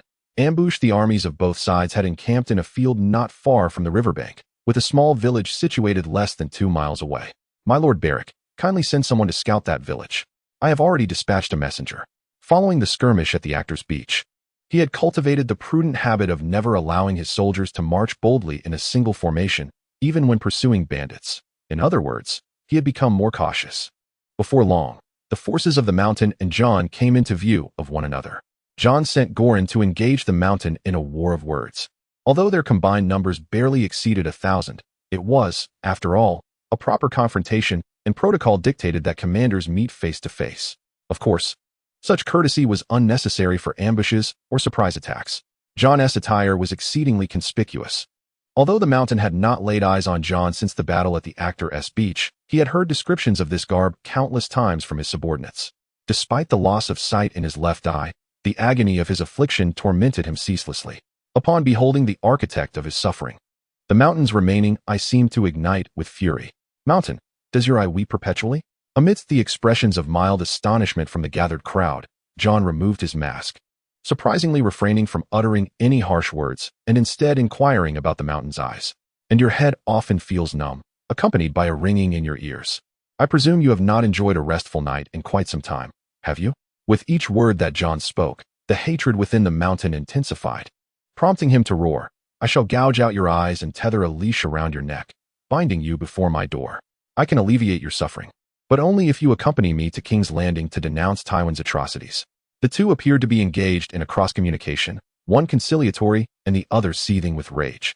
When I capture you and place a sword to your throat, you too shall be responsible for remedying my eyes. War is but an extension of politics. And when both parties believe that only through physical confrontation can they attain their desires, then weapons will inevitably clash. From the beginning at the Actors' Strand to this nameless shore, there is a sense of closure. Check your equipment. For this ultimate battle, Jon had racked his brain, knowing his troops were inferior to the mountains. The first encounter was won by a cunning ploy involving lime to blind the enemy. In a direct confrontation, his chances of victory would be slim. The current situation mirrored that, compounded by the fact that many untrained hunters had joined their ranks, making the prospect of battle even more daunting. Thus, Jon had no choice but to once again pursue an unconventional strategy. However, his plan left Barry and the others feeling uncertain, as it deviated significantly from their military training, which Jon had only briefly demonstrated on a small scale. Not only Barry and Mako, the noblemen with military backgrounds, but even the hunters harbored doubts regarding Jon's methods. Meanwhile, the mountainside was eager and prepared for battle. The affluence of the West was well known, which contributed to their superior equipment and training. Although they had absorbed a number of soldiers from the Riverlands, those men were accustomed to pillaging and violence. For them, warfare might simply mean relocating their bloodshed. The mountain informed his men that if they emerged victorious, they could proceed to the Green Fork and even the Black Fork. As they readied their formations, both sides gradually approached each other, halting when they were nearly within the optimal cavalry charge distance of approximately 300 meters. Jon's forces bore several banners, his own black and white striped direwolf banner, Mako's pink maiden flag, Soros's flaming standard, and Barry's starry purple lightning banner, spaced 30 to 50 meters apart. In contrast, the mountain's men carried no banners. As their deeds were far from honorable, perhaps a makeshift banner of dogskin plaster would suffice. Jon whimsically mused about how advantageous a few Maxim guns would be. We need to have the advantage in numbers, Goran remarked, casting a brief glance at Jon. It should not be so. The mountain should not have such a meager number of men. In Jon's estimation, there ought to be at least 400 warriors. Yet before him stood merely around 200. Jon surveyed his surroundings. To his left lay a river, a strategic choice he had made to enhance his tactical advantage. While the mountain seemed to possess unwavering confidence in his cavalry, refraining from contesting the ground with Jon. The right flank of Jon's forces was occupied by a village, which Beric had already scouted without issue. A wave of unease spread through Jon's heart. Could it be that the mountain was merely a brutish warrior charging in a battle? However, the current situation left no room for contemplation. Should he command a retreat at this distance, the mountain's army would surely advance. This hastily assembled troop lacked cohesion, and relying on them to maneuver swiftly was less feasible than devising a plan to utilize the Maxim gun. In short, the arrow was knocked and had to be released. Once the mountain arranged his formation, he turned his gaze towards the nearby village. "Is it smoking yet?" he inquired of Sweetmouth. "Not yet," came the reply. Although Sweetmouth had lost an eye to a slap, his remaining eye remained intact. Meanwhile, Jon's anxiety intensified as he replayed his plans in his mind. Though it was now futile, altering orders once given was a cardinal sin in warfare. Within that village, approximately 200 soldiers shed their peasant garb, donning armor from the haystacks, while warhorses were dragged from the pigpen. They were the mountain's ambush troops, predominantly soldiers from the west, silently clutching stones in their mouths. The mountain not only accepted reinforcements from Tywin, but also summoned some of his own men from his fief. This was his own resource, all staked on this single battle. As for the original inhabitants of the village, aside from the women and children used for disguise, the men had long since perished beneath their blades. The same fate befell some of the disobedient women. The faint scent of blood lingered in the air, persisting even after 3 or 4 days. Their plan was straightforward. Once the mountain's subordinates engaged Jon's forces, the ambush troops from the village would strike, driving Jon towards the river.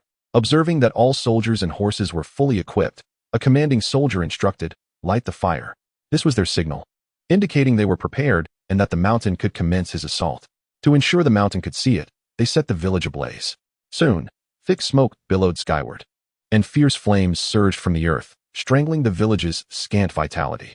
Upon witnessing the billowing smoke, Mountain roared commands, and all soldiers drew their bows with great effort. Observing the opposing forces readying their arrows, Jon, adhering to prior instructions, commanded, "Raise."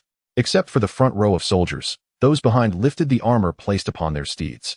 This spectacle astonished the enemy. It was absurd to see armor held aloft instead of worn. However, this was fortuitous for Mountain, who, undeterred by the enemy's antics, recognized that the wind was still and he retained a reserve. Release. Hundreds of arrows descended upon Jon's ranks like torrential rain, with the occasional soldier crying out in agony as they were struck. Yet overall, no significant casualties ensued. After several volleys, nearly every soldier bore arrows embedded in their armor. Charge. This time, both sides fielded cavalry, prompting Mountain to divide his over 200 men into 3 waves, placing the western soldiers at the rear. And they surged forward towards Jon's formation. Yet again, Mountain was confounded as Jon's soldiers cast their armor to the ground and picked up dark objects, seemingly preparing to hurl them. With merely 200 meters separating the armies, the cavalry would soon be in rapid motion. How could they possibly aim accurately? But there was no time for contemplation. In his mind, no one could survive standing in the path of his charge. He envisioned himself as the sharpest spear, poised to pierce Jon through. To his surprise, Jon's forces swiftly launched their dark objects onto the path of the charging cavalry. The cavalry, committed to their charge, could not halt. Regardless of what the enemy threw, they pressed forward.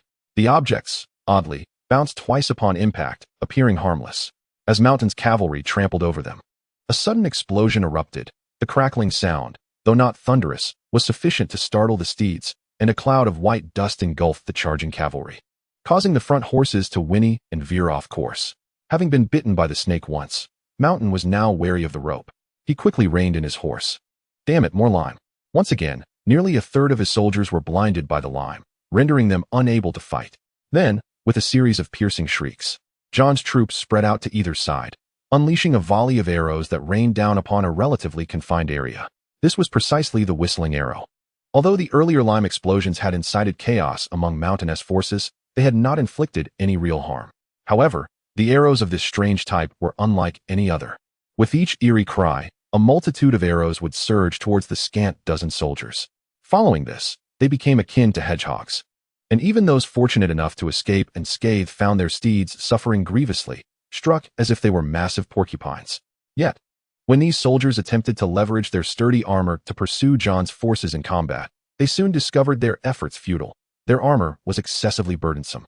Thus, Jon's troops seized the moment to strike as soon as their adversaries halted, while Beric and Mako orchestrated a similar strategy, guiding groups of 70 or 80 men in a game of kite, flying with their enemies.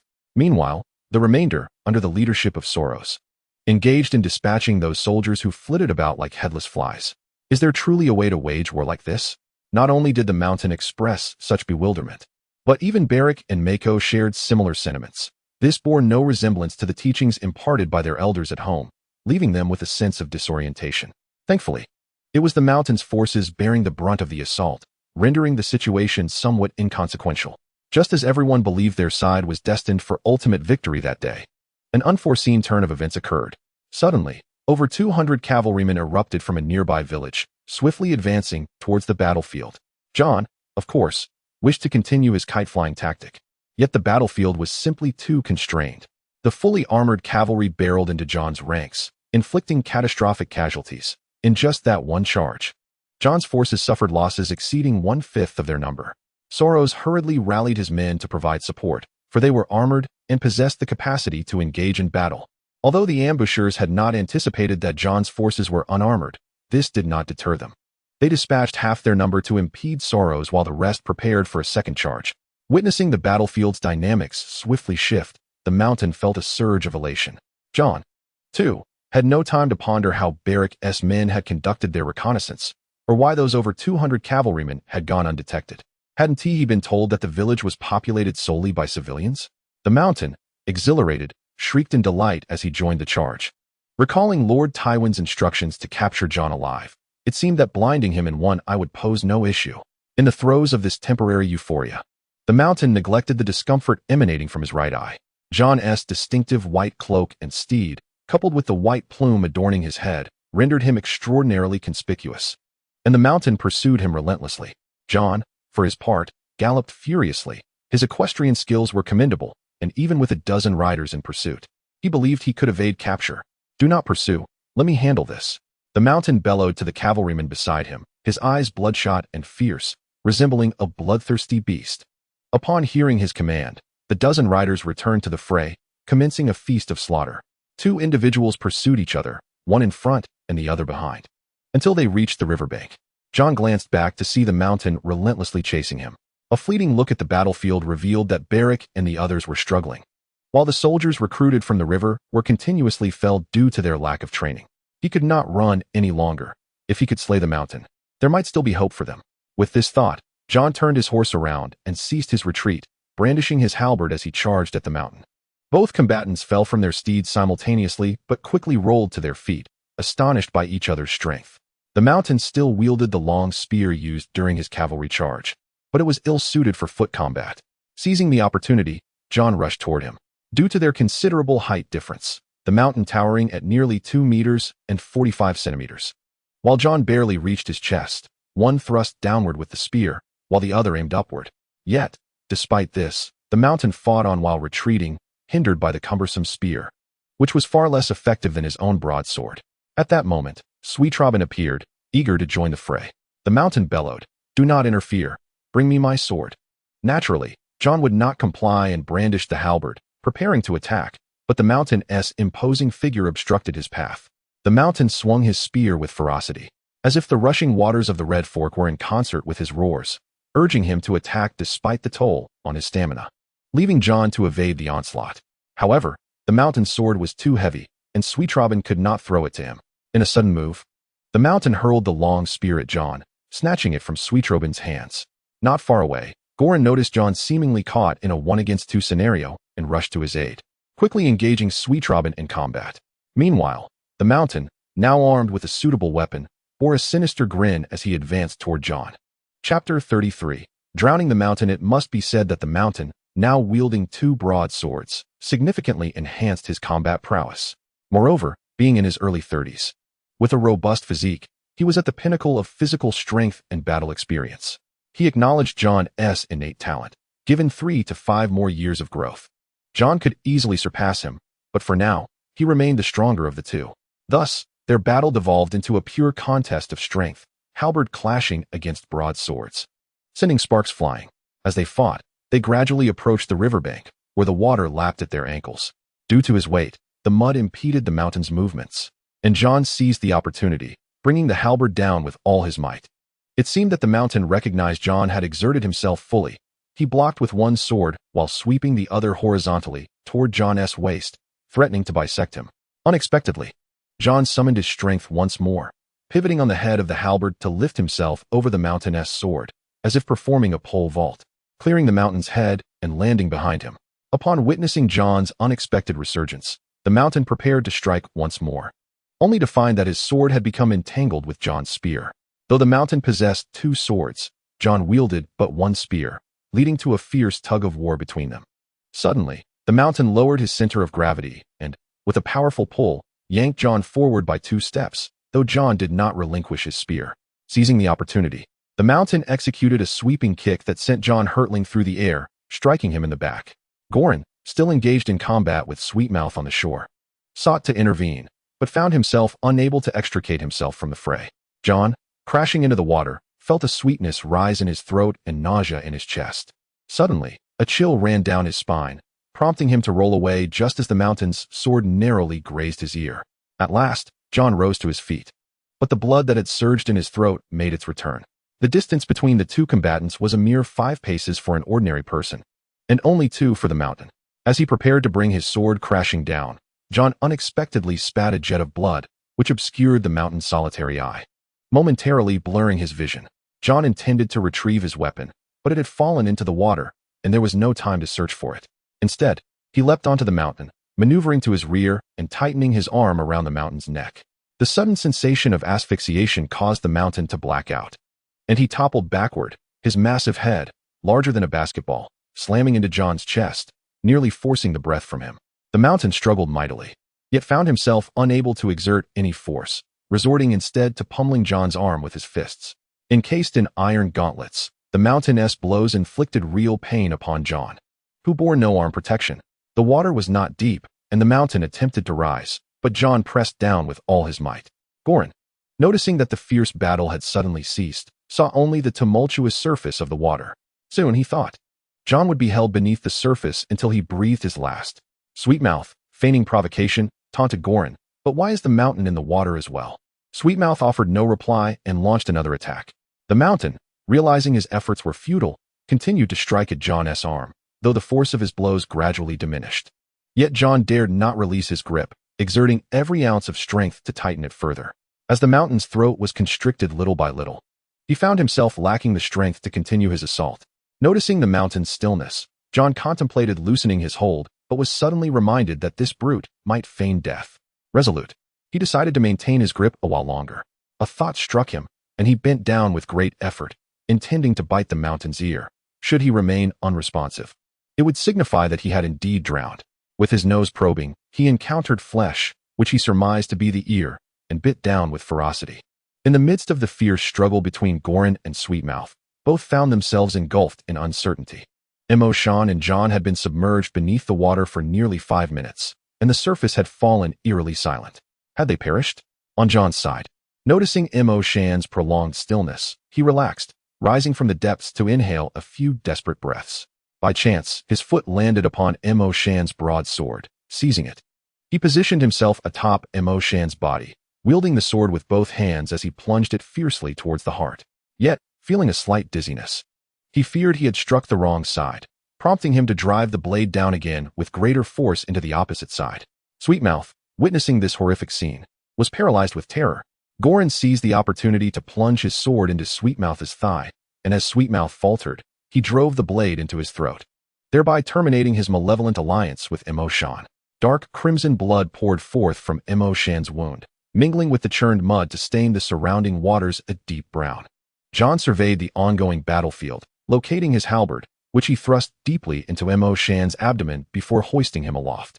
It was fortunate that Jon's strength had been enhanced through rigorous training. An ordinary man would have been unable to lift Shan's formidable 300-pound frame. As Goran beheld Jon lifting Shan's corpse, he appeared as though he had seen a ghost, His voice, now raspy from exertion, cried out in disbelief. Emotion is dead. Emotion is dead. However, the cacophony of battle drowned out his feeble cries. Jon ascended to a high ground, firmly planting the halberd, still impaled with Emotion's body, into the earth, and with a commanding voice that resonated like thunder, proclaimed, Emotion is dead. The declaration reverberated, causing all to turn their gaze towards Jon. Upon witnessing their leader's demise, the soldiers of the West scrambled southward, seeking to circumvent the Red Cross River and return to their homeland. Meanwhile, Barry and his comrades felt as though they had narrowly escaped death. Barry, filled with shame, recognized that Jon's battle strategy had been astute. Had Eddard, whom he had dispatched for reconnaissance, detected the ambush in advance, they could have averted such losses. Yet Eddard, being his attendant, left Barry with a sense of shared responsibility. However, they were now bereft of the strength to pursue. The sudden appearance of the ambushing cavalry had altered the tide of battle in an instant. Had Jon not risked his life to slay Emotion, they would undoubtedly have faced a disastrous defeat. After tallying their numbers, Jon noted that with the cavalry's involvement, they had suffered over a third of their forces dead or wounded within a mere half-hour, the majority of whom were the later arriving Riverlanders. Both Maku and Barry bore significant injuries, while Soros, clad in armor, had emerged unscathed. Observing their dire state, Jon realized that now was not the time for anger. He would confront Barry later about why he had failed to detect such a substantial force in their midst. Chapter 34. The White Wolf Knight in recent days. Claremont had been consumed by worry to the point of losing his appetite. Given that his son was out battling against the notorious Devil Mountain, his anxiety was entirely understandable. Gazing at the setting sun, he pondered whether his son would return safely today. Just as his concerns deepened, a voice broke through his thoughts. "My lord, the troops led by Lord Barry have returned," announced his scholar, Kyle, softly knocking on the door. Claremont hastily made his way outside, but midway he hesitated, gripped by the fear that his son might have faced defeat and would not return. A wave of sadness washed over him as he recalled the day he sent his son off, jesting with Jon and the others, regretting that he had not paid more attention to his son's unease. Suddenly, the dread of losing his child enveloped him, and he found himself rooted to the spot before the castle gates, unable to advance. Through the gates of the Pink City, he caught sight of Jon's contingent, which appeared to have suffered heavy casualties. The number of standing men was less than half of what it had been when they departed. In his youth, he had accompanied Duke Horst of the then-flowing city on campaigns, and he recognized this somber sight all too well. It was a grim harbinger of significant losses or defeat. As these thoughts coursed through his mind, a tear escaped his eye, trailing down his cheek. The afternoon light was waning, and although Claremont did not step forward, he strained his eyes to seek his son among the crowd. However, after a prolonged search, he found no sign of Mako. He even strained to listen, but alas, silence prevailed within the ranks. As the troop drew nearer, Claremont noted that Jon's company was starkly different from the jubilant celebrations that usually accompanied their victorious returns. After securing the battlefield, Jon had ventured into a nearby village, only to discover that its residents had all been slaughtered. He realized why Eddard had failed to detect the ambush. They had used the massacre of the entire village as a guise for their actions. Since they were not a formal army, military regulations were non-existent, and thus no one was punished. After burying the villagers' remains and carefully gathering the bodies of the fallen soldiers, who deserved more than a hasty grave, Jon sought to honor them with a proper memorial. Consequently, they procured several carts from the village to transport the soldiers' remains and the wounded back to the Pink City. Mako, though gravely wounded and losing considerable blood, lay among them on one of the carts. Claremont's first sight was Jon, whose disheveled appearance and dirty attire were striking. He suppressed the urge to inquire about Mako's fate. "There are many injured, my lord. Please prepare additional medicinal supplies," Barry interjected. Upon hearing this, Claremont's scholar Kyle hastened to fulfill the request without needing further instruction. As CL Mint stood there, he felt an overwhelming chill in his heart when he noticed that Marco had neither emerged nor spoken. His voice trembled with emotion. Observing his unnatural demeanor, Jon immediately grasped the situation and pointed. Following Jon's gesture, CL Mint beheld a body shrouded in a white cloth. Unable to contain himself any longer, Marco began to search through the bodies, yearning for one last glimpse of his son. When he finally unveiled a face beneath the fabric and recognized Marco, he broke down in tears. "Father?"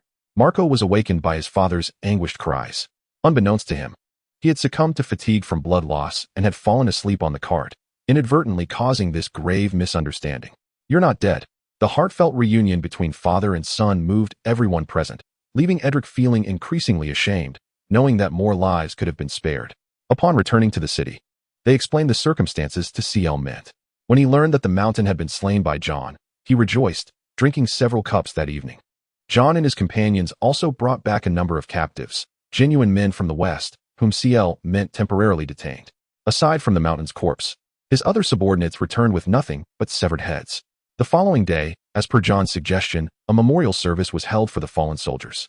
The medics who spent the previous night tending to the wounded had not rested and were hastily brought to the designated area after a quick wash. So many people. Goran marveled, having anticipated only a few hundred from Red Powder City, yet finding thousands in attendance. Unbeknownst to many, CL Mint had discreetly informed the surrounding residents that the mountain had been vanquished and invited them to witness the beheading. Consequently, villagers from nearby towns gathered in droves. CL Mint had even erected a platform overnight, ensuring that all could see the brave warriors who had ventured to confront the mountain. As CL Mint noted the presence of everyone, he began to read aloud the names of the fallen soldiers. The mountain's body was prominently displayed, and the butcher responsible for preserving his head had arrived early. "We shall forever remember you," he proclaimed. At that moment, all present bowed their heads in silent prayer for the souls of the valiant. After a brief pause, CL Mint continued, "This victory, whether for the living or the deceased, owes itself to their unwavering courage and selflessness. It was none other than the renowned White Wolf Knight, Jon Snow, who delivered justice upon the hypocritical tyrant, the Mountain." Upon hearing CL Mint call his name, all eyes turned to Jon, who, at their urging, stepped forward. As Jon ascended, he garnered unanimous respect, especially from the soldiers who had journeyed alongside Beric from King's Landing. Were it not for Jon, most of them would have perished long before at the theater of the dead. Had Jon not fearlessly slain the Mountain, their fate would likely have been sealed. Furthermore, Jon's medical skills had saved numerous lives, earning him the genuine admiration of all. "Jon, you once vowed to tread upon the Mountain's head before accepting knighthood. You have fulfilled your promise, and now it is my turn." Traditionally, the ceremony of knighthood is a subdued affair, with only a select few granted a grand investiture. However, the present occasion was most fitting. Jon nodded and took the executioner's sword, bringing it down with force upon the neck of the already subdued Mountain. In a flash, the massive head tumbled to the ground, eliciting a wave of cheers from the crowd. Given that the Mountain had been dead for quite some time, there was little bloodshed. Goran hurriedly retrieved the head, placing it reverently at Jon's feet, while CL Mint took the sword from Collier's hands, commencing the investiture. At this moment, silence enveloped the assembly. The only sounds were the distant calls of birds, as thousands held their breath. "Jon Snow, please kneel on one knee." Jon attempted to step upon the Mountain's head, but its size made it cumbersome, leading him to consider abandoning the act. However, Beric noticed this and quickly procured 2 stones to elevate Jon's feet, resulting in him still towering over CL Mint even while kneeling. Seeing Jon prepared, CL Mint reiterated, "Jon Snow, please kneel on one knee." He then gently placed the sword upon Jon's left shoulder. "In the name of the warrior, I command you to be brave." Many in attendance clenched their fists at this poignant moment. The sword was then lightly placed upon Jon's right shoulder. "In the name of the Father, I command you to be just." Finally, the sword returned to his left shoulder. "In the name of the Mother, I command you to show mercy. Rise, Jon Snow, Knight of the 7 Kingdoms." As the ceremony concluded, the crowd erupted in joyous cheers. "White Wolf Knight! White Wolf Knight! White Wolf Knight!" Chapter 35. The invitation from Dragonstone. Following Jon's investiture, CL Mint lavished praise upon the others. After all, Beric and his companions were already knights, and the Mountain's head would soon be preserved and sent to King's Landing. "Jon, how shall we deal with the captives?" Jon assessed the situation, realizing that war was increasingly unavoidable. To mitigate potential obstacles for the future alliance of the Lions and Roses, Jon resolved to provoke Tywin. Edric had already brought the captives, and each of them was acutely aware of the grim fate that awaited them after their actions in the Riverlands. The choice to become a Night's Watchman at the Wall is not one available to all. Often, those who pass judgment do not wish for the judge to survive, and it is not uncommon for them to resort to underhanded means. Otherwise, with a population nearing 10 million in Westeros, how could they possibly fail to muster a mere 1,000 Night's Watchmen? Nevertheless, Jon had no intention of killing them. However, his subsequent actions would leave an indelible mark on the soldiers of the Westerlands. Approaching the headless corpse of the Mountain, Jon seized its hand and crushed its shoulder joint with a fierce stomp. The onlookers, bewildered by his display of fury directed at the lifeless body, remained silent, scarcely daring to breathe. He began to twist the mountain's arm as if wringing out a towel, the grinding of shattered bones eliciting a wince from the crowd. With a sickening sound akin to tearing fabric, Jon forcibly ripped off one of the mountain's arms, bloodless yet intensifying the stench of death surrounding the corpse.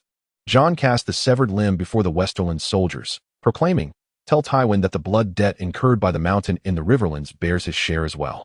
His hands are stained with the blood of the people there. Should fortune favor me one day to represent the king in seeking retribution, I shall cleave his body into 3 parts and cast them into the 3 tributaries of the Trident, allowing his blood and flesh to nourish the lands of the Riverlands." Although many suspected the mountain had indeed been sent by Tywin, few dared to publicly challenge such a formidable figure, much less provoke him. Concern began to ripple through the ranks for Jon, as his words could incite Tywin's vassals to pursue Jon's head relentlessly. Had the title of the White Wolf Knight led Jon to overreach? Yet, he was not one to succumb to such folly. In Jon's view, Clement should release all the captives, allowing them to return to the Westerlands bearing the mountain's arm to report to Tywin. With the mountain dispatched, Jon's party prepared to return and report to Ned. However, Beric and his companions were gravely injured and unable to travel, thus deciding that Jon and Soreth should return to King's Landing first while they lingered a few more days. As they readied to depart, a voice interrupted them. A well-groomed young man with brown hair and hazel eyes approached Jon and his company. "You must be Jon Snow." The newcomer was Dale Seaworth, the eldest son of Davos, who had come with a few soldiers to invite Jon to Dragonstone on behalf of his father. Following the direction of his gesture, Jon spotted the legendary Onion Knight, Davos, who, despite possessing similar brown hair, appeared somewhat frail. In fact, when Jon was bestowed his title, Davos had been nearby and had heard of Jon's exploits on the journey. Believing him to be truly worthy of the Red Woman's praise, he envisioned that Stannis would one day knight Jon, should he remain unhonored. However, when he witnessed the scene of Jon being bestowed his title, he deemed it quite satisfactory. Once the ceremony was concluded, he met with Jon. "Grayscale?" The tone with which Jon addressed him left Davos somewhat disheartened, yet he quickly reconciled with the reality. After all, it was indeed remarkable to expect a mere boy of 15 or 16 to resolve a disease that had persisted for thousands of years.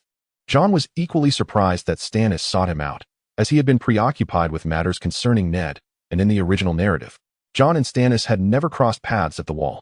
Moreover, Stannis wielded shadow magic, and it would be prudent for Jon to maintain his distance, especially since he had already been away from King's Landing for 2 months, and he had no inkling of Robert's condition.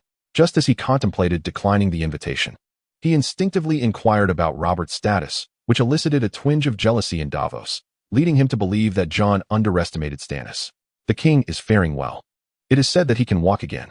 Upon hearing that Robert's condition remained stable, Jon was struck by a thought. King's Landing and Dragonstone were relatively close. Perhaps he should pay a visit. Additionally, Jon recalled that when Robb ascended to the throne, he established 3 diplomatic strategies, one of which was to prevent hostilities between Stannis and Renly, thereby addressing the issues in King's Landing and avoiding being besieged from both sides. Should he fail to rescue Ned, Robert's situation might improve as well. After all, Jon had been in this world for a decade, and he had devoted considerable time to analyzing the dynamics of each faction. Regarding Stannis, he had employed magic to slay his brother, and many believed that if he could simply use magic to eliminate Joffrey, it would be a straightforward resolution. However, such an outcome would only benefit Renly. Furthermore, Stannis had only utilized this shadow magic on 2 occasions, against Renly and Joffrey, while Renly still had Robert's bastards, and in the eyes of legitimacy, they surpassed him. Collaborating with Renly to conquer King's Landing and then eliminate foes was indeed a viable option, but the crux of the matter was that Renly was utterly unwilling to cooperate. The situation was fluid, and Stannis had to act decisively. Jon had already formulated a plan to have the 2 brothers claim the throne of King's Landing first. Though the likelihood of success was slim, it was worth attempting. With this thought in mind, Jon addressed Davos, expressing gratitude for Stannis' invitation. "I am willing to accompany you to Dragonstone." Chapter 36. Grayscale. Jon and Davos rode for 2 more days across the Crab's Claw Peninsula, and for the second time, they boarded a ship to Dragonstone. Jon was quite eager to meet Stannis. He was a stern, serious man with little regard for frivolity, unwavering in his commitment to justice and fairness, often appearing somewhat unapproachable. Nonetheless, he had once uttered a phrase that Jon deeply admired: "One must seek to save the kingdom to earn the throne, not the other way around." The phrase, "It is not merely a matter of the victor and the vanquished, but rather that the king becomes the brigand while the brigand is vanquished," can be said to complement each other splendidly. Even while aboard the ship, One could behold the guards patrolling Dragonstone. From afar, the castle, strikingly different from the architecture of Westeros, or the Valyrian style, proudly displaying the deep crimson banner of the fiery stag. It is said that the castle of House Targaryen on Dragonstone, like the wall, is a creation of sorcery. The guards, noticing the approaching vessel, came forth to inquire, and upon recognizing Davos, guided the party towards the castle. As they drew closer, Jon was afforded the opportunity to meticulously observe the architecture. Dragonstone features 3 primary keeps, interconnected by a formidable wall. Each of these bastions boasts a towering drum tower fashioned in the likeness of a dragon, as if true dragons had indeed been resurrected, perching majestically upon the castle. This sight profoundly captivated the onlookers, and Jon found himself in awe of the ingenuity of the Valyrians. The castles here are constructed from immortal stone, ensuring their enduring presence through the ages. Davos, with great enthusiasm, assumed the role of tour guide. Over there is the Sea Dragon Tower, and on the opposite side stands the Dragonfly Tower. Following his, Jon beheld the Dragon Tower, seamlessly merging with the castle walls. One dragon poised regally while the other appeared ready to take flight, exuding grandeur. Stannis resides in the Stone Drum Tower, Davos continued. Jon, overwhelmed by the surroundings, noticed that everything seemed to relate to dragons. The grand hall and the kitchen resembled the image of a slumbering dragon, while the smithy and armory were said to lie beneath the dragon's wings. Davos then pointed to a massive dragon's maw, wide enough for a cart to pass through, which served as the entrance to the hall. Follow me. Passing through the dragon's mouth, they entered the hall, where a colossal wooden table captured his attention. It was so immense that, had Davos not mentioned it, Jon would have mistaken it for a stage rather than a table. The table, measuring over 20 meters in length, was intricately carved with the mountains and rivers of Westeros, as well as the surrounding islands. From the Iron Throne, positioned not far away, one could behold this magnificent table in its entirety. It is said that Aegon once devised his battle strategies here. However, Jon mused, what need for battle plans does a dragon rider have? The guards requested them to wait while they went to inform Stannis. Shortly thereafter, a bald man, appearing to be nearly 40 with broad shoulders, emerged from the back of the hall, accompanied by several guards. My lord, given that Jon held no title, he knelt to pay his respects. Rise, and thank you for all you have done in the Riverlands. Taken aback by his politeness, Jon quickly insisted he was undeserving of such gratitude.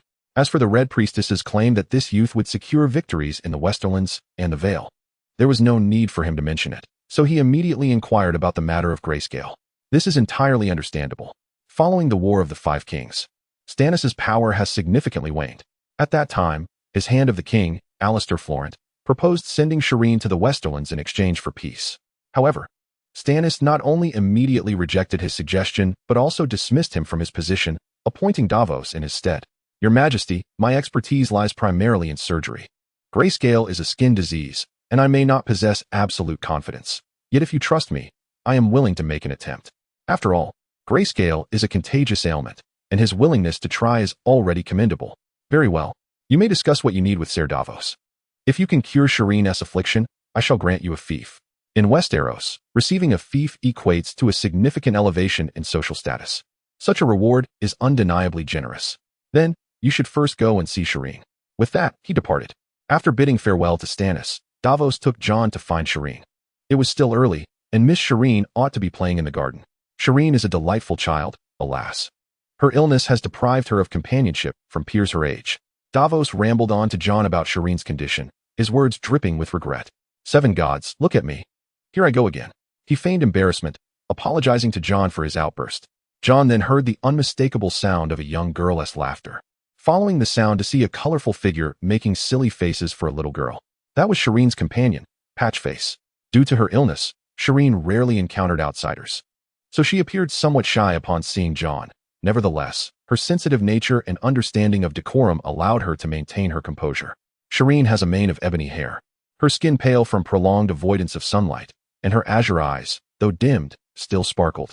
Shireen, this is Jon, the very Jon who penned Cinderella, The Little Mermaid, and, oh yes, Snow White. Though Shireen had not had the opportunity to see the plays, she had heard the stories recounted by others, and she cherished all 3.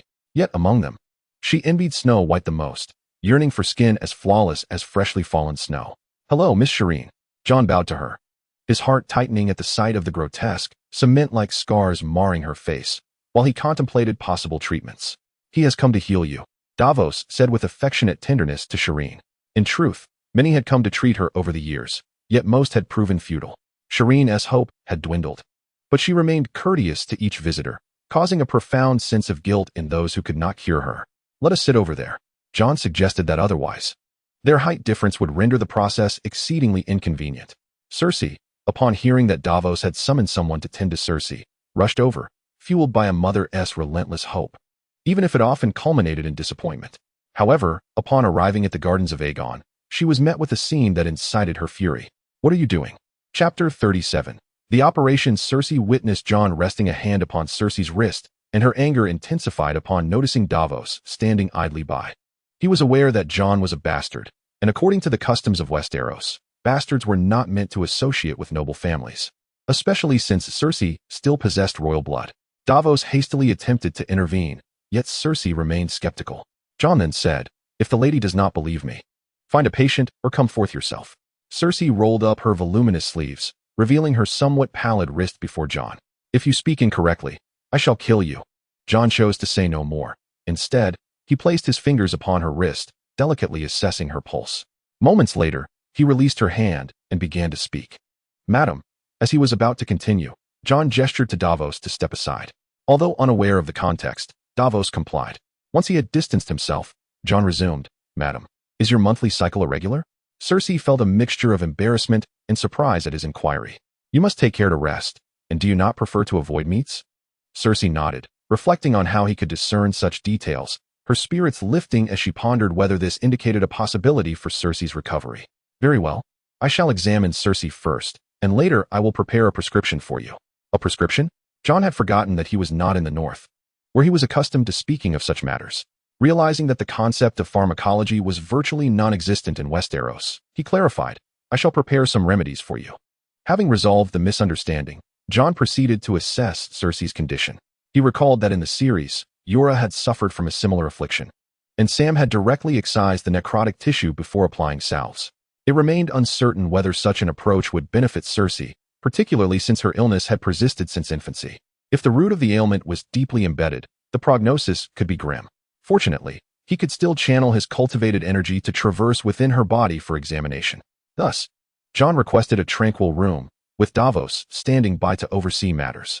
Jon and Cersei sat cross-legged facing one another, cradling her hand within his palm, directing his energy through his hands into her form for inspection. Cersei felt a force drawing at her palm, a warm current coursing throughout her body, causing beads of sweat to form upon her brow. 3 hours later, Jon finally concluded his work and let out a sigh of relief. Celine's condition was not dire. She was fit for surgery, albeit without anesthesia, necessitating a direct incision. At present, the necrotic areas on her body were confined to her right cheek and shoulder, suggesting that perhaps one location could be addressed at a time. When Celis learned that the procedure would have to be performed while Celine remained conscious, she found herself unable to summon the resolve. However, it was already nighttime, and Jon was instructed to rest, with plans to revisit the matter the following day. Upon hearing that the individual from her prophecy had arrived, Melisandre sought him out. The red-robed sorceress moved with a graceful lightness, yet exuded an intense warmth. Jon turned his gaze towards Melisandre, noting her crimson hair, scarlet robes, and eyes that mirrored the color of her attire, while the ruby necklace adorning her neck accentuated the alabaster of his own. Just as she was about to speak, Jon seized the moment, declaring, "Though you wield magic, you are a fool." Taken aback by Jon's unceremonious greeting, Melisandre pondered the reason behind his harsh words. Nevertheless, being a woman of unwavering faith, she remained undeterred. "Oh, pray tell," she replied, gracefully taking a seat at the table, a subtle smile gracing her lips as she regarded him. Despite her composed demeanor, Jon's next words sharpened her focus. "Are you adept in shadow magic?" As Melisandre's smile faded, he pressed on. "If Robert perishes and his 3 children are stripped of their claim, would you not consider aiding Lord Stannis in his quest for the throne with your shadow magic?" Though Melisandre had yet to devise a plan regarding the unfolding situation, Jon's assertion struck a chord. Indeed, she would inevitably resort to magic to assist Stannis. "Should it come to that, do you also possess the gift of prophecy?" she inquired. Had Jon been an ordinary man, she might have retained her usual composure. But as a fellow practitioner, she felt compelled to remain vigilant. "Let us not dwell on trivialities. Here on Dragonstone, should I harbor any ulterior motives, I would not escape unscathed. My words arise from our shared goal, I require your assistance. Jon elucidated that aiding Stannis in eliminating Renly could precipitate an alliance between the Lannisters and Highgarden. Even if Stannis were to seize King's Landing, he would still confront an unending war. In such a scenario, he would be unable to save the realm. Jon then conveyed his vision of declaring himself the rightful king of King's Landing. To be forthright, simply inform Lord Stannis that you foresee him and Renly capturing King's Landing in the future. Do you wish for me to deceive Stannis? Melisandre countered, her tone laden with skepticism. You are loyal to the Lord of Light, not to Stannis, are you not? You merely serve Stannis as a means to honor the Lord of Light, Jon stated earnestly, meeting her reddish-brown gaze. Melisandre fell silent, tacitly acknowledging his assertion. When Jon shared his plans and predictions with her, she had already resolved to assist him, or rather, his arrival was a quest for aid. After all, the individual before her was intent on aiding Stannis in conquering the Vale and the Westerlands, and he too believed in his prophecies. Upon reaching a consensus, Melisandre departed, not probing further into Jon's identity, as it seemed irrelevant who he was, provided he could assist Stannis in fulfilling the task of ending the long night. As Robert's mind increasingly clouded, Ned found it ever more difficult to discuss his 3 children with him. Meanwhile, Peter Baelish and others began to set their plans into motion. It appeared that our Stark gentlemen harbored no intention of cooperation. Peter's lips curled into a disquieting smile. On the side of the gold cloaks, the Grand Maester Pycelle spoke up. As the chief advisor serving the crown, he naturally had his own judgments regarding royal matters. The gold cloaks catered to the highest bidder, offering them 3,000, no, 6,000 golden dragons. From commanders to officers and down to the soldiers, we must ensure all is meticulously arranged. Shall we commence now? He queried. What are you saying, my Grand Maester? Our good King Robert still walks among us. As subjects, how can we proceed in such a manner? If he believed everything was under control, Peter would seize every opportunity to showcase his wit. As for Jon, he had garnered full support from Dragonstone and was preparing to perform surgery on Shireen. On Dragonstone, there lay a stone that emitted a brilliant white light when heated. The hotter it became, the brighter it shone. About 20 individuals were heating water to warm the stone, while another dozen readied clean silk bandages and various hemostatic agents. 4 robust women were tasked with holding Shireen down, preventing her from thrashing in pain. Jon was meticulously cleaning Shireen's skin, and the surgical area had been prepared according to his specifications, first scorched by fire and then rinsed with strong liquor, representing the cleanest locale available in this era. Celis waited anxiously outside, and the normally stern Stannis paced restlessly. Chapter 38. The Great Ones are coming. Shireen bit down on a white towel, anxiously awaiting the surgery. To minimize her suffering as much as possible, Jon had summoned ice, soaking all the surgical instruments in icy water. It is about to begin, Jon whispered gently, to which Shireen nodded. The sturdy women gripping her also tensed, ready to restrain her should she react to the pain. As the cold scalpel touched Shireen's skin, her body trembled slightly. Jon swiftly made a 10-centimeter incision at the edge of her affliction on her shoulder. Shireen quivered, tears streaming down her face. Then, with 1 cut, 2 cuts, as the blade delved deeper, Jon switched to another scalpel, continuing to excise the affected tissue from a different angle. Selene could no longer endure. The pain in her shoulder felt as if it were piercing her very bones, assaulting her mind with relentless intensity. Tears streamed down her temples, saturating her hairline. Just hold on a little longer. Once we finish with your shoulder, we can address the rest next time. Little did he know, Selene turned to him. Seemingly on the verge of speaking, Jon removed the towel clenched between her teeth and leaned in to listen. Mr. Jon, please finish it all. I want to see Snow White soon. Jon glanced at the towel in his hand, now stained with blood from where Selene had bitten down too hard, causing her gums to bleed.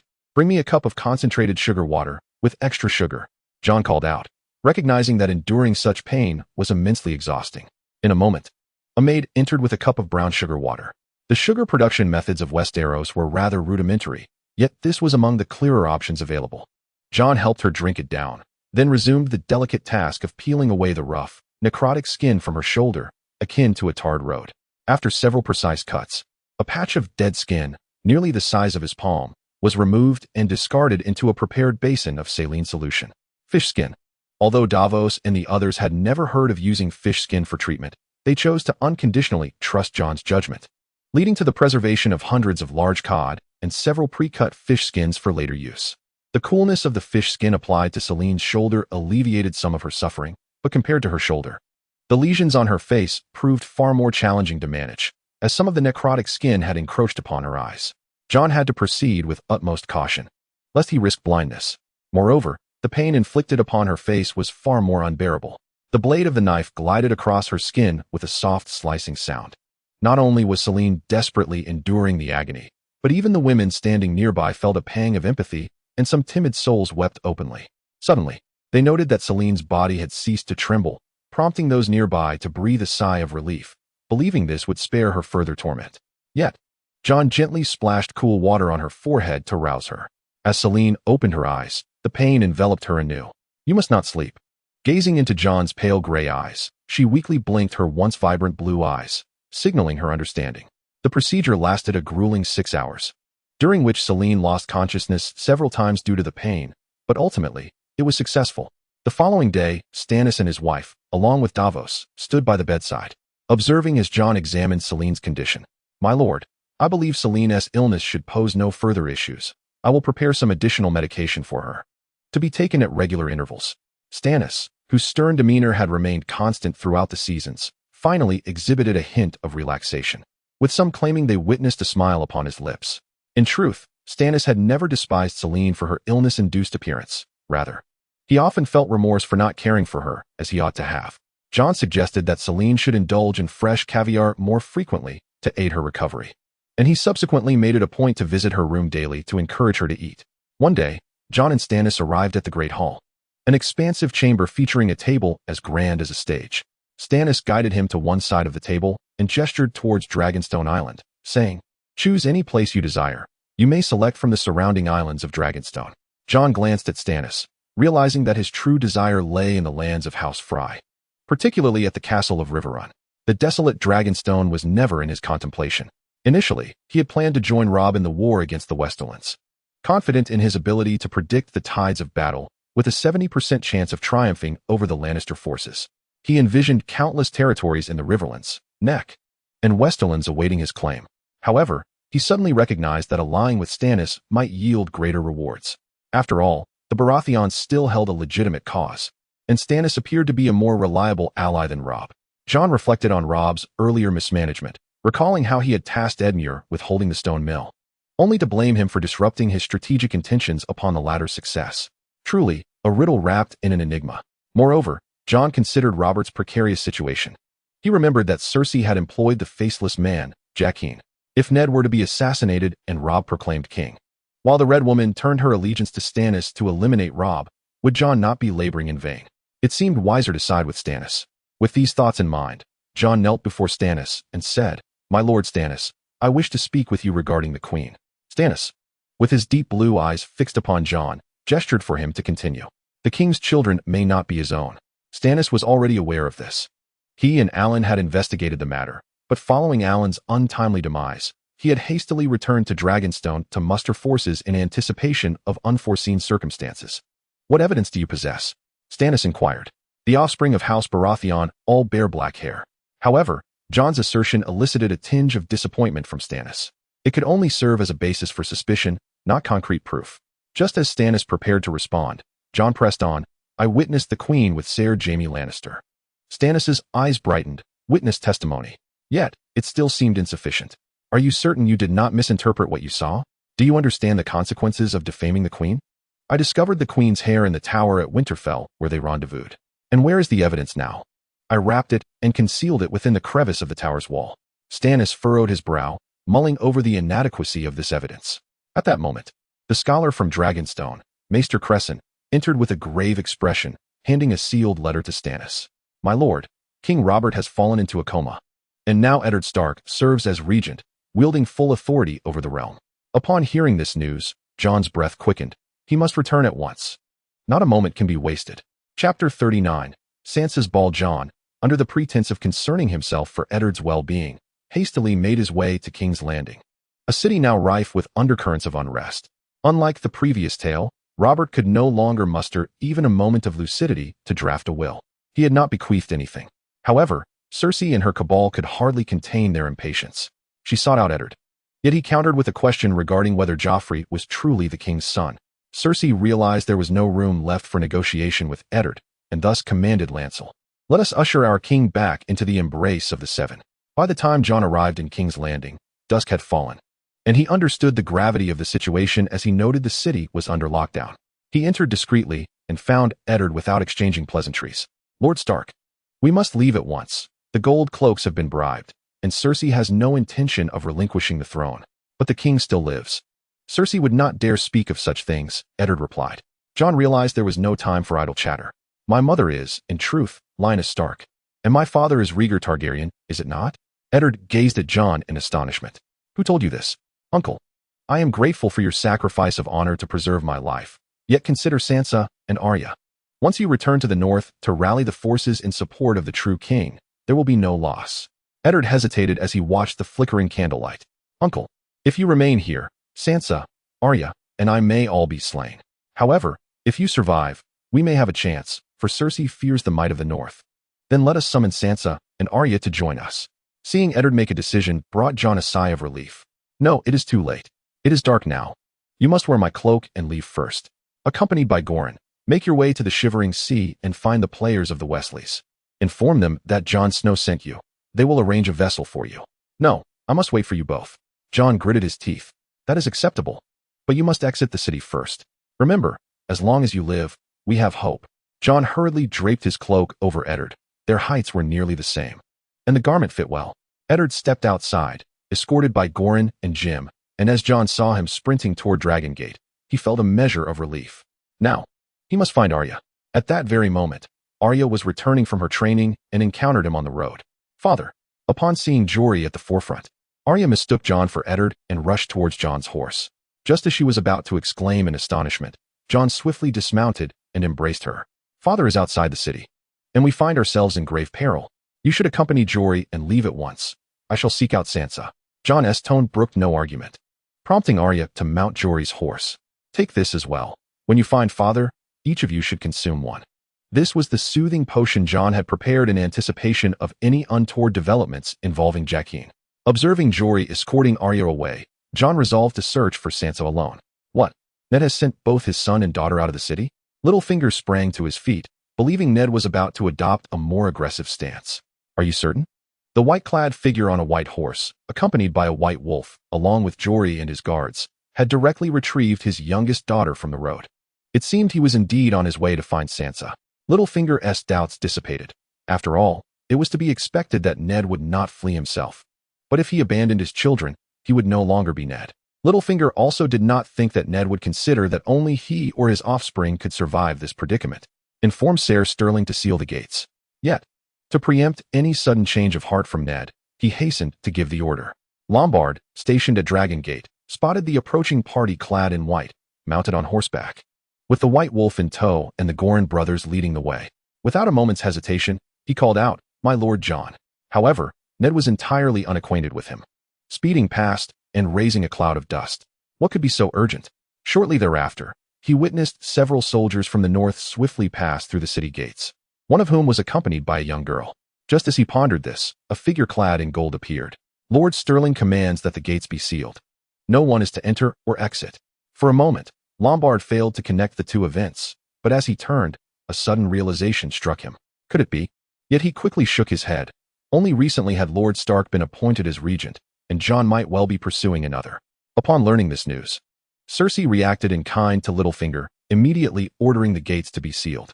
When she discovered that the gates had indeed been secured, she continued to pace anxiously. "Inform Ser Sterling that the Prime Minister has committed treason. Apprehend him." Then, turning to a nearby handmaiden, she inquired, "What is Princess Myrcella doing now?" The handmaiden replied, "Princess Myrcella is attending to His Majesty the King." Cersei frowned and remarked, "It is getting late. Tell her to retire."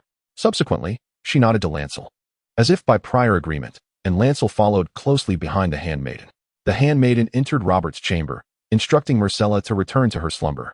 Once Myrcella exited, Lancel swiftly drew a dagger from his cloak and plunged it into the handmaiden's heart.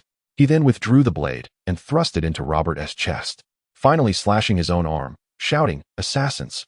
At this moment, Sansa was attending a grand ball, gracefully dancing in the center of the floor in a flowing gown of deep blue and purple, adorned with intricate hairpieces that lent her an air of solemnity and nobility. Her dance partner was a count from the Riverlands, Edwy of the Wine Hall, whose black curls complemented his green robe embroidered with silver, harmonizing beautifully with Sansa. Thrilled to be dancing with the future queen, Edwy reveled in the attention.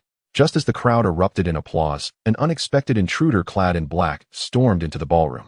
Upon recognizing Jon, Sansa frowned in discontent and remarked, "Jon, what are you doing here? This is not your place."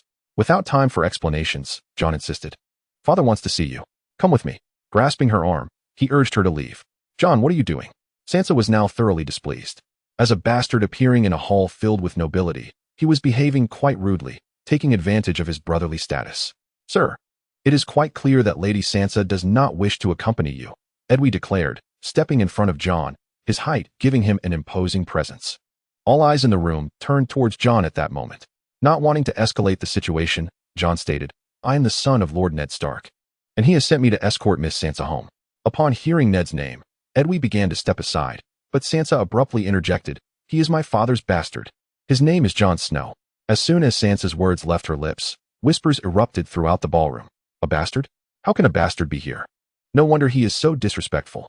Seemingly emboldened by the murmurs, Edwy stepped forward once more. "I am afraid I cannot allow you to take Miss Sansa." Jon's keen senses picked up the sound of hurried footsteps approaching, the unmistakable sound of the gold cloaks. Just as Edwy believed he would steal the spotlight that evening, he was suddenly sent sprawling as Jon delivered a swift kick, causing a chorus of gasps and shrieks from the noble ladies and gentlemen. "Get away from her!" Jon exclaimed, turning to Sansa. "You need to come with me, now?" Realizing Jon was genuinely furious, Sansa reluctantly complied. Chapter 40. The noble lady. As Jon made his way to find Sansa, he noticed the pervasive presence of gold cloaks, and he had learned of the city's lockdown. He understood that even reaching the nearest gate to Fisherman's Square would be too late, so he resolved to take Sansa to the dragon's lair for shelter, hoping that the ancestors of House Targaryen would protect them. Just as Jon departed, a squad of gold cloaks burst into the scene, and Edwy's attendants were attending to his injuries. Upon the arrival of the gold cloaks, everyone fell silent. "Is Sansa Stark here?" The noblemen clad in golden robes were rather experienced. Once they sensed someone's presence, it often heralded misfortune for that individual. Upon encountering the golden-robed figures, Edwy lost interest in forging a connection with Sansa and promptly stated, "A man named Jon Snow just took her away." "Which direction did they go?" the leader of the golden-robed men inquired. "I am uncertain," he replied, still dazed from Jon's recent kick, making it impossible for him to know. Without any hesitation, the golden-robed man swiftly departed. Meanwhile, Jon and Sansa sprinted desperately, nearing the fringes of the commoners' quarters. "Jon, I can't run any longer," Sansa gasped, her complexion paling. Her elaborate hairstyle now in disarray, rendering her quite disheveled. Observing her conspicuous attire, Jon draped his cloak over her shoulders. "The queen intends to kill my father, and I have already arranged for him to leave the city, but we cannot exit just yet. I must first help you hide," Jon explained, seeking to minimize unnecessary complications for Sansa. "What? Why?" Sansa's voice quivered with alarm at Jon's revelation. "We can discuss the reasons later. For now, we must move." "Come, I will carry you," Jon urged, crouching down, yet Sansa did not immediately climb onto his back. Pretending to be angry, he exclaimed, "Do you wish to forfeit your life? I must tell you that Joffrey is not the king's true son. He is also a bastard." Sansa looked at Jon in disbelief, clearly struggling to accept such shocking news. "Get on," Jon commanded, lifting Sansa onto his back before resuming his frantic pace. At the same time, Ned Stark was alerted. "My lord, the city gates are closed." Jory expressed his concern to Ned. "Father, what should we do?" Arya, nestled in Ned's arms, asked anxiously. "Let us wait a moment. Perhaps Jon has already escaped through the mud gate. We must hold on a little longer," Ned reassured them, attempting to comfort both his family and himself. "What? It was Jon Snow who took Sansa?" Upon receiving the news, Ser Jorah hurried to report this to Cersei. "If Jon is the one who took Sansa, then who was the white-clad rider?" the soldiers reported. Realizing that Ned might have already fled the city, Cersei felt a surge of alarm and immediately dispatched men to search outside the city. She pinned a note stating that Ned Stark had exited the city and placed it in a small tube attached to the leg of a raven. This was her method of contacting the faceless men. Having already revealed her intentions to Ned, she could not allow him to escape. When Peter Baelish learned of this development, he was taken aback, feeling deceived. Just moments ago, Ned had displayed such trust in him, yet now he had vanished, abandoning his children in the process. Was this truly the Ned he thought he knew? He resolved to ensure Sansa's capture. Littlefinger pondered that since Ned was so agile, perhaps he was already aware of the machinations behind him, compelling Littlefinger to prepare in advance. He fancied himself not only knowledgeable about Ned, but also about Catelyn. At times, he reflected on his youthful folly, questioning how he could ever partake in eating the mud pies crafted by Catelyn and Lisa. Sansa had become not only his talisman for survival, but also the object of his desires, not out of affection for her, but rather as a twisted form of retribution against Catelyn, or perhaps to satisfy some perverse need within himself. Robb's fate had slipped from his grasp since the moment he fell from his horse, his mind gradually becoming unhinged, in a sense. It was now his father-in-law Tywin who held dominion over his life and death. Almost immediately upon receiving news of Robert's dire condition, Tywin amassed troops to invade the Riverlands. He personally led 20,000 soldiers, preparing to cross the Red Fork, while Jaime commanded 15,000, intent on dispatching Edmure's 4,000 defenders at Riverrun. Weeks prior, Tyrion had returned to the Westerlands. Although his father held little affection for him, one could not deny Tyrion's exceptional capabilities within House Lannister. For instance, he had overseen the construction of the sewers in Casterly Rock, and thus upon his return, he was entrusted with significant responsibilities. Despite his physical limitations preventing him from engaging in combat, his strategic acumen was unparalleled, and Tywin relied on him for military logistics. At this juncture, Jon arrived in the slums. Having previously provided free medical aid there, he was wary of encountering acquaintances, prompting him to raise his collar and bite it to obscure his identity. The Dragon Pit resembled a den of thieves and a hub of vice, and Jon had hoped to impose some semblance of order there, only to find himself ousted before he could even settle in, thanks to Catelyn's influence. Thus, the Dragon Pit remained a lawless realm, where wild dogs scavenged for unburied corpses. Sansa, still ensnared in her terror, wept, her tears dampening Jon's back. As night descended, accompanied by a moonless sky and a chilling autumn breeze, the very essence of murder and thievery seemed to hang in the air. Sure enough, a band of 6 or 7 ruffians, clad in coarse cloth, approached with ill intent upon spotting a boy carrying a girl, both appearing solitary and vulnerable. Sansa buried her face into Jon's back in fright, yet with a fleeting glance, the ruffians caught sight of her delicate features, their eyes gleaming with desire. They soon noted Jon's finely crafted garments, speculating that he might be a young nobleman out for an evening escapade with his mistress, or as they would refer to it, an adventure. It appeared that the leader among them stepped forward, exclaiming, well, what brings you, my lord, to our humble flea pit at this late hour? Flea pit? Was this not the Dragon Pit?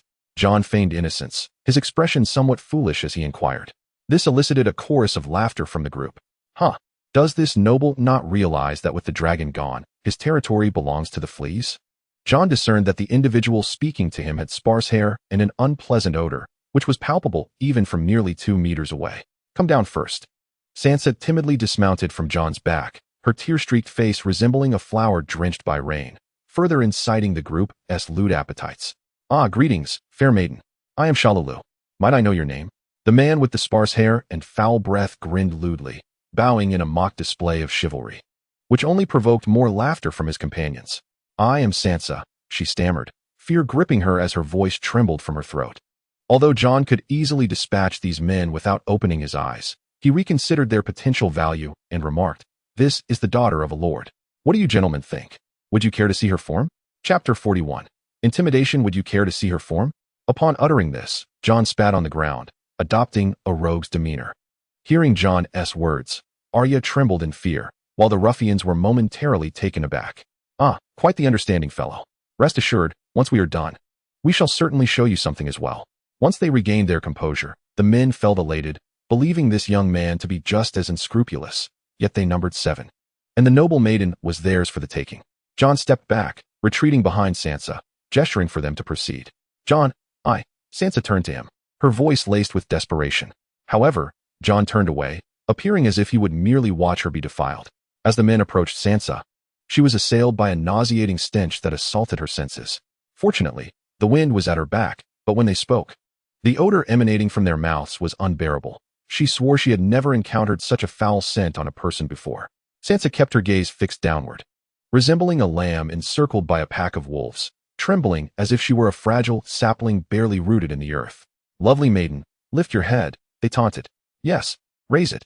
Their lewd laughter suggested that before them stood not a mere girl of tender years, but a peeled egg ready to be devoured. The leader, Shalulu, reached out to tilt Sansa's chin upward. Just as his fingers brushed her, a powerful force yanked him backward to the ground. After rolling twice, he realized it was Jon, and in a fit of rage, he shouted, "Damn it! Kill him!" As the other 6 individuals regained their composure, they extended their hands past Sansa, intent on attacking Jon. To Jon's eyes, their movements were scarcely more agile than an elderly lady crossing the street.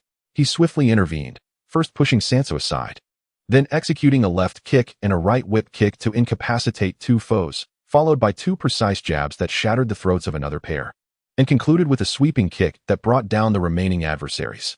Yet, he refrained from further assault, turning sharply to Sansa, his voice stern as he commanded, "Did you see that? Only I can protect you here. Do not wander off. Stay close to me, do you understand?" Overwhelmed with relief, Sansa burst into tears, collapsing into Jon's embrace, sobbing uncontrollably. Sensing their own safety, Shalu and the others attempted to slip away, but Jon's voice rang out, "Did I give you permission to move?"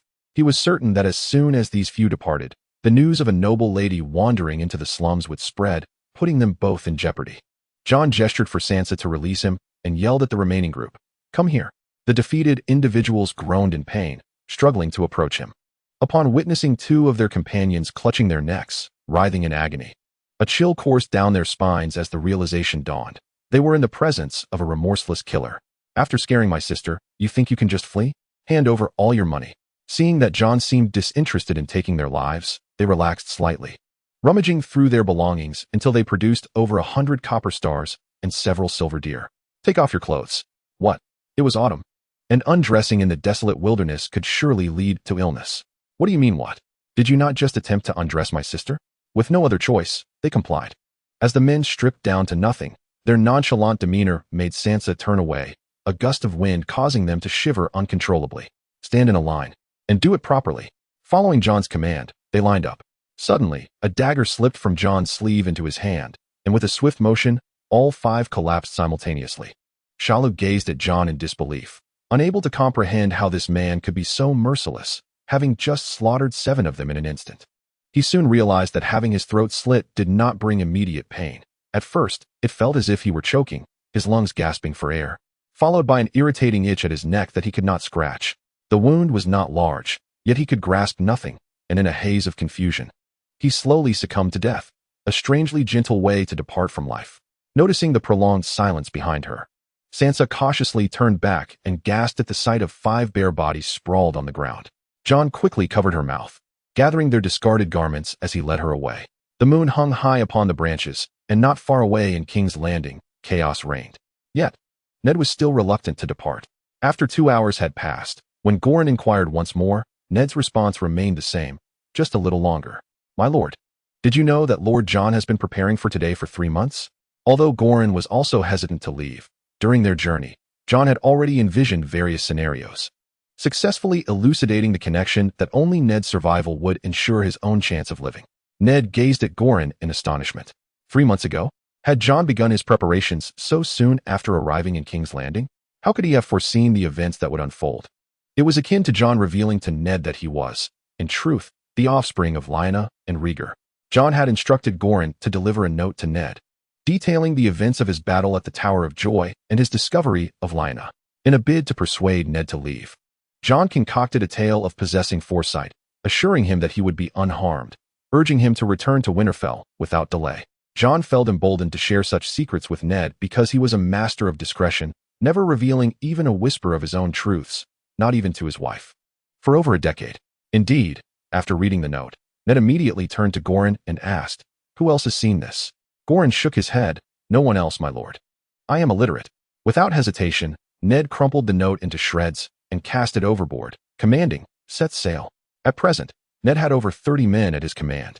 For security's sake, even the boatman was dismissed. There were no other souls aboard. "Father, are we not waiting for Jon and Sansa?" Arya remained anxious about Jon.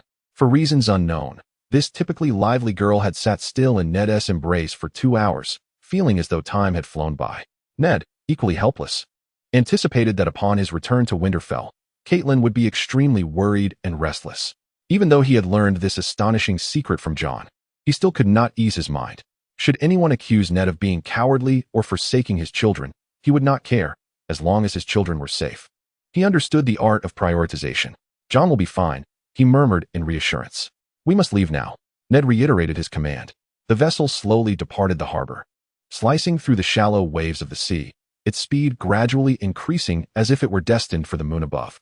Just moments after they had set sail, a command from King's Landing arrived, ordering all ships to remain docked.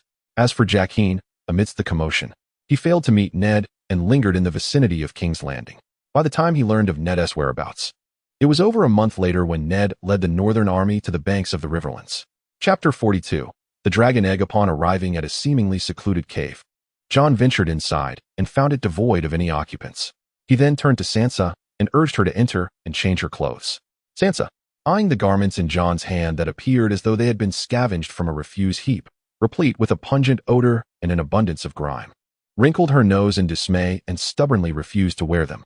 Jon understood that Sansa, having been raised in luxury, was naturally averse to donning such filthy attire. After having recently endured a harrowing encounter with a group of ruffians, he felt it was time to appeal to reason. Sansa, he implored, I comprehend your reluctance to wear such soiled clothing. I must wear them too. We may have to remain here for an indeterminate period, and should we be recognized, our lives would be forfeit. Contemplate this. You have many beautiful gowns awaiting you in the future. Have you ever worn garments as ethereal as clouds? Have you heard of the color-changing silks from the free cities?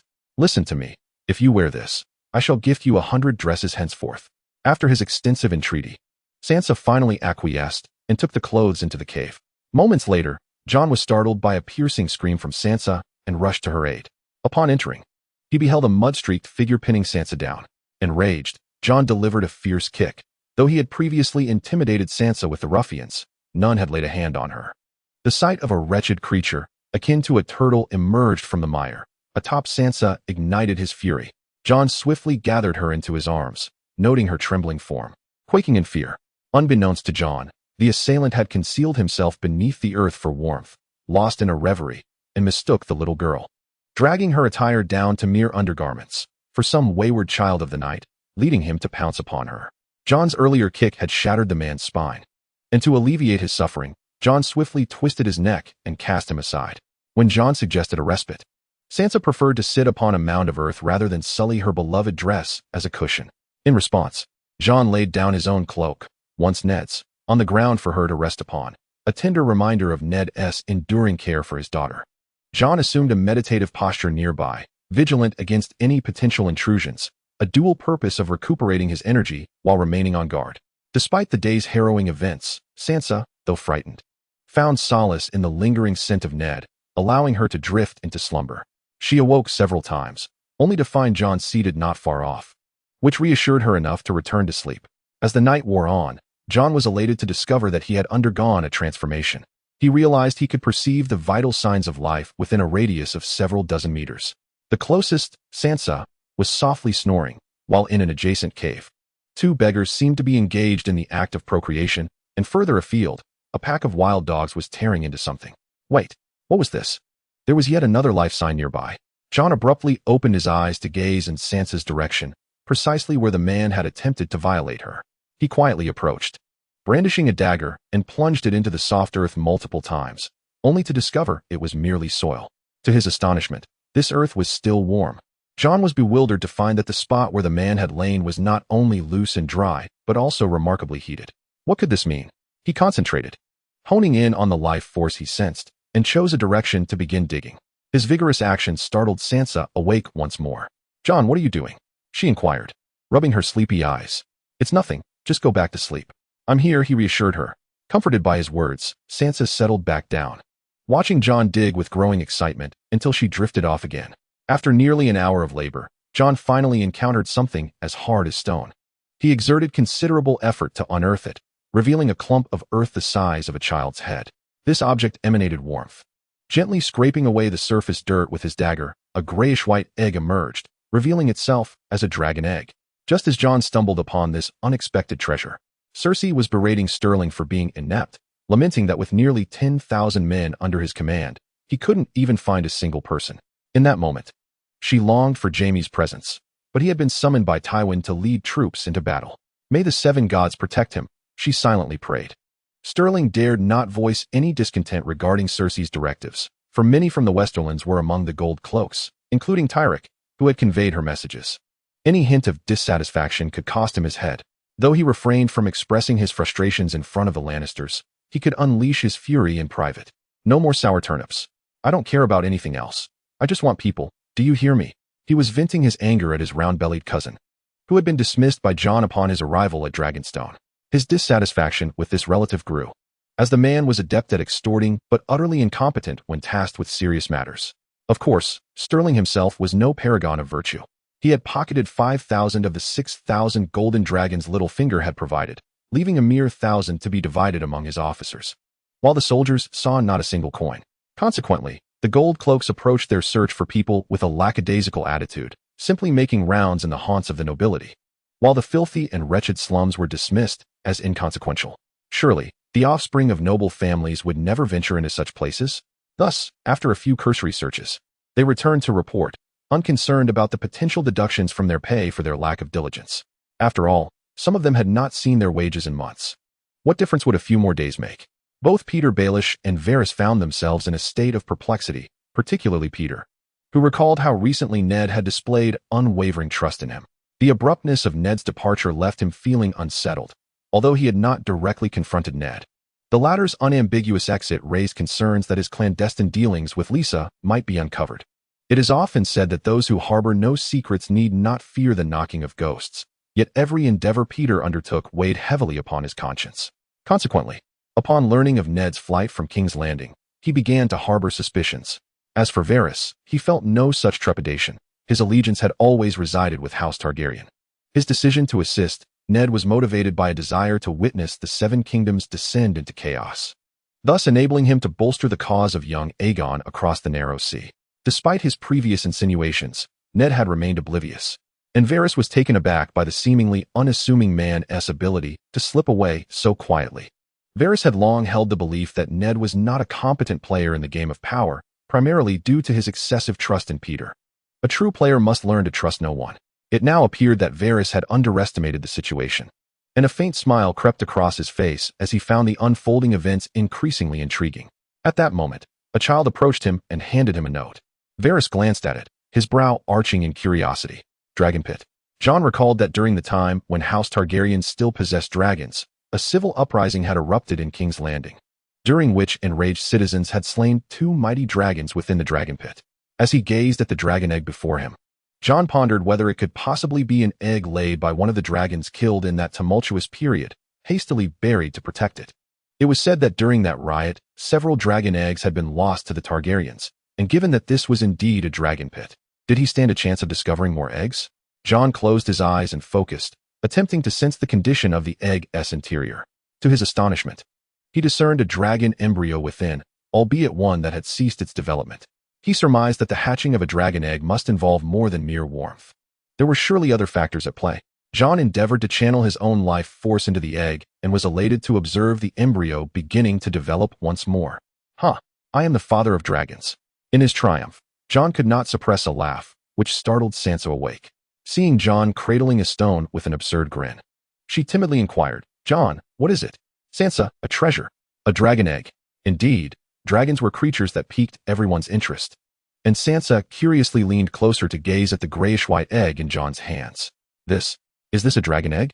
It was undeniable that the dragon egg Jon possessed starkly contrasted with the vivid descriptions that circulated among the populace. Legendary dragon eggs were said to resemble magnificent gemstones adorned with intricate patterns, whereas Jon's egg bore a striking resemblance to a concrete sphere. "Feel this, it's still warm," Sansa exclaimed, placing both of her small hands upon it, reveling in its warmth. Jon noticed that Sansa's attire was ill-fitting and somewhat peculiar. Yet after scrutinizing her for a while, he could not ascertain the reason and chose to dismiss it. He gently placed the dragon egg in Sansa's embrace, and she felt an overwhelming sense of comfort. However, a sudden rumble emanated from her stomach, causing her to blush as she said, "Jon, I am a bit hungry." "Stay here and do not wander off. I shall fetch some food," he replied. Just as Jon was about to rise, Sansa grasped the hem of his garment. "Jon, I will accompany you." Yet, observing her appearance, Jon felt an inexplicable certainty that even clad in such tattered and grimy clothing, she would be recognized outside. "This place is sparsely populated. If you are afraid, you can hide behind me. I promise to return swiftly." Leaving a dagger with Sansa, Jon ventured out alone. The dragon's lair they occupied had the Dragon Gate to the north, teeming with acquaintances. To the west and south lay slums devoid of any food vendors. And even if there were, the cleanliness and hygiene would be questionable. Given their current predicament, should Sansa fall ill, it would spell trouble. Therefore, Jon directed his steps eastward, towards the brothel of Shataya, where decent food was likely to be found. As anticipated, upon reaching the vicinity of the brothel, he encountered numerous vendors selling food. To minimize exposure, he purchased a substantial bundle sufficient for 2 days and also acquired a ceramic pot for boiling water. Just as he was about to return, a young girl, seemingly no older than 11 or 12 and of similar stature to Sansa, obstructed his path. "Hello, sir, do you require laundry services?" "Washing 10 garments costs merely a copper star," she announced, extending a finger. Jon glanced at her hand, marred with cracks, a clear indication of frequent exposure to water. He too felt discomfort in the clothes he had scavenged from others, and, wishing to support her modest enterprise, replied, "However, I do not possess 10 garments to wash." The girl, slightly anxious, responded, "Surely you have friends or family. You could also seek me out next time for laundry." Jon couldn't help but smile at her approach, reminiscent of a loyalty card scheme. "Very well, wait here for me. I shall return this afternoon or tomorrow. By the way, do you have any other garments to sell?" "I am sorry, sir. I possess only this one." "All right then, I shall return another time." On his way back, Jon deliberately turned to glance at the surroundings, noticing several other young girls, much like him, who relied on laundry for their livelihood. Unlike the rest, these girls maintained impeccable cleanliness, their clothes washed to a pristine whiteness. Witnessing the struggles of these young girls outside, Jon gazed at Sansa, who was voraciously devouring her food, and finally comprehended why she appeared so out of sorts. Sansa, accustomed to a life of luxury, possessed hair that cascaded in smooth, lustrous waves, while the little girl outside bore the signs of malnutrition, her hair dry, brittle, and dull. "Sansa, I must shave your hair," Jon declared, causing Sansa to drop the pie she held in shock. "Jon, please don't." However, this time her pleas were in vain. Seeing her resist, Jon took decisive action, placing her across his lap despite her cries and struggles. He seized her silky auburn locks and, with a swift motion of his dagger, severed them to mere inches in length. Sansa picked up the fallen strands, weeping softly, abandoning her meal. And despite Jon's attempts to console her, she remained inconsolable. He recalled the little girl he had encountered earlier, who had addressed him as Sir, and contemplated having his own hair trimmed. "Sansa, since I have cut your hair, would you like to cut mine as well?" Upon hearing Jon's suggestion, Sansa ceased her tears, wiped her eyes, and, taking the dagger, she grasped a tuft of Jon's hair and cut it off with vigor. "Be gentle," Jon exclaimed, as Sansa bit her lip and continued to snip away at his hair.